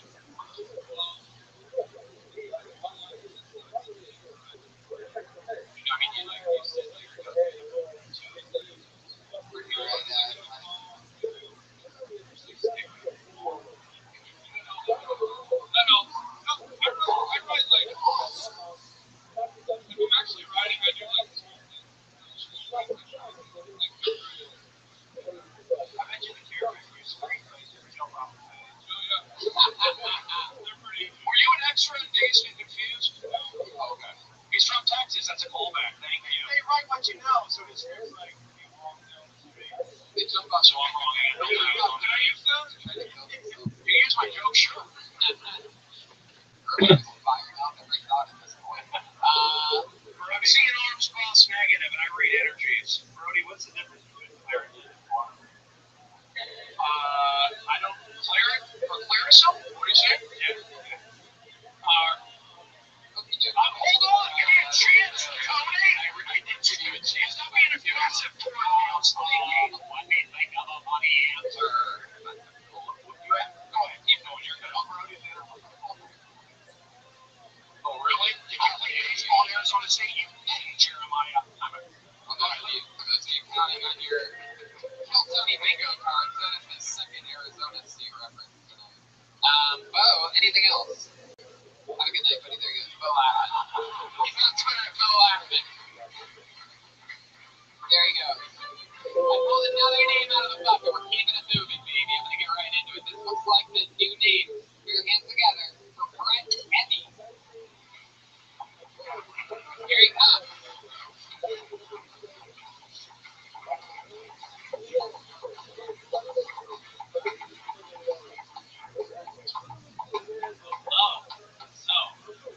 I like to watch Vice News because I like to stay informed on things happening in the world. Which, by the way, don't do that. Stay ignorant as long as you can. You'll be much happier person. But they were talking to Edward Snowden about how the government just hacked everything all the time. And it's such a game. It's so important. It's so scary to go. Like, if somebody's were at the FBI watching me jerk off, talking about how I want to put these hands super bad, whatever, I don't care. I like to not be interested. So go ahead. Look at my text messages that say, I think J.R. Smith should be on the Hillary Clinton ballot for president this year. Because we need people like J.R. Smith. Yeah.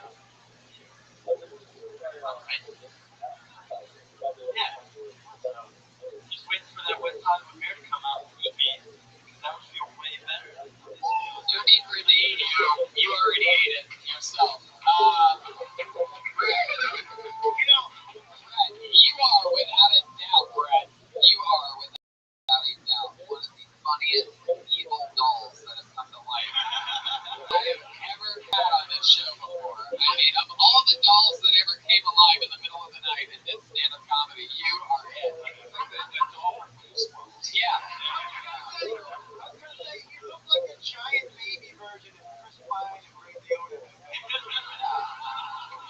You have some kind of crazy, like, star face. How long have you been in LA? Wisconsin. Yeah, I was gonna get to Minnesota. So, but also kind of crunchy. Yeah. I do hate Christmas. So it fits. Man, that's fun. So how have you been out here a year? Yep. Did you do like theater and acting and stuff, or anything on stage in Wisconsin? So you just came out here, and how long have you been on stand-up? About 6 months. Really? Yeah. How often are you getting on that? I think 4 times a week. Pretty good. Yeah. I gotta mix it in with alcohol too. No, I don't know why you guys don't worry about it. Yeah, you have started, dude. You're like Zac Efron on Men or something like that. There's something really interesting going on. Have you tried any acting or done anything like that? A little bit. I'm like starting to get into it. I got my membership in like casting now. So That's cool. yeah, right. $14.95 a month on my credit card. Welcome to the exclusive club. Yeah.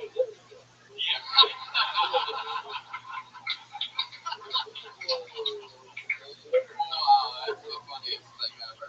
That is essential. Next stop, Texas. And then you're on your way to that show business, my friend. Pay you $10 a month, and you will make it to the top. Brett, how do you say that last name? E-B-Y? Evie. Yeah. Interesting. Do you ever just go up in people's windows in the middle of the night and scare the life out of them? You have like a really scary face. Do you know this? What's scary and handsome? It's like it is. I know I either get, hey, you look like the Chucky doll, Right. or I get, are you Ray Liotta's kid? But it can go either way. And who knows if the Chucky doll is actually Ray Liotta's kid? Right. Exactly. Could be. Yeah, this guy's giving me the EBGB. It's pretty great. Brett, tell us something about it. What do you do with a face like that? What do you do for work? I mean, you definitely don't do Uber because you looking back at somebody in the rear view, instant one star. Like, people just jump out of your car from the back seat. They just roll into fucking Beverly Boulevard. Just like, oh no. They were not happy. So, No, I think we have preschool teacher. No. Holy shit.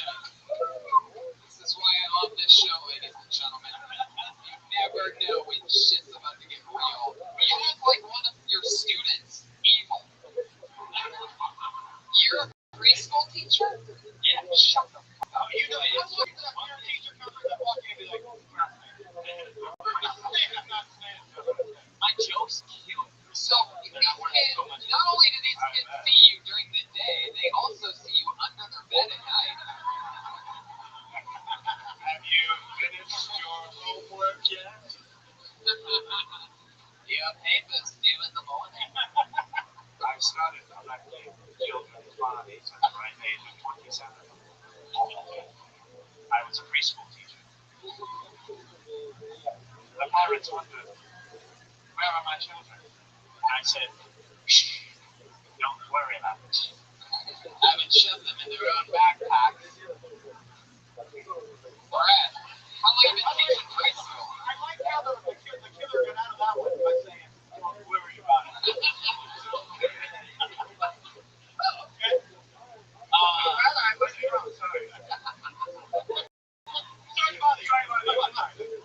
Sorry about the creepy music too. Alright. We have to some e-break at some point. And I need to Brett, how long have you been teaching preschool? A year, and I taught English in South America. Any hot single moms?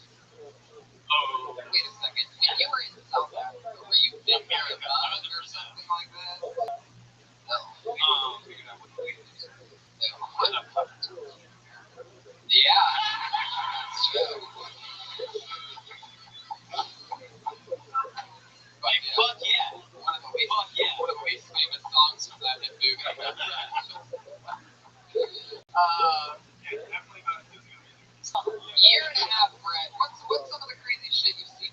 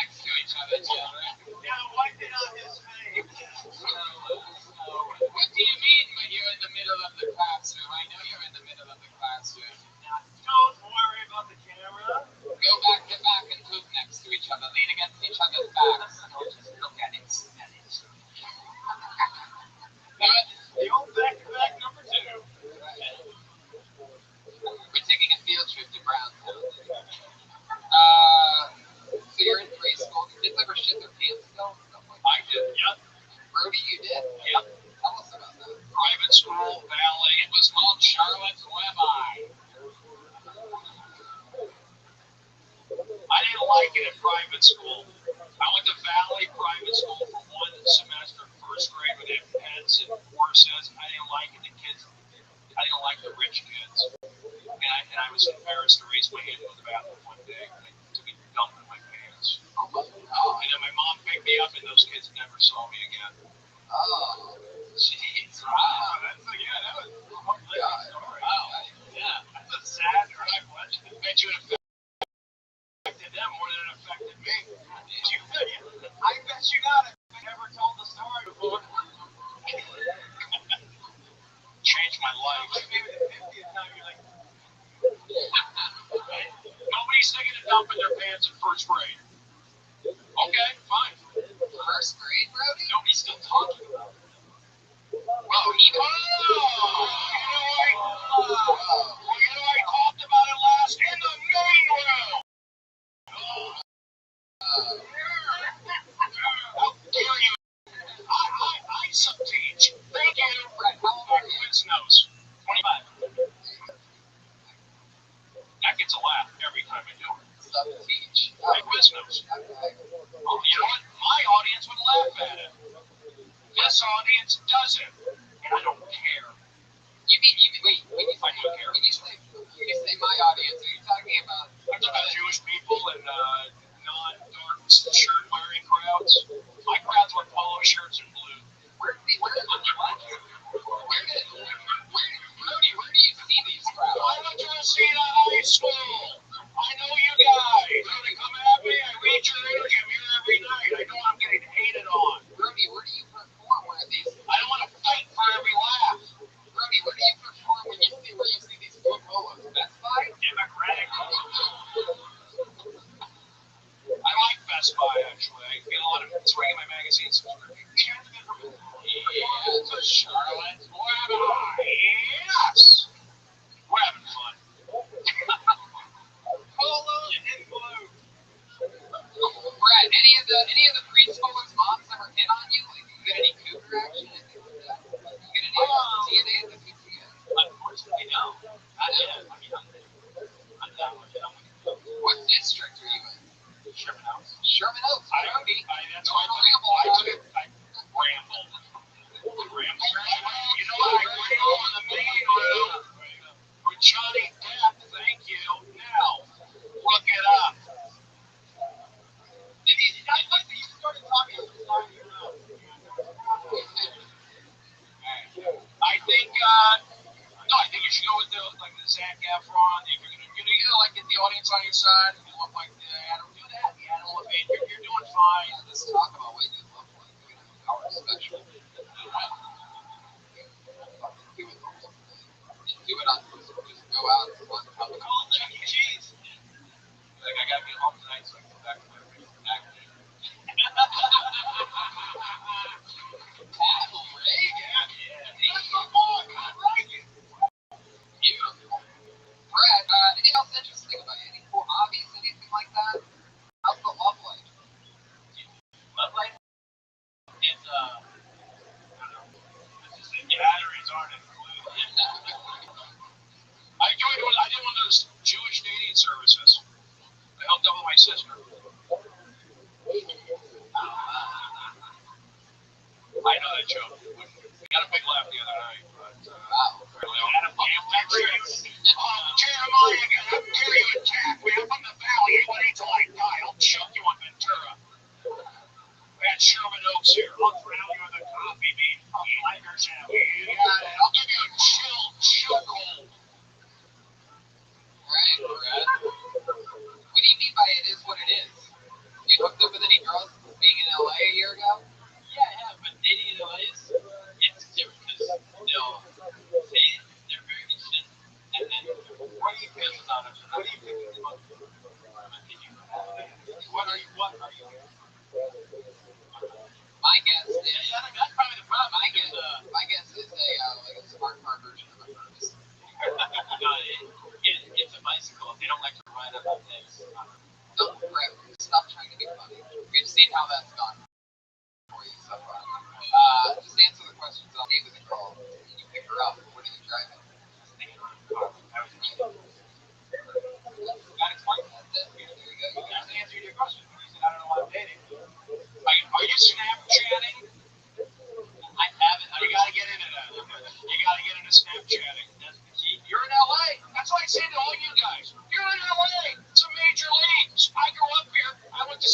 for 3 years. I didn't come back. Then I went to New York for 3 years. Then I came back. 6 years and 30. I left. Get out of here, guys. Oh, you got all out? Yeah. There you go. One thing. I don't know. I'm sorry. I was still a little aggressive. But I didn't need to do that. Cashews all day. Well, Brett, it was nice to meet you, man. Come back anytime. Welcome to the show. There you go. Brett Evie, everybody. He's on Twitter at Evie Speaks. Last name. Evie Speaks. E-V-Y Speaks, all one word. Let's do something a little bit different. Let's go to the regulars now, and then we'll go to the bucket a couple times at the end. Your first regular to go up. Now, this performer, right, that performs a brand new minute every single week. I'm like, we're going to pick up the bucket. So it's a little bit tougher. So a little bit, we get to watch highs and lows. Who knows how it's going to go. We do know this. When she first started pulsing in control, and things got better. This is pretty good. We got a always nervous style. And Melissa Esslinger, everybody.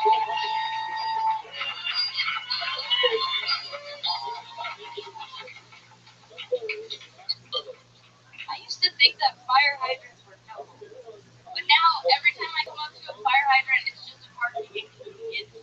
I get pissed off because I'm like, why does this fire hydrant need 2 spaces the size of a truck? Well, it's a truck, fire truck, I guess. Go there. But you don't need a whole space to get a hose to a fire hydrant.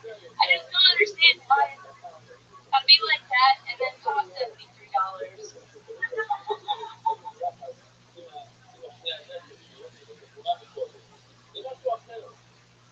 Every time I park somewhere, the red pisses me off, and I used to look at fire hydrants and think of like Dalmatian puppies with hats on, and now I immediately think parking tickets. That sucks.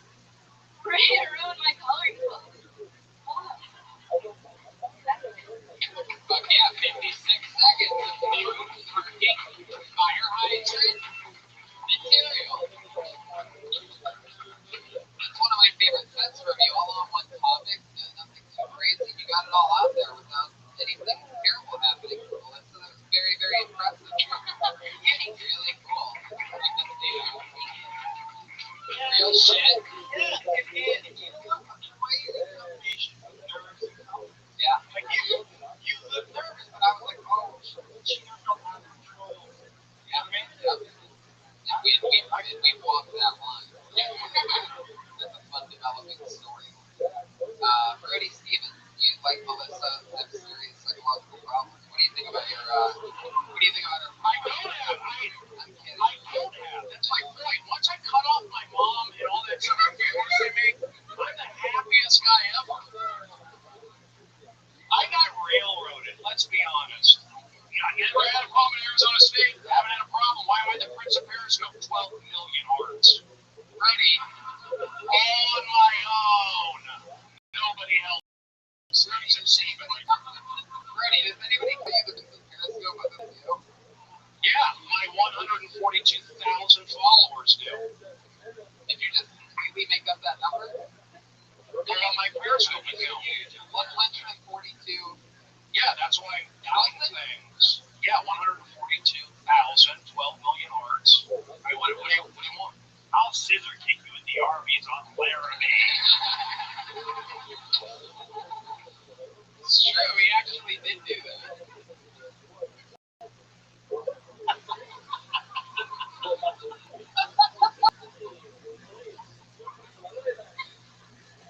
Brody, I love you. We all know this. I never had any. I got railroad. But here's the deal. Good job, Melissa. I like what you do. I like the drummer shirt. I'm the house drummer at the Guitar Center. Really? Is that what you do when you're not selling balloons at the park? Not really. Balloon at the park or no? Fuckers? Fuckers. No, I just having a good time tonight. So I want to say thank you. And Melissa, you're doing good. I know it's hard each and every week to come up with jokes and all that. I know you're like, you're nervous. What, do you walk? What do you do to alleviate your nerves? Like, what do you do to try and alleviate your nerves?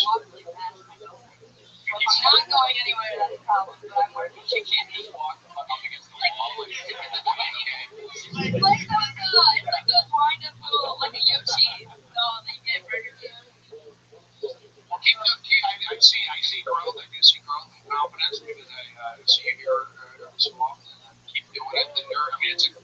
It's interesting.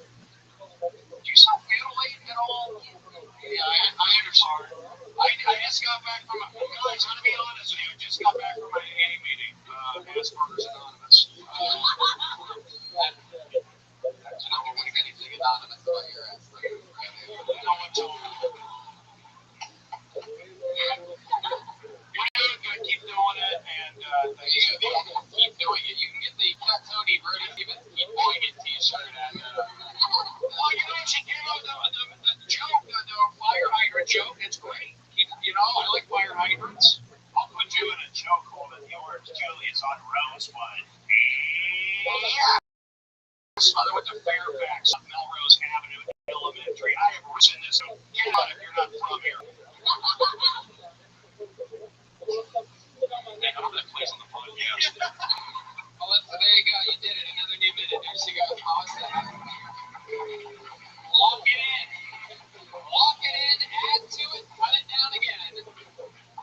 Another new minute from Aquilus Slinger. You want another regular, and then we're going to get back to the bucket. You know we're from Bill Tony, latest film writing and performing brand new music every single week from the artist and all across the area. Give us a good message.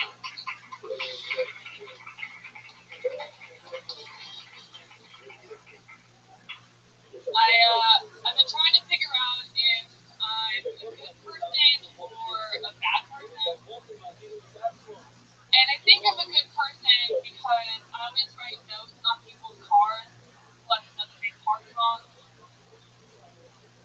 However, I know that I'm a bad person because if I had a baby and it didn't look like me, I just know that it wasn't mine. And I give it away. Whatever ingredients we put in this cake did not work, time to start over. I don't think that baby should have rights. The First Amendment is freedom of speech, and babies can't get off. If you can't do the First Amendment, you don't get the other. All the Republicans in the room are like, well, they should at least live with God. Fuck yeah. This is great. Double regular fun. I like that. Very cool. Again, you know, like Melissa pretty much all on one topic, which is really cool. This week. What was the beginning? I think I'm a good person because I write them for people's cars. Yeah, I almost want to hear more about that. You know what I mean? Like, I don't know. It almost seems like two different things. Like, I feel like there's something about you, right? You know, as an artist, you know, that happens. One that a lot of people do. Street parking is street parking. How many people have street parking? Like, actually, where you live, you have to park on the street because you live in a crazy populated area. Anybody can park. That must be nice. Yeah, I have some Mediterranean parking. I live beneath the Jacuzzi. Oh, there you go. Laugh, that's a good laugh. When you told us some of your punchlines, you sound like you were from New York. Yeah, James, you got a little bit. So you got a little bit on your punchline. You sort of get a little bit Rosie Perez. White man can't jump. What do you mean you lost the money, Billy? It's a character, right? What is that money? How is that Jeopardy money, Billy? It's a good character. It's good. Okay, then yeah, it's good. Like, I like it. for Phil, it smells good. I like it. The one that Ronnie wears green.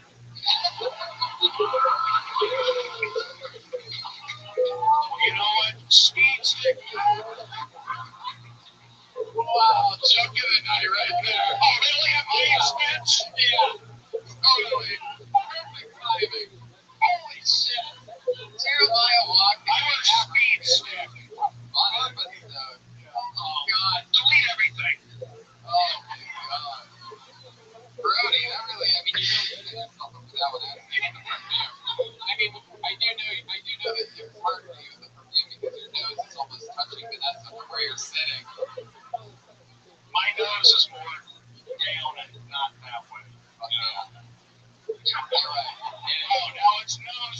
house. We're gonna go. We're gonna judge physical appearances. I'll take a dump in my Quicksilver shorts. How dare you? Only now you do that to me. I just poked the front of the cereal box for Fruit Loops.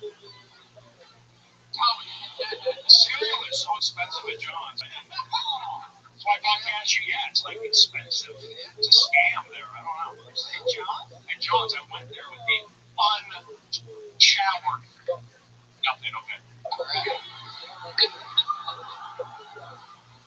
It's my favorite sound effect. Studio laughter for Brody. Give it to him, you mean. That was really fun. I love that you stuck it on one subject and felt real and felt like the whole opinion, you know what I mean? So, but you get a lot of spots in. Are you on work at night?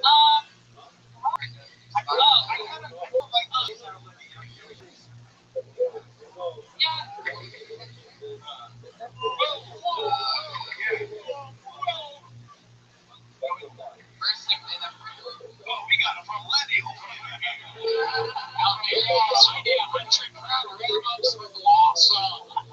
How do you not know him? You should know.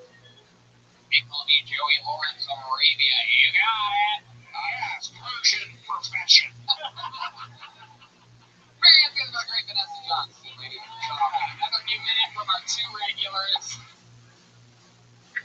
They came in swagger from the regulars tonight, and I love that. You guys ready to get back to this fucking bucket or what? Anything can turn the bucket. Here we go.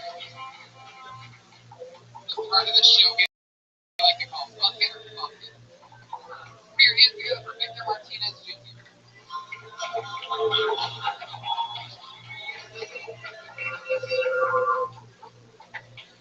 Put your hands together for Preacher Lawson.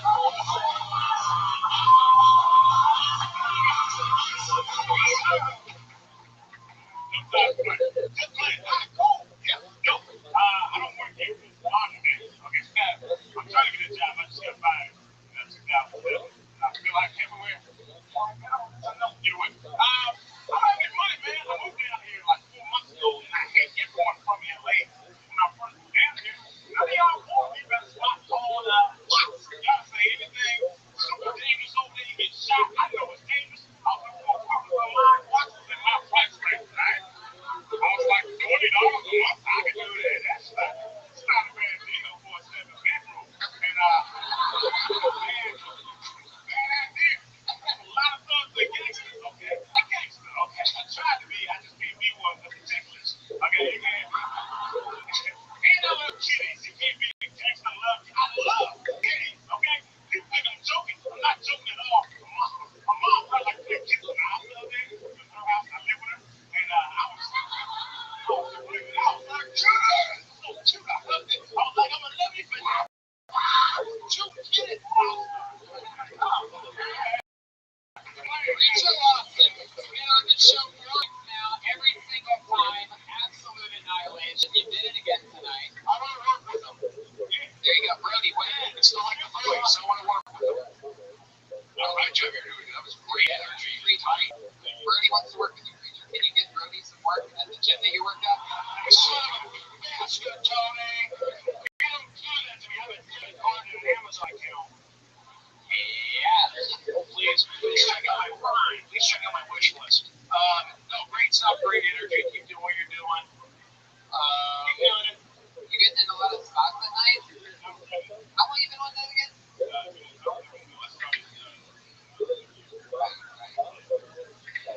No, every time. You're not getting shot. You got to stop right. Improv is like half hour. Giving up credit? Jerry Osborne. You know these people when they go, oh, we're going to how long is it? Another Malcolm over there. So it's up against spots. Yes. Are you doing voiceover still? No, I don't do voiceover. Why not? I mean, I don't have to do that, man. Oh, you got one out the interview? Yeah. LA Cassie. No, you can. Okay, well, you got a good voice. You got good energy. Keep doing it. I think, no, I like it. I know what's going on here. So, I see you 4 months, and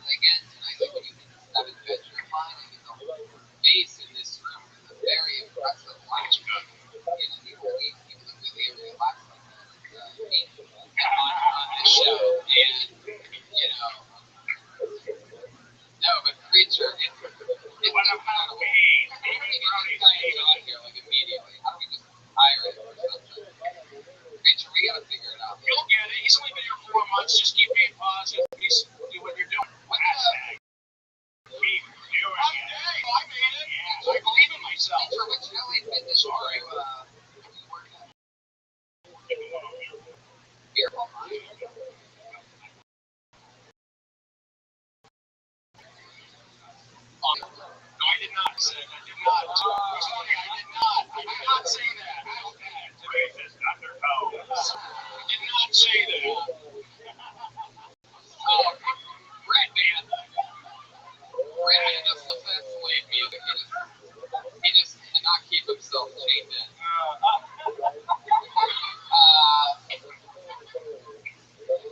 Preacher, man, that is so cool. I mean, you were on last week, right? And it did conduct the best week of your life. I think it's just The girl's not cool. You can tell by someone you're not dating. Yeah, that happens. where are you from? Oh, were you born here? I'm not picking it up. You have an extreme amount of energy. Like, I always feel like you're like born somewhere crazy, like church or something like that.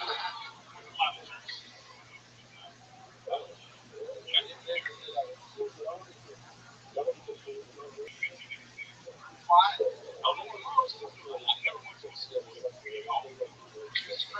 I think so, man. No, yeah. Mommy, I was running. Don't worry about it, man. They get in the car. Preacher, I mean, you're a real life preacher. What do you go for? What are you going by? Preacher Lawson? What's your TV show? What's your legal? I know, here's the deal. No, I like here's the deal. Preacher Lawson. TV Saturday night. I'm a real guy, Stephen Brody. I like preacher. I like Javon. Why not? Brody, you're the one that.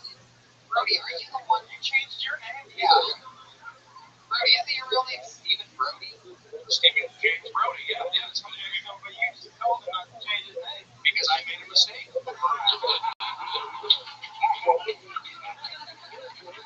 I'm like John Mellencamp. We're together for the future. Preacher Lawson, everybody. He's going to be a huge star one day. There's nothing that can stop him. He's on Twitter, Preacher Lawson. Ladies and gentlemen, Sean, while you were here from the start of the episode, tonight's showing from Ryan J. Ebel. All the prints are available at RyanJEbel.com, along with the. That's on. Am I in the center? That's awesome. Yeah, Brody looks like Mario. Yeah, look at my eyebrows. Sharp, on fleek. Jamie Vernon on the HD, Pat Reagan, and Jeremiah Watkins. At Jeremiah Stand Up, at Patty Reagan, at Mostly Sorry. I want to point this real quick. July 26th on all VOD, The Men, a new independent movie that I've been coming out. Oh, yeah! You're going to get 7 more hits after that plug. Roddy Piper's last film appearance. Wow, man. Are you the one that killed him? That's actually a double joke. For those of you who think it was Brody, anything you want to plug? I'm in DC and Scottsdale. Are you on trick or treating?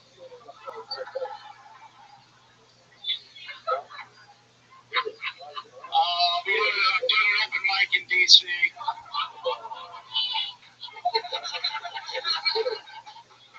That'll be in Scottsdale too. All right, before everybody stops listening, Joshua, what do you want to plug? Here's my podcast, Fairly Normal. Yeah, Fairly Normal. We've all done it. Very, very fun. I had a blast on Fairly Normal. If you like me, check me out on that. Brian Redman. See you later.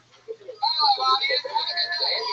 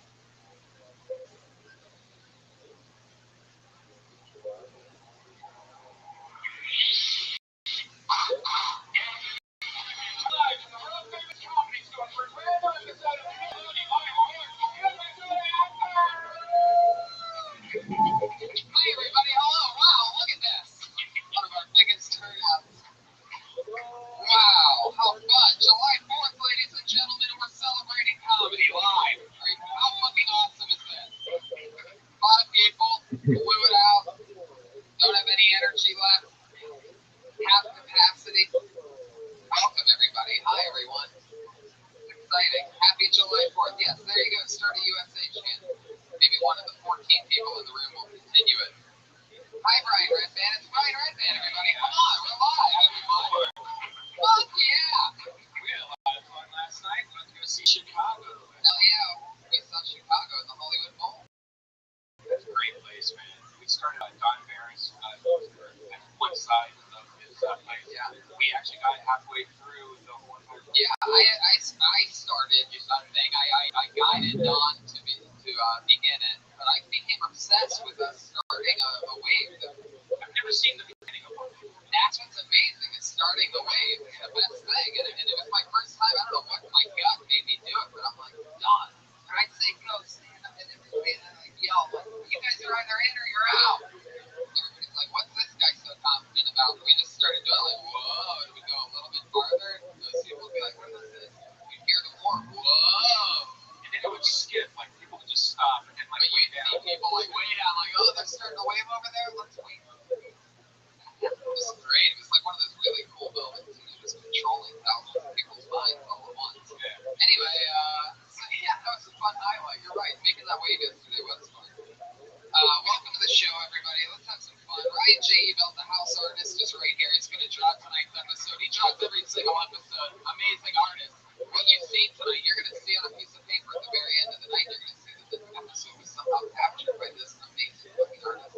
All his prints are RyanJebelt.com. Back on the HD camera for the people that watch this show in its finest glory. Jamie Vernon, ladies and gentlemen, the great young Jamie. YoungJamie.com. Here we are, Brian. Dates coming up: Cleveland, Tulsa, San Francisco, Sacramento, San Diego, and Boston's Wilbur Theater. If you're live in any of those places, I'm coming to you really soon in Cleveland next week. This week and next week. Yeah, going back to that's the first time like headlining Ohio by myself. It's pretty weird. That's strange. It took a while to get there. It took a while to get where it all started. You know what I mean, guys? I'm from Ohio. For those of you that don't know that, thanks everybody. So let's do this, shall we? Every single week, we have the coolest band in the world, and they're live every week. And I'm excited to see their July 4th edition. Here they are, ladies and gentlemen. Reagan and Watkins and Joel Jimenez. Oh my God.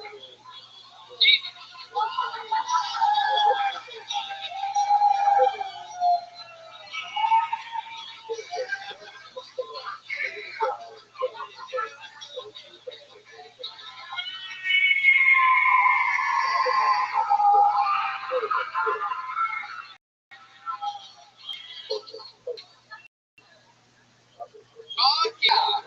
Wow, a very July 4th intro from Reagan and Watkins. That burned my arm the entire way out. A complete fire hazard. For those of you listening to the podcast, we are, by the way, the #1 live podcast in the world. I forgot to mention. You're welcome if this is your first time. Feel free to let it rip. Guys, that was one of my favorite intros ever. The July 4th edition. Very great white. For those of you listening to the podcast, yeah.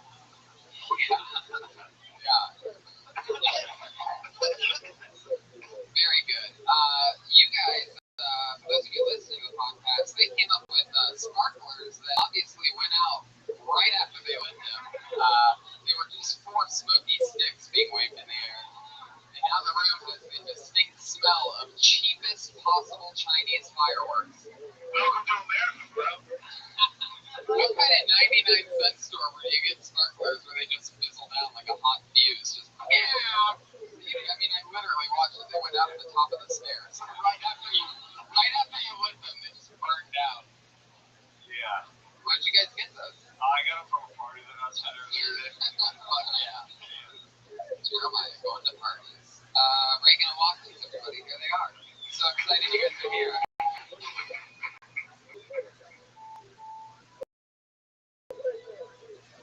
This is the part where every episode I bring out tonight's guest. And this week I decided to do something super fun. It's always 2 of the funniest, best comedians in the world as our guests. And this is a very special episode because in this bare skeleton edition of Kill Tony,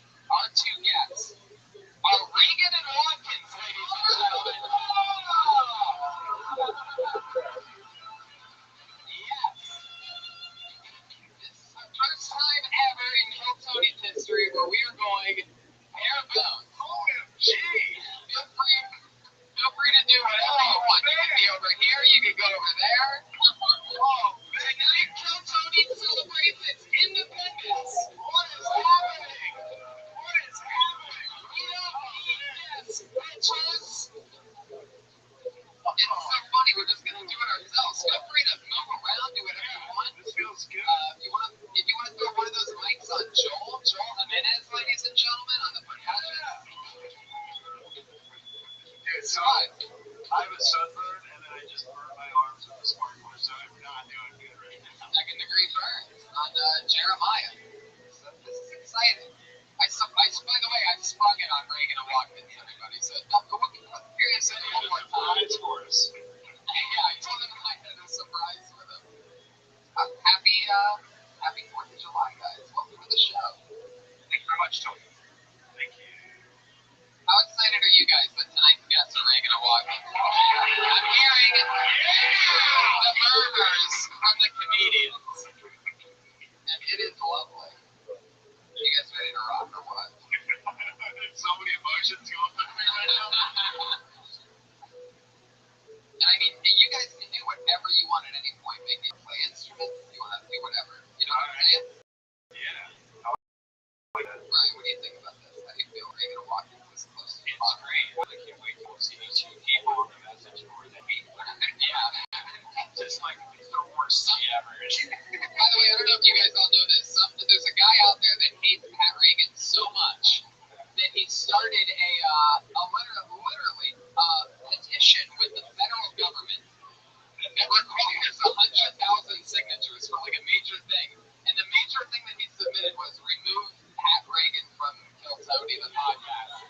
And by the way, I clicked on it because I'm like, you gotta be fucking kidding me. I think I actually clicked on it twice. Like, I didn't sign a petition, but like, I couldn't help it. Like, I was like, was that fucking real?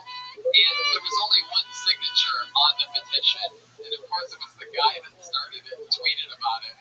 He started a federal petition, so he's losing his fucking mind right now. Just furious anger.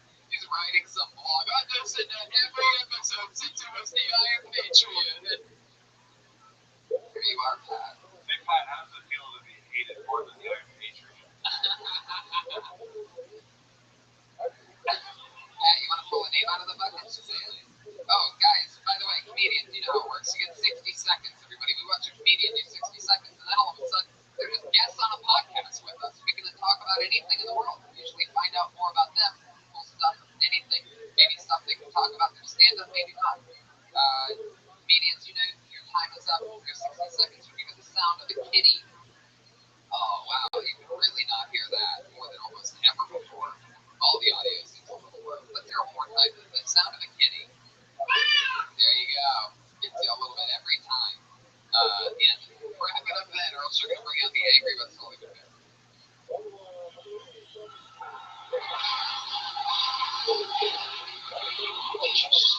There you go. There you go.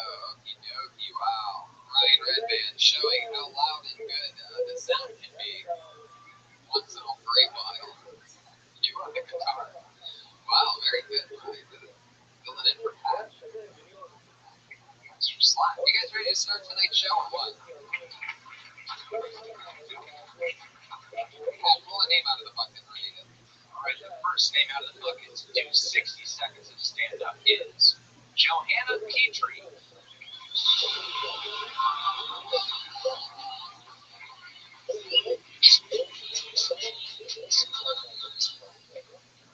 Hey. So, last time I came on here, I might have given some people the wrong impression that I was talking about spitting livestock. That I only want a big dick, which is not true, because 3 inches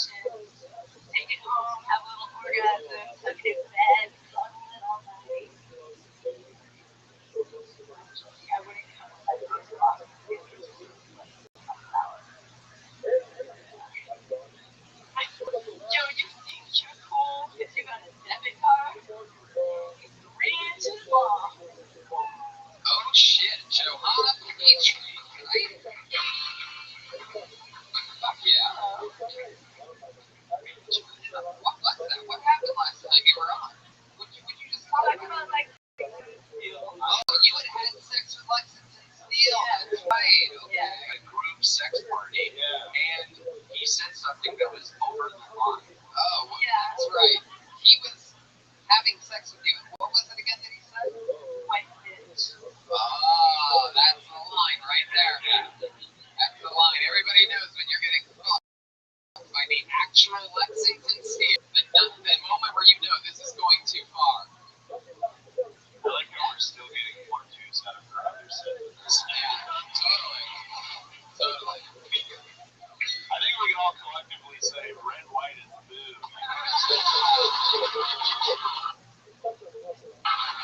Oh yeah. There is something about the American flag bandana around your neck, by the way, that makes me feel like if you untied it, your head just roll off. You ever see that one ghost story or something like that? That one haunted book. There's a lot of American stuff going on. Heck yeah, it is. Anyway, yeah, I love your style, Jeremiah. Just when all else fails, just dress like a Best Buy employee. Like it's serving day or something. So, Johanna, like, what'd you do today on the 4th of July? I had a meeting. Ooh, a meeting. How do you say meet? You know what I mean? Was it another Lexington Steel meeting? No, it was a business. You want me to sell this device? Hey. Well, this guy I know wants me to sell this medical device. It's like a thing called a 10 unit that gives you a shock. And so we're just kidding. But I heard you can also use it in Oh, you heard that? Yeah. Like that for the electrocuting sensation play. It's like the max level.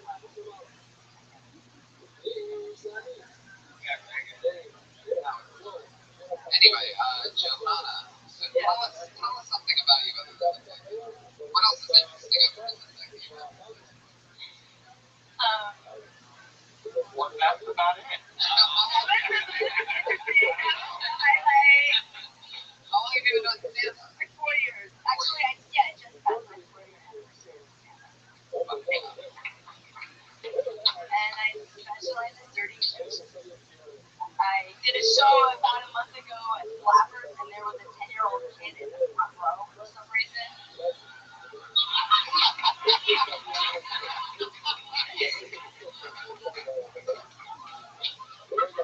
And when you say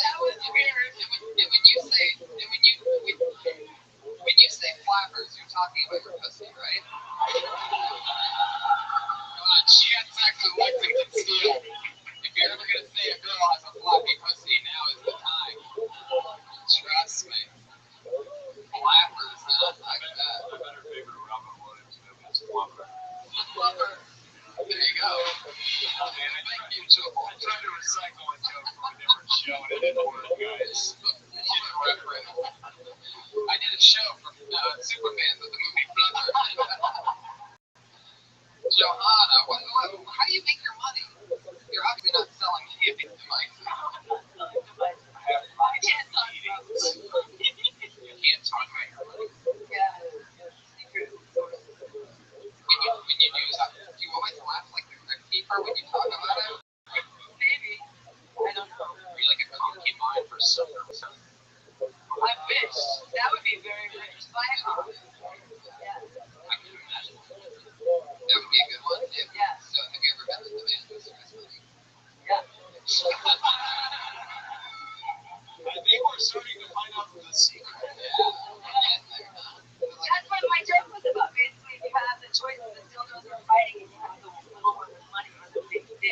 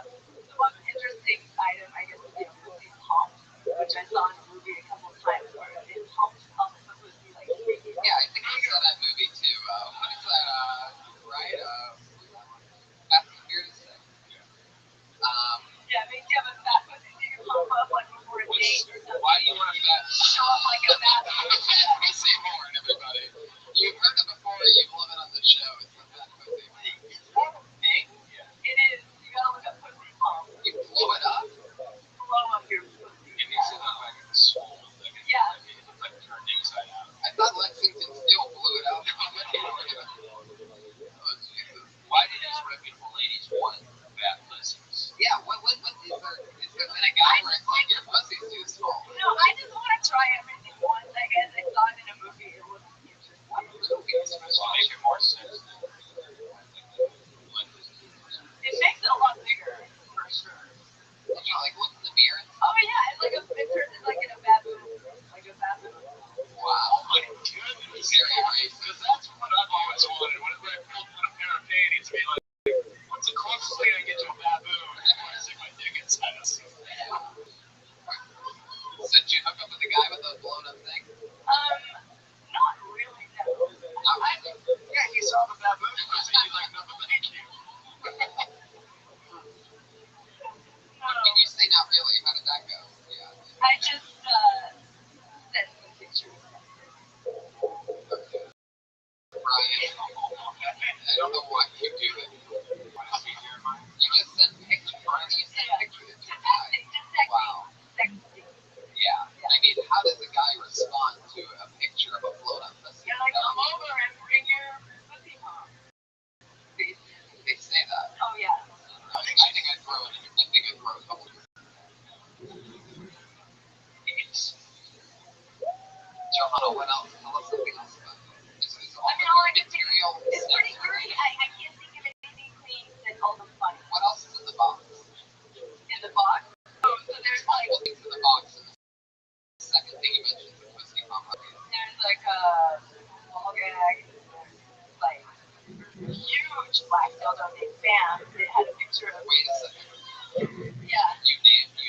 No, it had a name. I found the box. It's a guy that looks like Tupac, and it's a big box. And it says Bam, but then I brought it home. It's like a baby size, you know? It's a baby. Yeah, but I thought, let me see this guy Bam in action. But it turns out he does game porn. And I just watched it. Yeah. Johanna, you're like out of control. You're like, it's a mess. I love it. I was hoping it was Don't donate Bam. I was hoping it was like Bam Margera. I'm like, damn jackass. So Bam is the biggest. That was the one I was trying to impersonate, but I didn't want to be too racist. I thought, can I? I don't know. What Racist about a black dildo. What color is Bam? Dark brown. And it's obviously correct. But it could not possibly be black. It's dark brown. What color was it when you first got it? Yeah. Let's go with Cody, you know? Anything else from Johanna, guys? Anything else? What do we... I'll try to think of things on it. I don't think that's the problem. I don't think it's about your cleanliness or your dirtiness. You know, I don't know. She's just good. She's just like, try to make some clean stuff next time. I'll do what I can. It's so realistic that when it was working, getting the money out of it, we all just like, just want to do it. you gotta The dildo with the death card, that's not. I feel like there's a really fucking, and I know I'm right about this, a really fucking like crazy human being behind those cold dead eyes movies. And you need to like let it rip more. You're trying like you're over the line of it, but you're not. And you're gonna go for shock value. You need to like really break down what you want to say. And don't be such a blown up pussy about stand-up comedy. Just let it rip. That makes sense. I'll try. Yeah, thank you. Alrighty. Thanks. Johanna Petrie, ladies and gentlemen. Oh, I love this show. You never know who you're gonna meet. Our second time ever with Johanna Petrie. First time you learned she had sex with white people. It's already, Yeah. who dropped out on the show? Nobody. I literally wanted to celebrate our independence and just have fun. I decided not to even invite anyone. I mean, Ron White wasn't free this week, but I mean, if you know, girls would have done it some other point in life. When the boy was perfectly in the Monday. Sorry, Tony, I can't make it here, man. Yeah, man, I just got lost a wasted bottle. Sorry. He's the best. That's right. I just pulled another name out of the bucket. This is the guy that's been on the show many a times.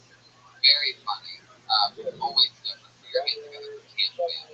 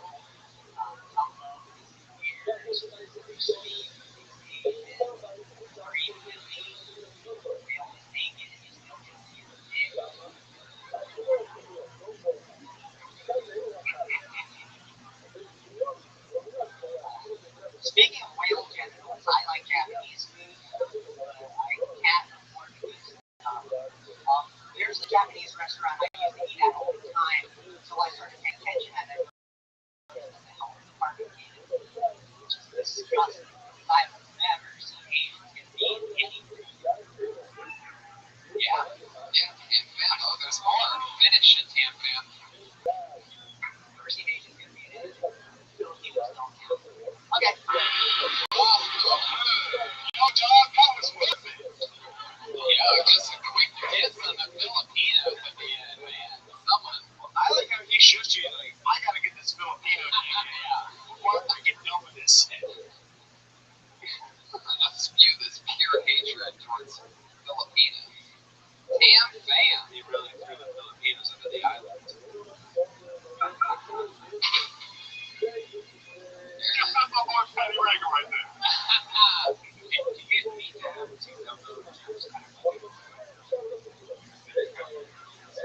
Yeah, it's called a chunk. Thought he was going to do a one-liner. Now, Tam Fam, let me ask you something. Last time you were on, we learned that Jeremiah can talk like you and you can move your lips somehow knowing where he's going to go.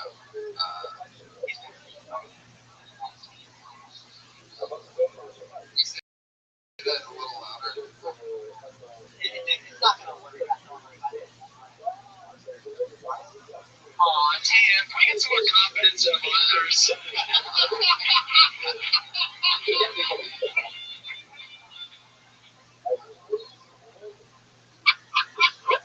You say that Jeremiah is funnier in being you than you are, but I don't know. Should we put it to the test again?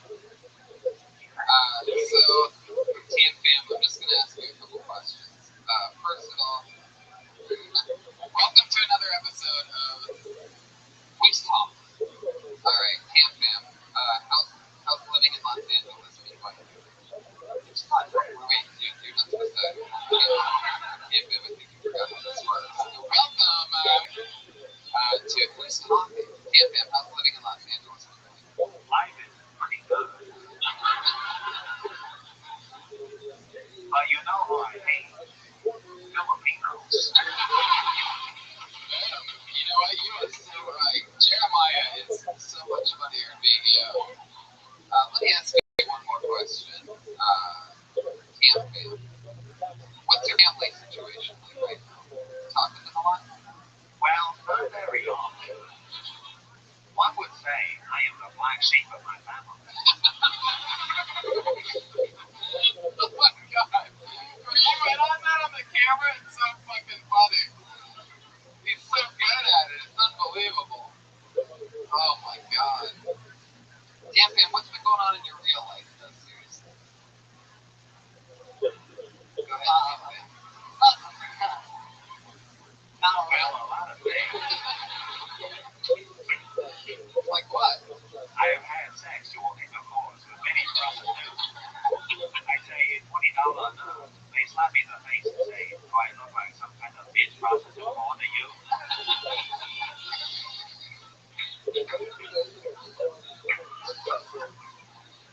So funny to me. I could watch like an hour of that straight. Dude, you guys could do something like crazy. You guys could be like the first ever like human ventriloquist comedian act. Oh god. So Tam Fam, in your real life, anything crazy been happening? No. Come on, something at all in your life. Did you almost get hit by a car? Were you late for work? How do you make your money again? An extra.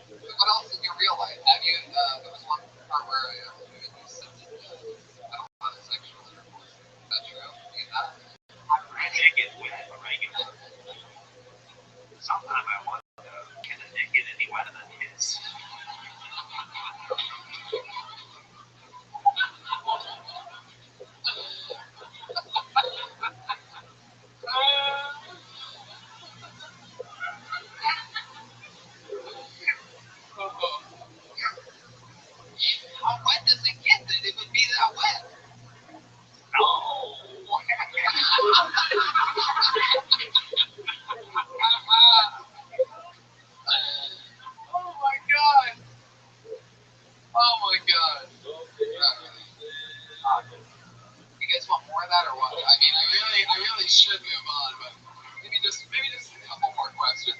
Tampa, let me ask you this on this special day. What is your favorite thing about the 4th of July? My favorite thing about the 4th of July is probably the fireworks. Because at least somebody gets a bang.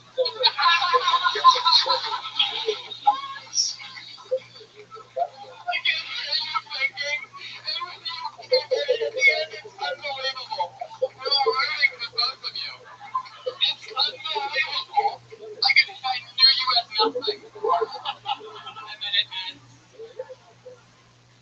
with a bang. So beautiful. Jeremiah Watkins, ladies and gentlemen. I call Jeremiah the Admiral because he's a part of every single funny show in this town. Stand up on the spot, his show, Thunder Pussy, the fucking stand-up show, Roast Battle, Goddamn Comedy Jam, and also Jeremiah Watkins. Three new page. Doesn't get enough credit. Should already be on SNL. We're lucky to have him.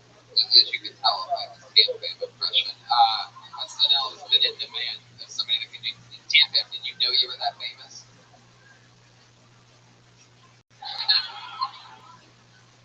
Yes, I did. Because I never bite on more than I can chew. Wow. This is really, I sort of hate it and love it, but this is like the podcast, it's become the podcast that you have to watch, you know what I mean?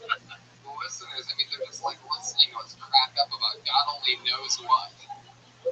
It's so funny, but it's getting wet while we're just dying for 30 seconds. Alright, Tam Fam, I'm gonna let you go. There you go, Tam Fam, everybody. It's on Twitter, Tam Fam Comedy. Shauna featuring, by the way, I'm sure a lot of our fans want to know. She's on a Wild Joe comedy too. Tam Fam, that's Tam Fam Comedy, THAM. Yeah, one more time for Tam Fam. Oh my god. Oh my god.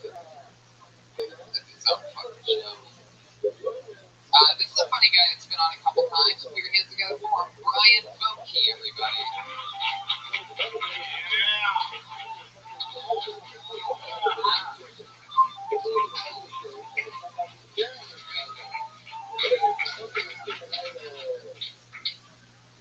I can't wear a new pair of pants for less than a half hour without blowing out the crotch.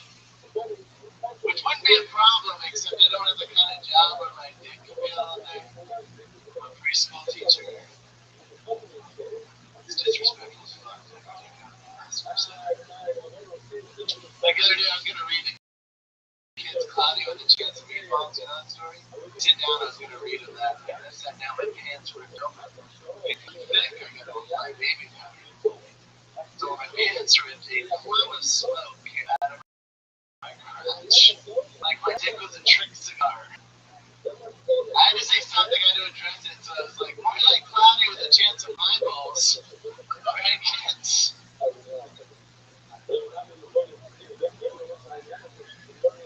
I'm good. Coming up in 52 seconds. Brian, I'm pretty sure you did that joke on the show. No? I mean, I've done it at a potluck and you were there. Really? Oh, I was. I hate that I don't know. Yeah. I'd rather clear it up. You matter so much to me. Well, every once in a while I sit in for just a second. Yeah.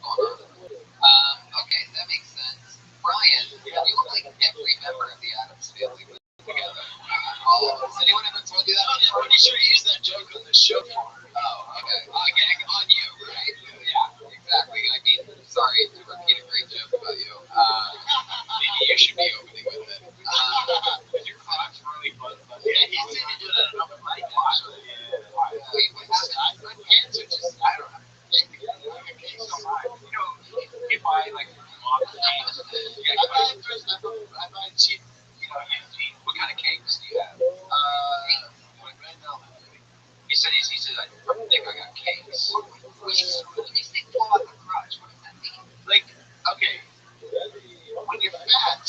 that's the problem you never had. When he like crouches down, like it rips. It just rips out. Never had the biggest thigh in this. So much you keep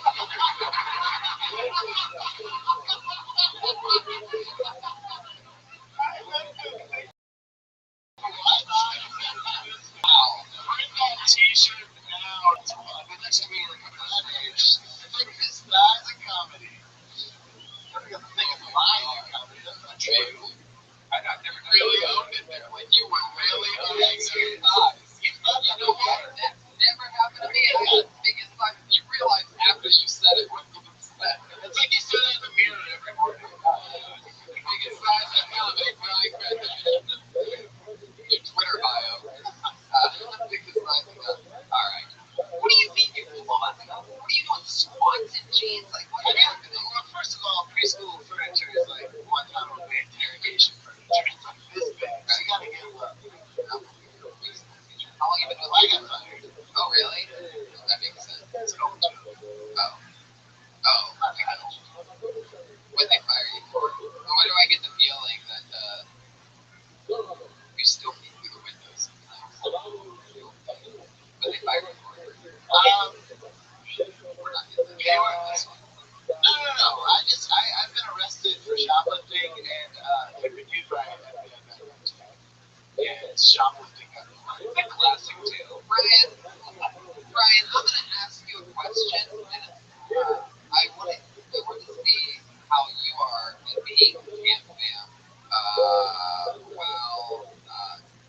want to see if you're a better camp fam physically than camp fam, but with camp fam sports.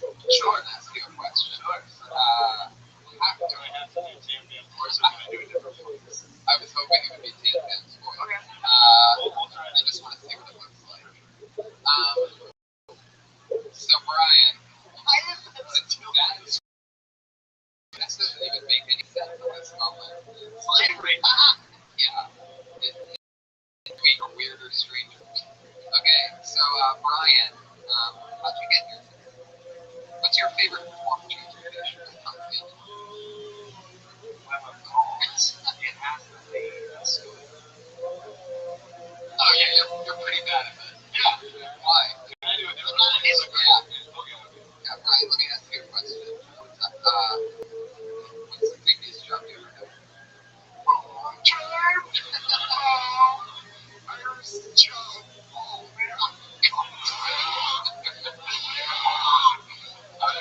I was digging graves, and I had a hammer with me, and I said, pass me the shovel, pass me that shovel.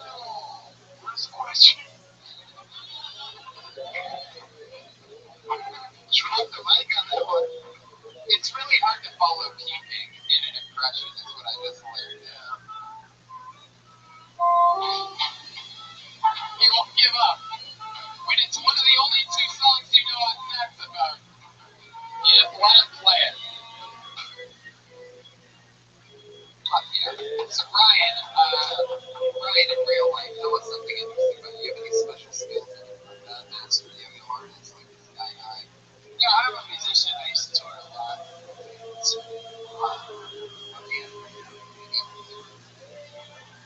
I got 3 bands on Spotify. Really? What are the names? Wait. Slow down. What was the first one? Cold Feet. Alright. I feel like I actually like that.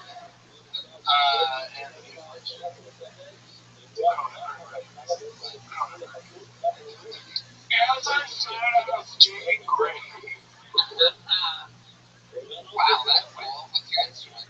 Now, Dave Packard's very, very angry at other people that do music and comedy. What do you think about it?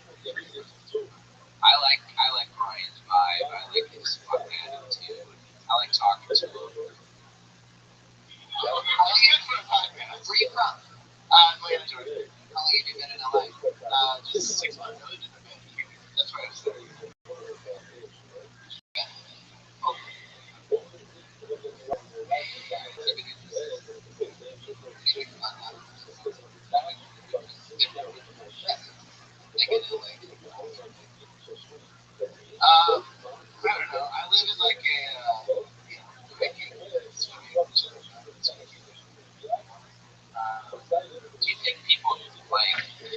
you have audiences who play shows that like went wild?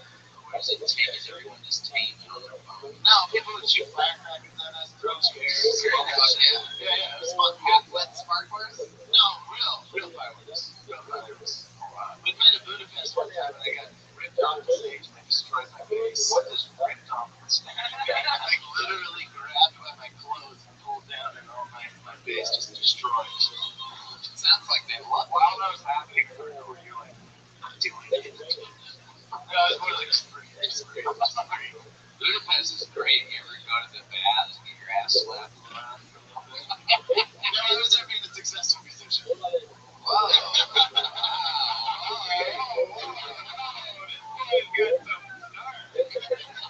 So you were a very successful musician, huh? I'm gonna pay my rent. That's incredible. What, you gave it up to chase your dreams?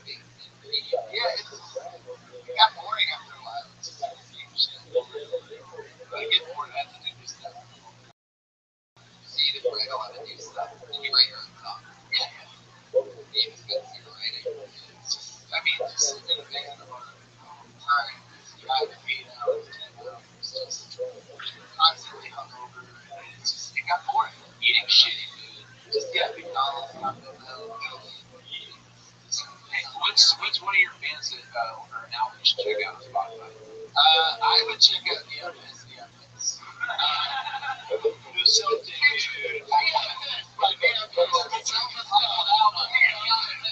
Here it is. Here's the one on Neon Kids. Brian brought it up.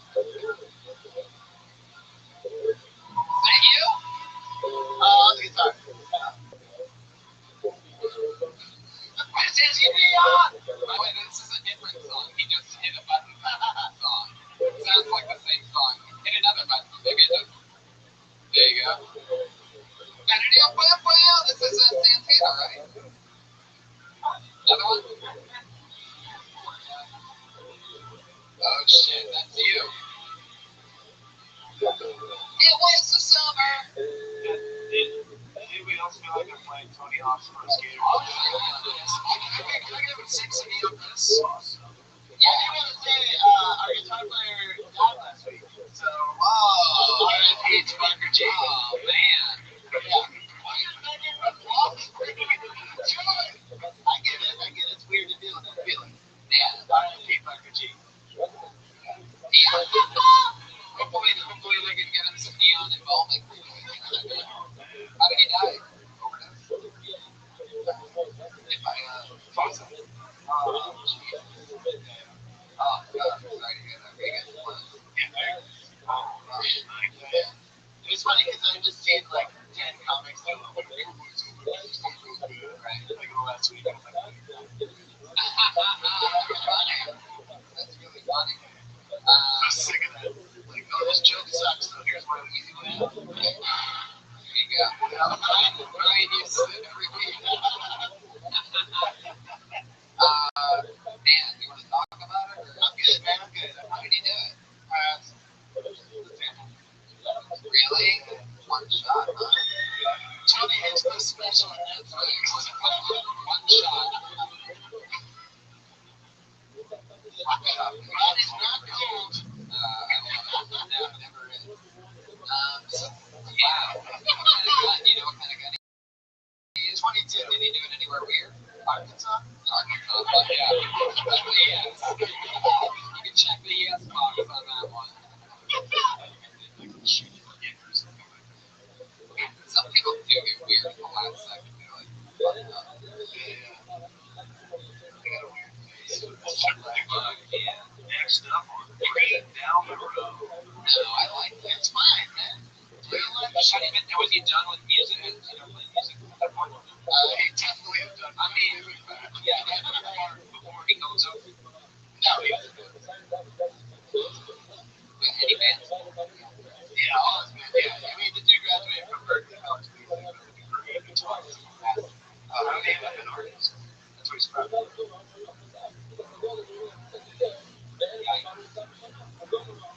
I used to go to this great place in Arkansas, and I asked a girl for months. I was like, "Hey, is Mama still open?" She's like, "No, Mama got to get out with the beer. They shut it down. They're selling fast straight out of the kitchen."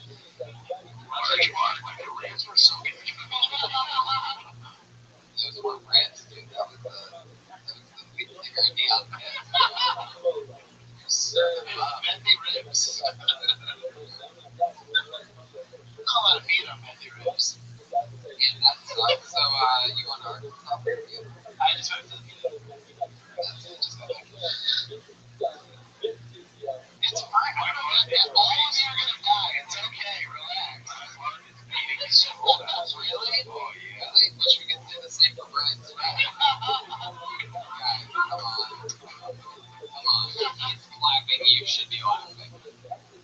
It's fun. That's so cool. You have a little game, you should. Yeah, well, what am I gonna do? That thing about now you hear other people talk about killing themselves is really funny. Any other bright sides to the suicide? You know, coming to LA to do comedy every night, mics and stuff, you forget that you have friends that have nothing to do with comedy. It's kind of got me back in touch with a bunch of people. And it's so important to hang out with people who are awful. That's truly great. Beautiful. Well done. And I love that. We know you, ladies and gentlemen. Here you go. Turned into a likable character by the end of that interview. It's on Twitter at Brian Oki. That's Brian with a Y. Oki, B-O-K. Just moving along. Wow, they put this chair out of hand. Right up there. That's how hard it is to make friends in comedy, by the way. They just heard that your friend just killed himself. To add insult to suicide. They're gonna have to come up with.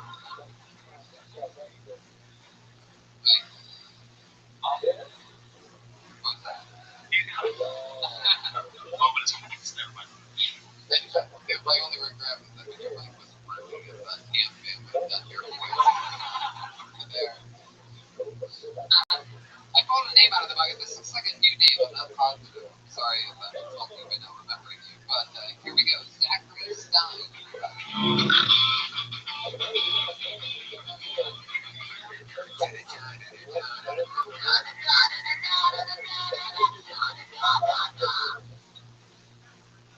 Thank you.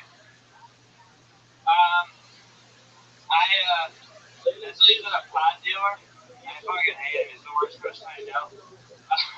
Like, the best example is he'll text me, or he'll like tell me about, like, he'll brag about going to the strip club and paying for a blowjob. Which, don't get me wrong, I think that's a great thing to do. I pay for a blowjob, pay for multiple blowjobs. Which, if I had a nickel for every time I paid for a blowjob, I would have, like, a non-sustainable business model.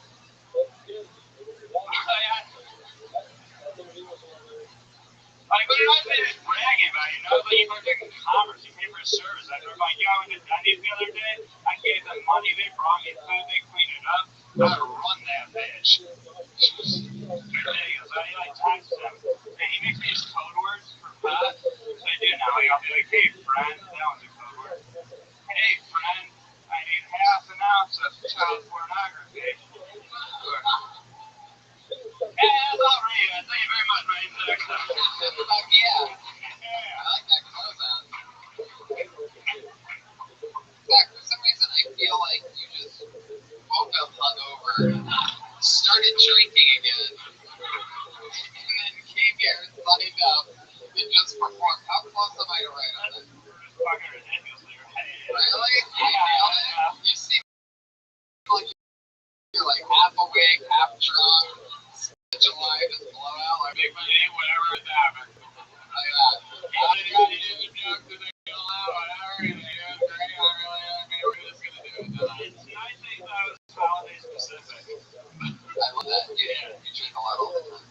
I'm like Chris Farley with the swagger. That's the jokes too. Zach, you have a name like Zachary Stein. You know, we remember you from last episode. Yeah. It's speaking of an episode where we've already talked about blowing out crotches, Zachary Stein was with the Miss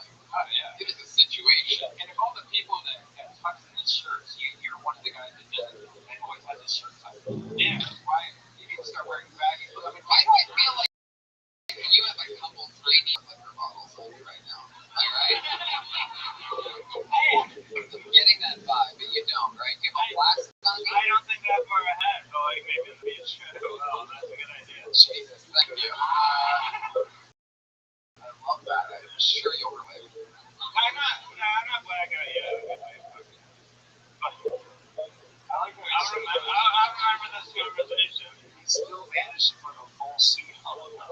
Yeah, where you look so together, right? Yeah. That's what happens when you only own clothes like that. No other option. I'm sure that if you had sweatpants and a t-shirt, you'd be wearing it. Yeah, this is the worst time. You slept in that outfit, am I correct? I don't know. Maybe a week ago. Seriously, like a long time. I mean, I laid on my belly in the park, but I get a plug on my head, but then some man were my eyes closed. Maybe they weren't. That's like the laundry, yeah. This other day, it's not even July 4th to me. But, yeah, I always wondered how you celebrate July 4th. The first time I saw you was in A Christmas Story.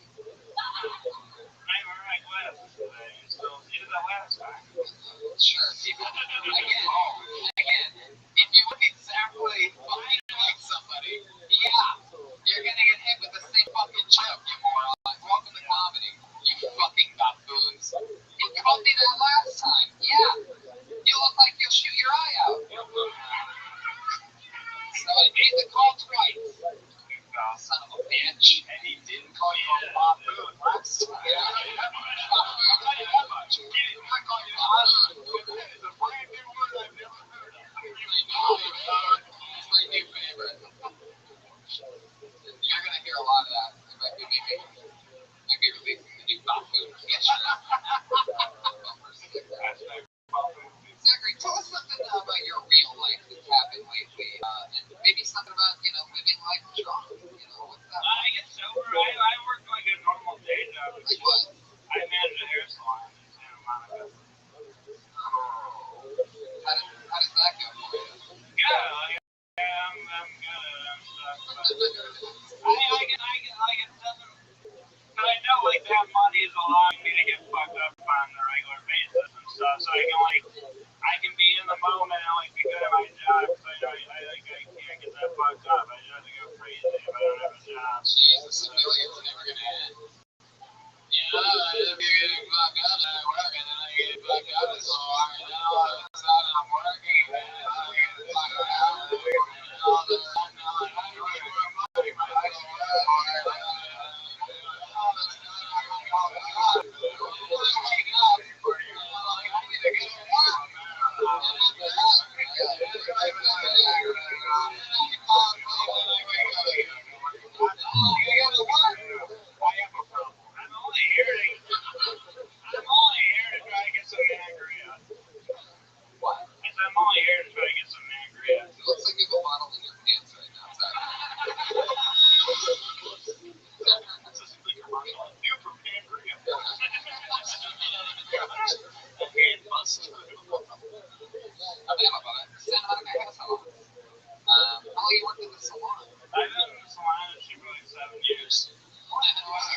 You say that like it's hilarious.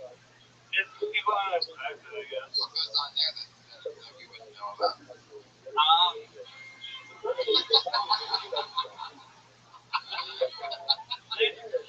Is it true? Is it raining men? There's a lot of like gay people with us. I mean, yeah.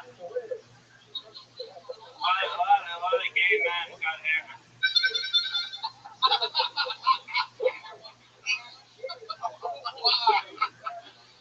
Oh my god. Craziest thing you've ever had go down in your salon, man. What was that? Problems or anything? I mean, yeah, just people trying to fucking get their money back and stuff, and I'm good at telling them no. What do you say? Somebody's like, I want my money back. I need my money back. Yeah. This isn't looking good at all. Okay. No, that's not what I said. But for your haircut, Jeremiah, he might actually get you the money back.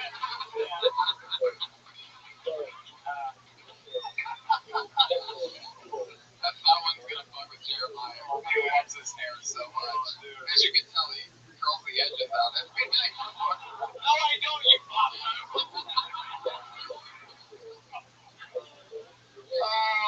Oh, shit. Zachary, what are your parents like? Do they like what you do? Do they know you? Yeah. Love you?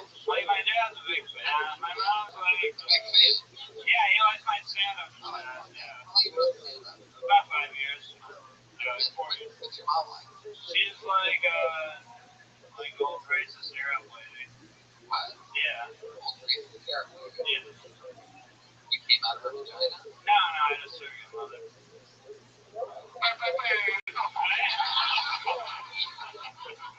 Surrogate mother. What is raised by one mom actually from a different mom? Wow. So, how do you think that affected you? Crying. Crying a good amount, man. She's How Arab is she? Oh no, my mom. Arab is she? Welcome to another episode of How Arab is she? She's so Arab. On a scale from 9 to 11, or 7 to 11. How Arab is she? 11 or 9? 11. Or 7? 11. 9, 11. She had a raise in there like 15. That's really the joke. We go from 7-11 to 9-11. How Arab is she? So good when you actually figure it out. Takes that extra second. Writer skill. So Zachary, real life shit. Anything else? I mean, how Arab is she? She fucking had a raised marriage at 15 and her first kid at 16. So pretty Arab. Are you the first kid? No, my dad's a third marriage. He's a Jew. Yeah, there's the classic Jew yodel. I've heard on this show so many times. Interesting. Yeah. Jew and Arab. Yeah, so my oldest brother's like fucking 55. But, My oldest brother's like 55. fuck yeah. I feel like they all like you. He's a little like me. He's like, he has triplets, but he You do a lot of loves Donald Trump. you do drugs. Yeah, occasionally. What are your favorite drugs to do? Mushrooms. Then second, I guess, would be pot. I love that cream you give after Coke. They're like, it's worse when you have DMT, man. Zachary, anything else for Zachary, guys? Zachary, I can't remember what we figured out last time. We asked you how big your dick actually is. You did not. How big is it if you measured it before? Like, not in a few years, I don't know the ruler anymore. But, It outgrew the ruler. It's been years since I could capture with a ruler. he used to work out in his old childhood. Just Clamato, all over the wall. Big competitive household. Yeah. What's your favorite thing to drink when you're not, I mean, it seems like someone who's drinking 40 ounces of pink cobras is on a budget, am I correct? I don't need to be. I just like to. What do you, I make good money and everything, but I don't know. do you know what kind of, do you know who, did your dad fuck somebody else? I believe so. Wow, do you know who that is? Like this girl recently, I started paying for just that and shit. But, Wow, that's how you talk like your real mom? Like 2 legs. I would have met her if she was like feeling in person. I was telling my future, but yeah, that's why I got this fucking gut. I bet she's probably pretty when he fucked. Why not? But, way to go, Dan. Wow. How big's your dick? It's like 7 inches, you know what I mean? But it's girthy. I got like some good width, and That's the thing. Is that it? Oh, I remember like that. oh wow. Wait, I'm still alive. Zachary, anything else? There you go, buddy. Zachary Stein. Oh, I got one. No jokes. No, not joke. Okay, what? If you follow me on Instagram, Stein Peanut Toes would probably be the #1 Jewish foot fetish Instagram account in the world. Wait a second. You barely actually found something interesting about it. He goes, no, just, by the way, follow me on Instagram trying to set a record for foot fetish shit. Jewish What the foot fuck are you fetish. talking about? Jewish foot fetish? Yeah, I didn't Oh see my her. god, what's so special about Jewish feet? What do they have, pennies in between the toes?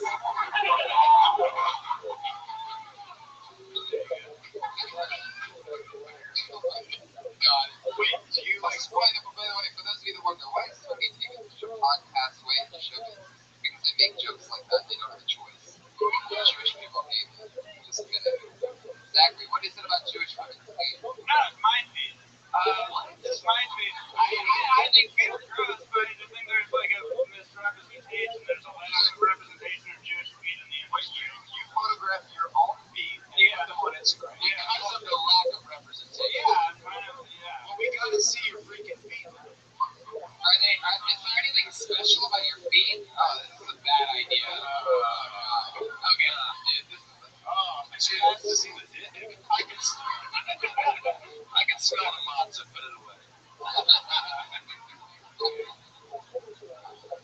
Zachary's dying. So how many Instagram followers do you have? Not a lot. It's a work in progress. Last time you got it. I don't know, like 5 minutes ago. What were you drinking then? I think I actually had some tequila. Yeah. I believe it. Why aren't Jewish feet represented? How did you get that idea into your mind? Like, if you look at the fucking top foot fetishes, like, there's very Do few. you look at a lot of men's feet? No, but I just know there's very few Rosenblatt's in that. It's just me. In what? In the male foot? Gender is not important in this issue. So you're representing for all Jewish feet? Yeah. I wish a woman had the courage to take the foothold. Because I think that would be more widely embraced. But like, I see where I'm needed, and I do my part. Do you have your toes in your mouth right now?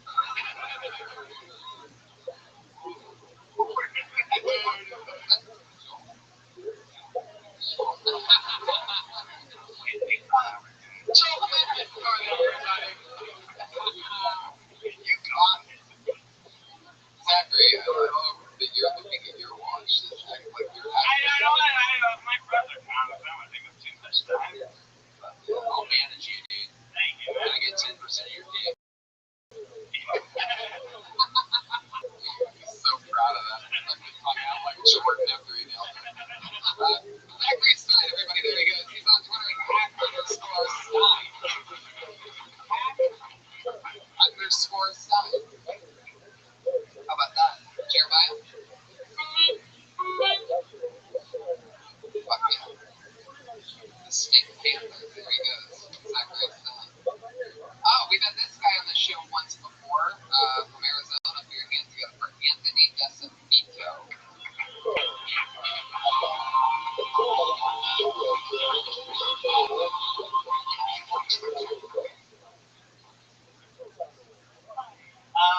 So if you're a fat guy and you're not wearing a funny shirt, you're just wasting everybody's time. Giving us 50%. I like my jizz, like I like my economics. Trickle down, all the way down to the ground. That's where my face is.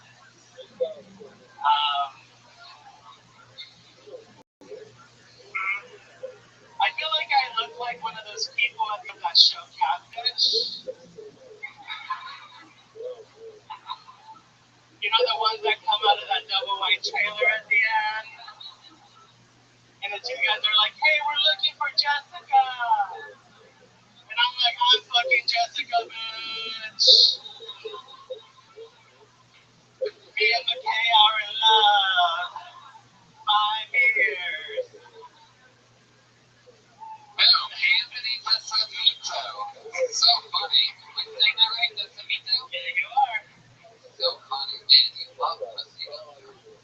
Yes. And pussy. There you go. How's July 4th going for you? Anything special today? Not really. Just like clean my bathroom. Fuck yeah. That must take hours. Cheese on the floor. So many hours.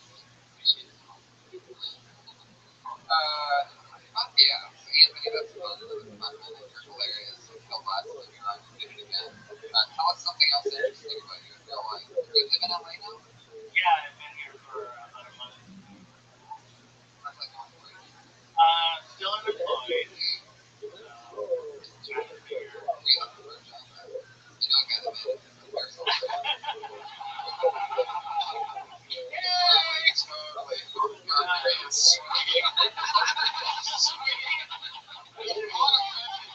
Totally.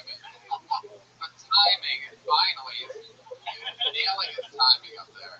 Well lit. I can do a mean full hawk. Is that true? Do you, Anthony, what kind of job are you looking for? I'm looking for a video editing job. That's what I do. And I also serve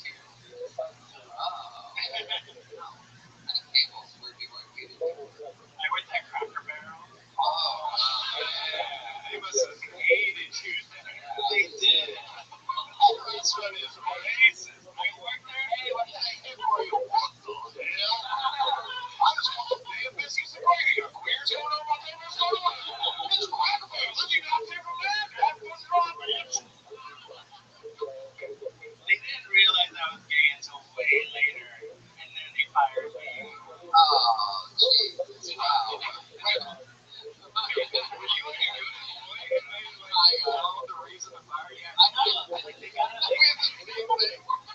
I just like picture you getting fired from Cracker Barrel for like being, doggy style on a rocking chair. Fire you for breaking your evil rocking chairs.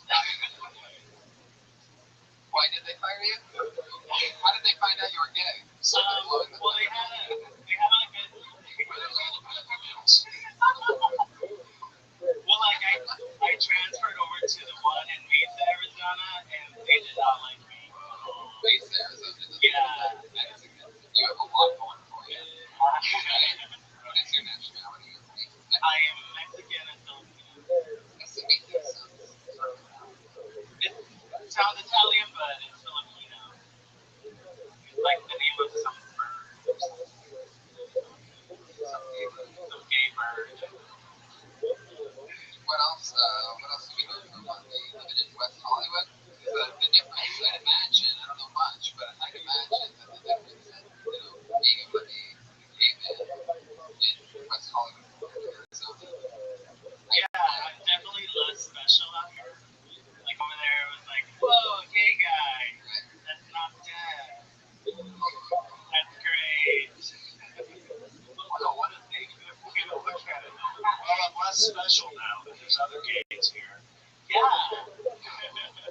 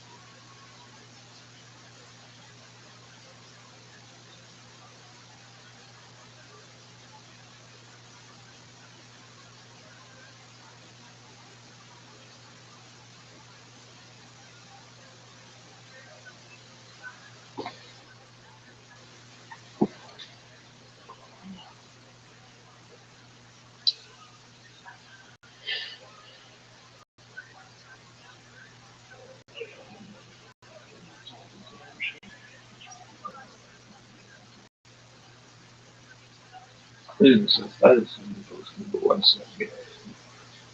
Pimp.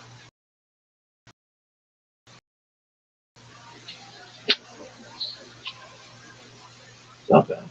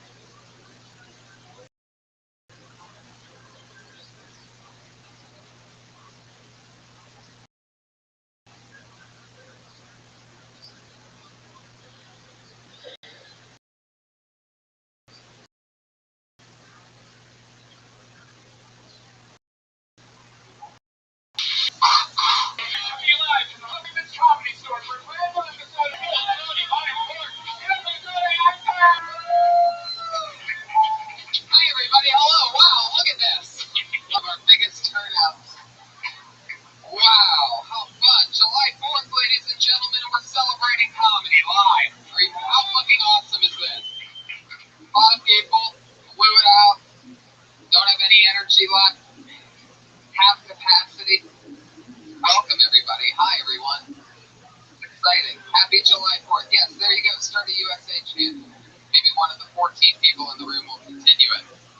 Hi, Brian Redman. It's Brian Redman, everybody. Come on. What am I? Fuck yeah. We had a lot of fun last night. We went to go see Chicago. Hell yeah. We saw Chicago at the Hollywood Bowl. That's a great place, man. We started a wave up Don Barris at one side of this place. Yeah. We actually got halfway through the whole entire. Yeah, I started something. I guided Don to begin it, but I became obsessed with starting a wave. I've never seen the beginning of one. That's what's amazing is starting the wave is the best thing, and it was my first time. I don't know what my gut made me do it, but I'm like, Don, when I say go, stand up, and everybody, and I like yell, I'm like, you guys are either in or you're out. Everybody's like, what's this guy so confident about? We just started to go a little bit farther. Those people would be like, what is this? You'd hear the more, whoa. And then it would skip, like people would just stop and like But you see people like way down, like, oh, they're starting to wave over there. Let's wait. It was great. It was like one of those really cool moments, just controlling thousands of people's minds all at once. Yeah. Anyway, so yeah, that was a fun highlight. You're right. Making that wave yesterday was fun. Welcome to the show, everybody. Let's have some fun. Ryan J. Ebelt, the house artist, is right here. He's going to draw tonight's episode. He draws every single episode. Amazing artist. What you see tonight, you're going to see on a piece of paper at the very end of the night. You're going to see that this episode was somehow captured by this amazing looking artist. All of his prints are RyanJAbelt.com. Back on the HD camera for the people that watch this show in its finest glory. Jamie Vernon, ladies and gentlemen, the great young Jamie. YoungJamie.com. Here we are, Brian. Dates coming up: Cleveland, Tulsa, San Francisco, Sacramento, San Diego, and Boston's Wilbur Theater. If you're living in any of those places, I'm coming. You really see Cleveland. Speaking of Cleveland, next week. Yeah, I'm going like headlining Ohio by myself. It's pretty weird. That's strange. It took a while to get there. It took a while to get where it all started. You know what I mean? Guys, I'm from Ohio. For those of you that don't know that, which is everybody. So let's do this, shall we? Every single week, we have the coolest band in the world in live every week. And I'm excited to see their July 4th edition. Here they are, ladies and gentlemen. Reagan Watkins, Joel Jimenez. God.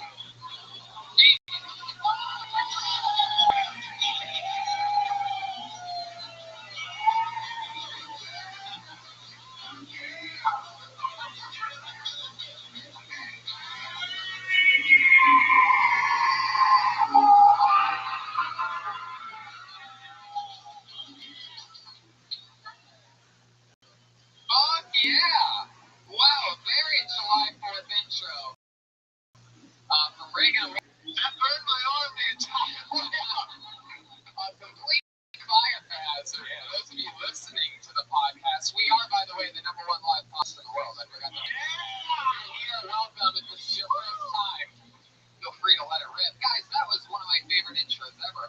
The July 4th edition. Very great white. For those of you listening to the podcast, yeah.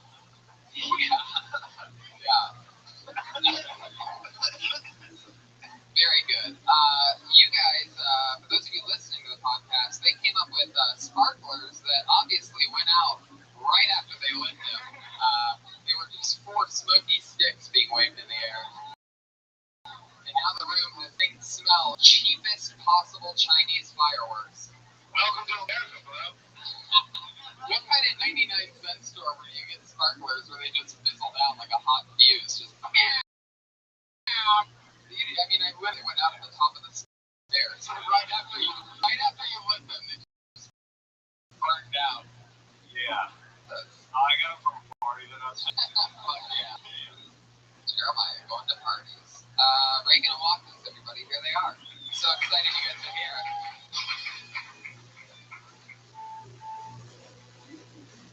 This is the part where every episode I bring in tonight's guest. And this week, I decided to do something super fun.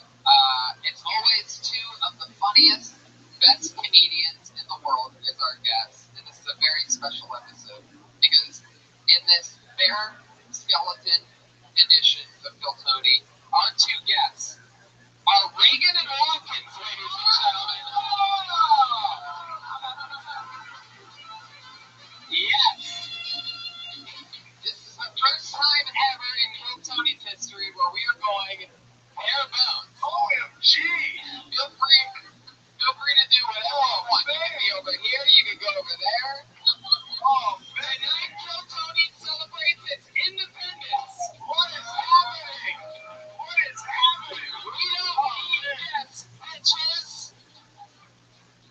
It's so funny, we're just gonna do it ourselves. Feel free to move around, do whatever you want. This feels good. If you wanna throw one of those mics on Joel Jimenez, ladies and gentlemen, on the percussion. Dude, so I have a sunburn, and then I just burned my arms with the sparkler. It's not doing good right now. Second degree burns on Jerry. So this is exciting. I speak of Watkins, everybody. So don't go look at here. He said he had a surprise for us. Yeah, I told him I had a surprise with him. Happy 4th of July, guys. Welcome to the show. Thank you very much, Tony. Thank you. How excited are you guys that tonight's guests are Reagan and Watkins? I'm hearing the murmurs from the comedians. And it is lovely. You guys ready to rock or what? There's so many emotions going through me right now. I mean, you guys can do whatever you want at any point. Make it your own thing. If you want to play instruments, if you want to do whatever. You know what I'm saying? Yeah, I like that. Ryan, what do you think about this? How do you feel about bringing Reagan and Watkins this close to the It's pot? great. I really can't wait till we'll see those two people on the message board that hate. Yeah. Just like, it's the worst thing ever. By the way, I don't know if you guys all know this. There's a guy out there that hates Pat Reagan so much that he started a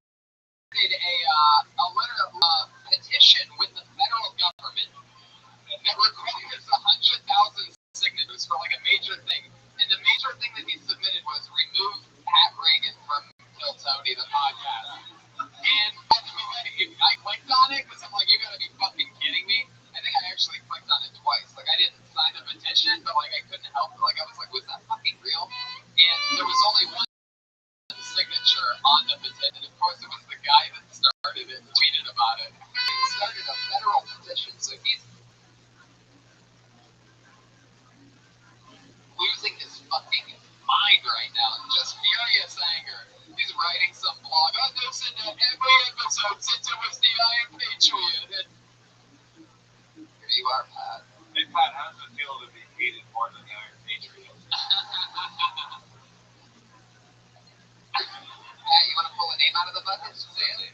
Oh, guys, by the way, comedians, you know how it works. You get 60 seconds. Everybody, we watch a comedian do 60 seconds, and then all of a sudden, they're just guests on a podcast with us. We can talk about anything in the world. Usually find out more about them, cool stuff, anything.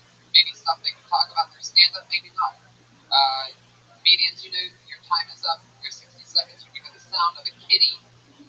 Oh, wow, you can really not hear that more than almost ever before. All the audio seems a little low. Let's hear it one more time. The sound of a kitty. There you go. Gets you a little bit every time. And wrap it up then, or else you're going to bring out the angry West Hollywood Bear.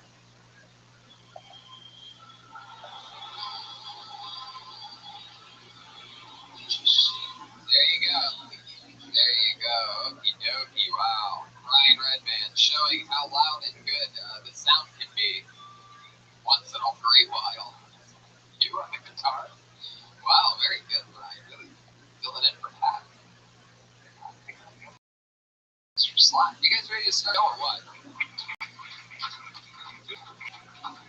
Pull a name out of the bucket, read it. All right, the first name out of the bucket to do 60 seconds and up is Johanna Petrie.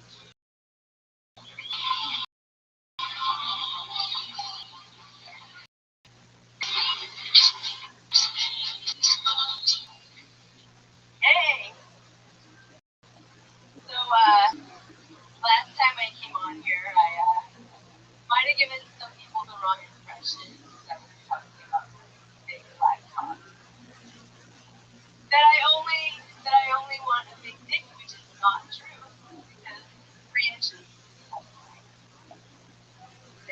as long as it's my face.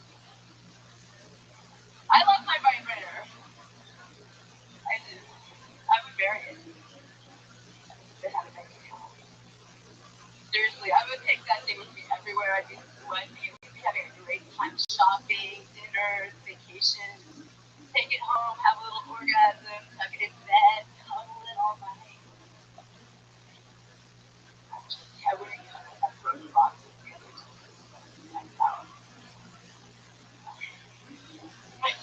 Yo, you think you're cool because you got a debit card? You ran to the mall. Oh shit, Johanna Petrie, right? Fuck yeah. Johanna, what was that? What happened last time you were on? Would you just talk About Lexington Steel. Oh, you had sex with Lexington Steel. Yeah. That's right. Okay. Yeah. At a group sex party. Yeah. And he said something that was over the line. Oh, Yeah. that's right. He was having sex with you. What was it again that he said? White bitch. Oh, that's the line right there. Yeah. That's the line. Everybody knows when you're getting fucked by the actual Lexington Steel. The moment where you know this is going too far. I like how we're still getting more juice out of her other segments. Yeah, totally. Totally. I think we can all collectively say red, white, and blue. There is something about the American flag bandana around your neck, by the way, that makes me feel like if you untied it, your head would just roll off. You ever see that one ghost story where there's something like that? That one haunted book. There's a lot of American stuff going on. Heck yeah, it is. Anyway, yeah, I love Jeremiah. Just when all else fails, just dress like a Best Buy employee. You look like it's nice thing today or something. So, Johanna, like, what did you do today on the 4th of July? I had meetings this morning. What meeting? How do you spell meeting? You know what I mean? Was it another Lexington Steel meeting? You know what I mean? No, it's a business. Sell this device. Hey. Well, this guy I know wants me to sell this medical device, like a thing called a TENS unit that gives you the shock and to reduce pain. But I heard you can also use it as an Oh, you heard that? yeah. Back for the electrocuting sensation players like the map level. Yeah, Megan. No, it's not. Anyway, Johanna, so tell us something about you other than the fact that, what else is interesting other than the fact that you guys Well, that's about it. How long have you been doing stand-up? Like 4 years. Actually, I just passed my 4-year anniversary. And I specialize in dirty jokes. I did a show about a month ago at Flappers, and there was a 10-year-old kid in the front row for some reason.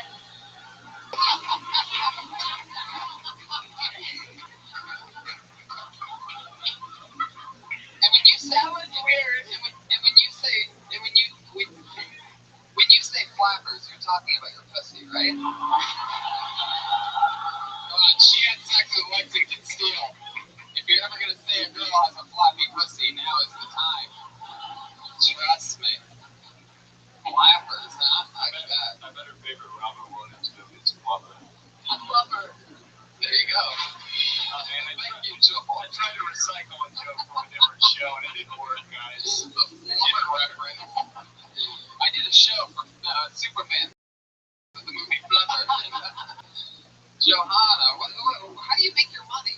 You're obviously not selling any of these devices. I can't talk about my money. You can't talk about your money. Yeah. Secret. When you do you always laugh like a Rick Keeper? Maybe. I don't know. Are you like a custom to Redstone?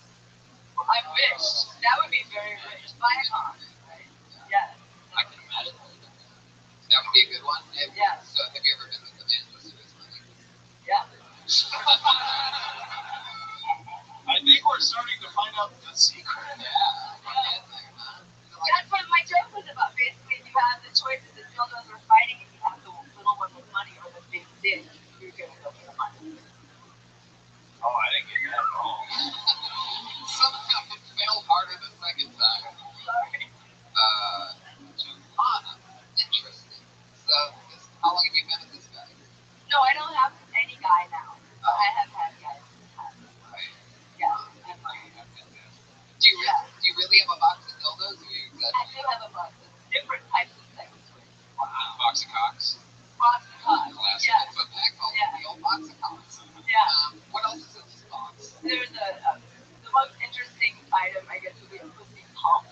which I saw in the movie a couple of times, where it helps pussy like make it. Yeah, I think I saw that movie too. What's that? Right? What's that one? Fast and Furious 6. Yeah, it makes you have a fat pussy so you can pump up like before a date or something. Why do you want a fat pussy horn, everybody? You've heard it before. You love it on the show. It's a fat pussy. It's kind of big. It is. You gotta look up pussy pump. You blow it up. Blow up your pussy. It makes it look like it's swole. Like it, Yeah. It looks like it's turned inside out. I thought Lexington Steel blew it out. Oh, Jesus. Why do these reputable ladies want fat pussies? Yeah, what is there been a guy where it's like, your pussy's too small? No, I just want to try everything once. I guess I saw it in a movie. It looked interesting. What movie? It's supposed to make it more sense. Like that.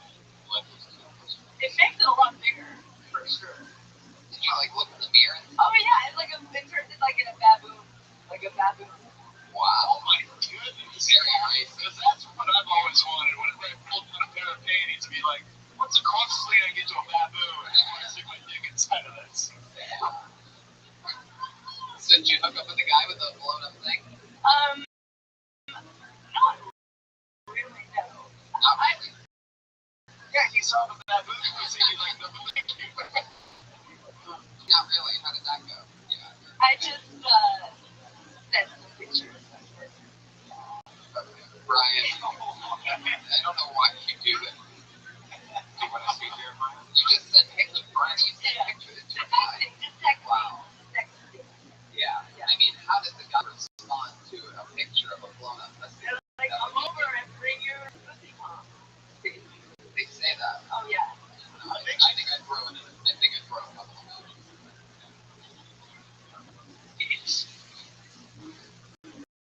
Johanna, what else? Tell us something else about you. I mean, all I can think Material is pretty. sex. I can't think of anything that's also funny. What else is in the box?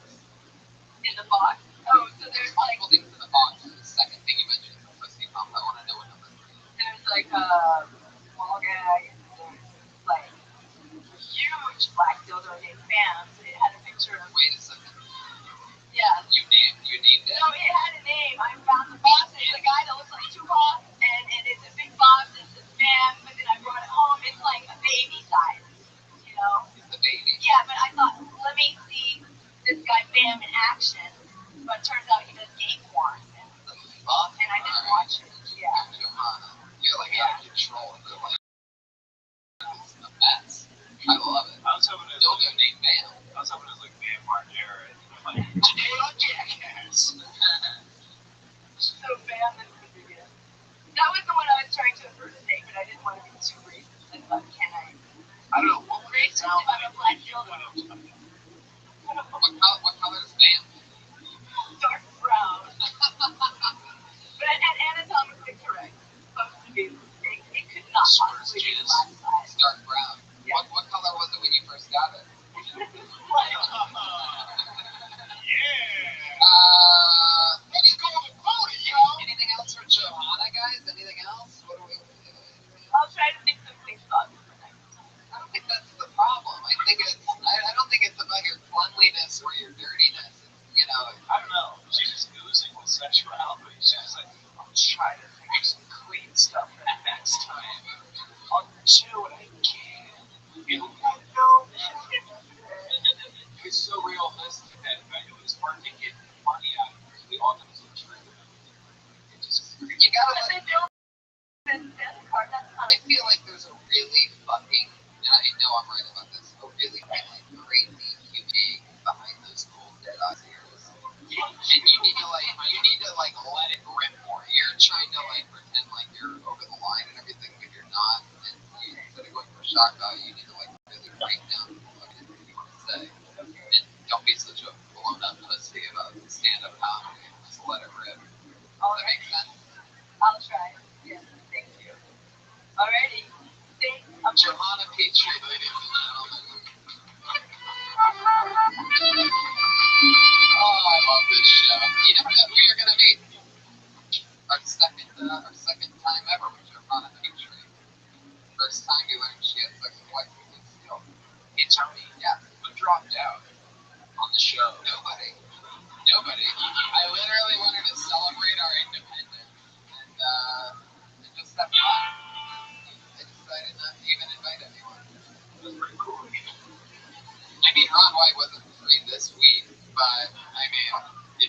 you know, girls who would have done it some other 4th of July. And then when it went perfectly on a Monday. Sorry, Tony, I can't make it here, man. God, is that you? Yeah, man, I just I lost a week in a row. Sorry.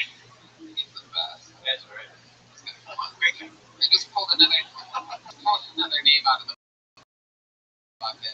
This is the guy that's been on the show times. Very always different. Very good. Got Tam Fam.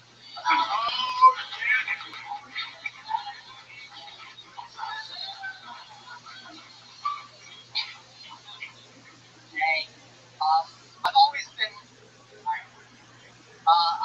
been so conscious about my ears because kids are assholes. Most of them, anyway. One once told me that big ears had character, and he said that it was a Disney character, flying up. And I always got nicknames as a kid based on things that the kids said that I was double. Hello, ears, Steve, he's Asian, Free Willy. We always say it, he's still dick.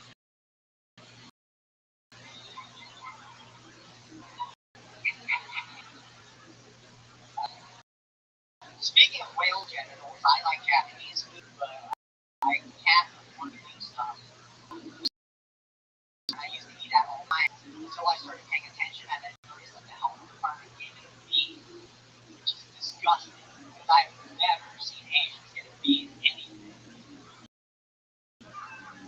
Yeah. Yeah, Tam Fam. Oh, there's more. Finish it, Tam Fam. I've never seen Asians get a B in anything. Filipinos don't count. Okay. Yo, Tom, that was worth it. Yo, just a quick diss on the Filipinos at the end, man. Someone. I like how he shoots you like, I gotta get this Filipino before I'm freaking done with this. I spew this pure hatred towards Filipinos. Tam Fam. He really threw the Filipinos under the island. There it is. That's my boy Patty Reagan right there. Do you mean that?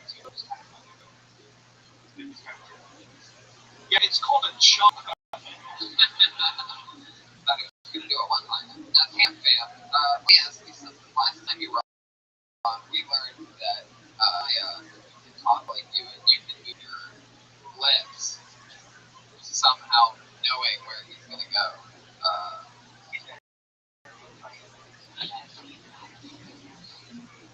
You say that a little louder. It's not going to worry. Don't worry about it. Aw, Tam, can we get some more confidence in the monitors?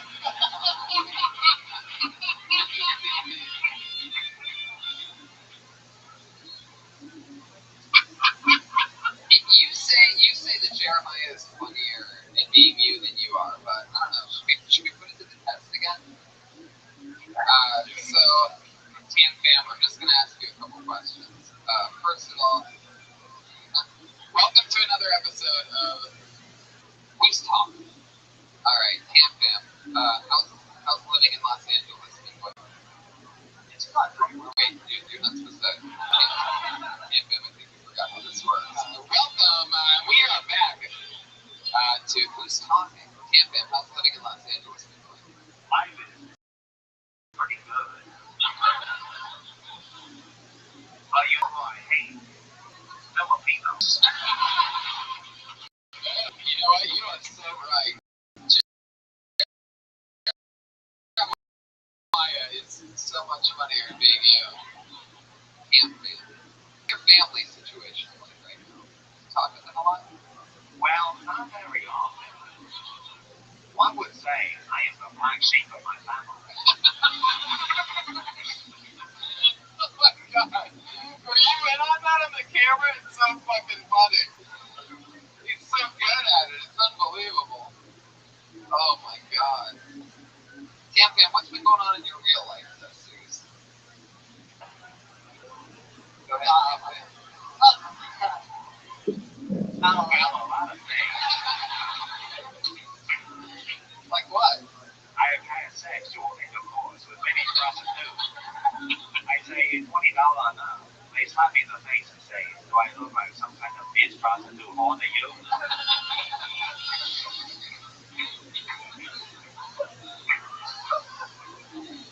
So funny to me. I could watch like an hour of that straight. Dude, you guys could do something like crazy. You guys could be like the first ever like human ventriloquist comedian act. Oh god. So Tam Fam, in your real life, anything crazy been happening? No. Come on, something at all in your life. Did you almost get hit by a car? Were you late for work? How do you make your money again? Extra. I was working in the office this one time. It's one of the Muppets. One of those theme podcasts. Yeah, when you work on the office, they have a stage because the puppeteers are down below and all the top. I was walking on the stage as an extra, right? And I forgot that there are holes all over the place, and I fell down to the first extra and I fall. Wow, you had fall down music ready for that. It's pretty good. So you fell down. First extra fall on the office. It is an achievement that still disappoints my father to this day. And then you know when to turn it on.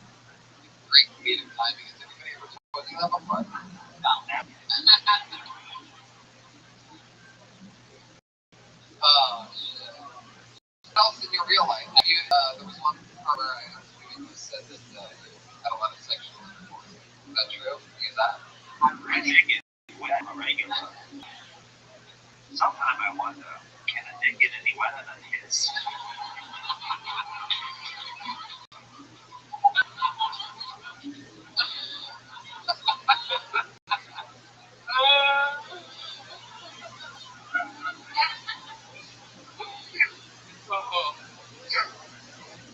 How wet does it get that it would be that wet?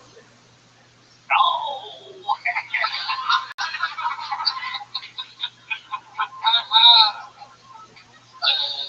Oh my god. Oh my god. Alright. You guys want more of that or what? I mean, I really should move on, but maybe just a couple more questions. Tam, man, let me ask you this on this special day. What do you think about the 4th of July? My favorite thing about the 4th of July is probably the fireworks. Because at least somebody gets a bang.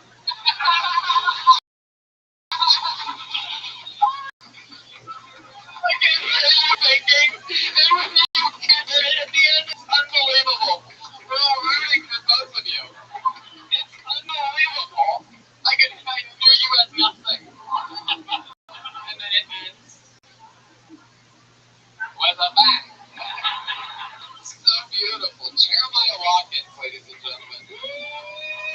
I call Jeremiah the Animal because he's a part of every single funny show in this town. Stand up on the spot, his show, Thunder Pussy, the improvised stand-up show, Roast Battle, Goddamn Comedy Jam, and Jeremiah Watkins. Freaking major. Credit. Should already be on SNL. Lucky to have him. As you can tell in like this Tam Fam impression, SNL has been in demand of somebody that can do. Did you know you were that famous? Yes, I did. Because I never bite off more than I can chew. Wow. This is really, I sort of hate it and love it, but this is like the podcast, it's become the podcast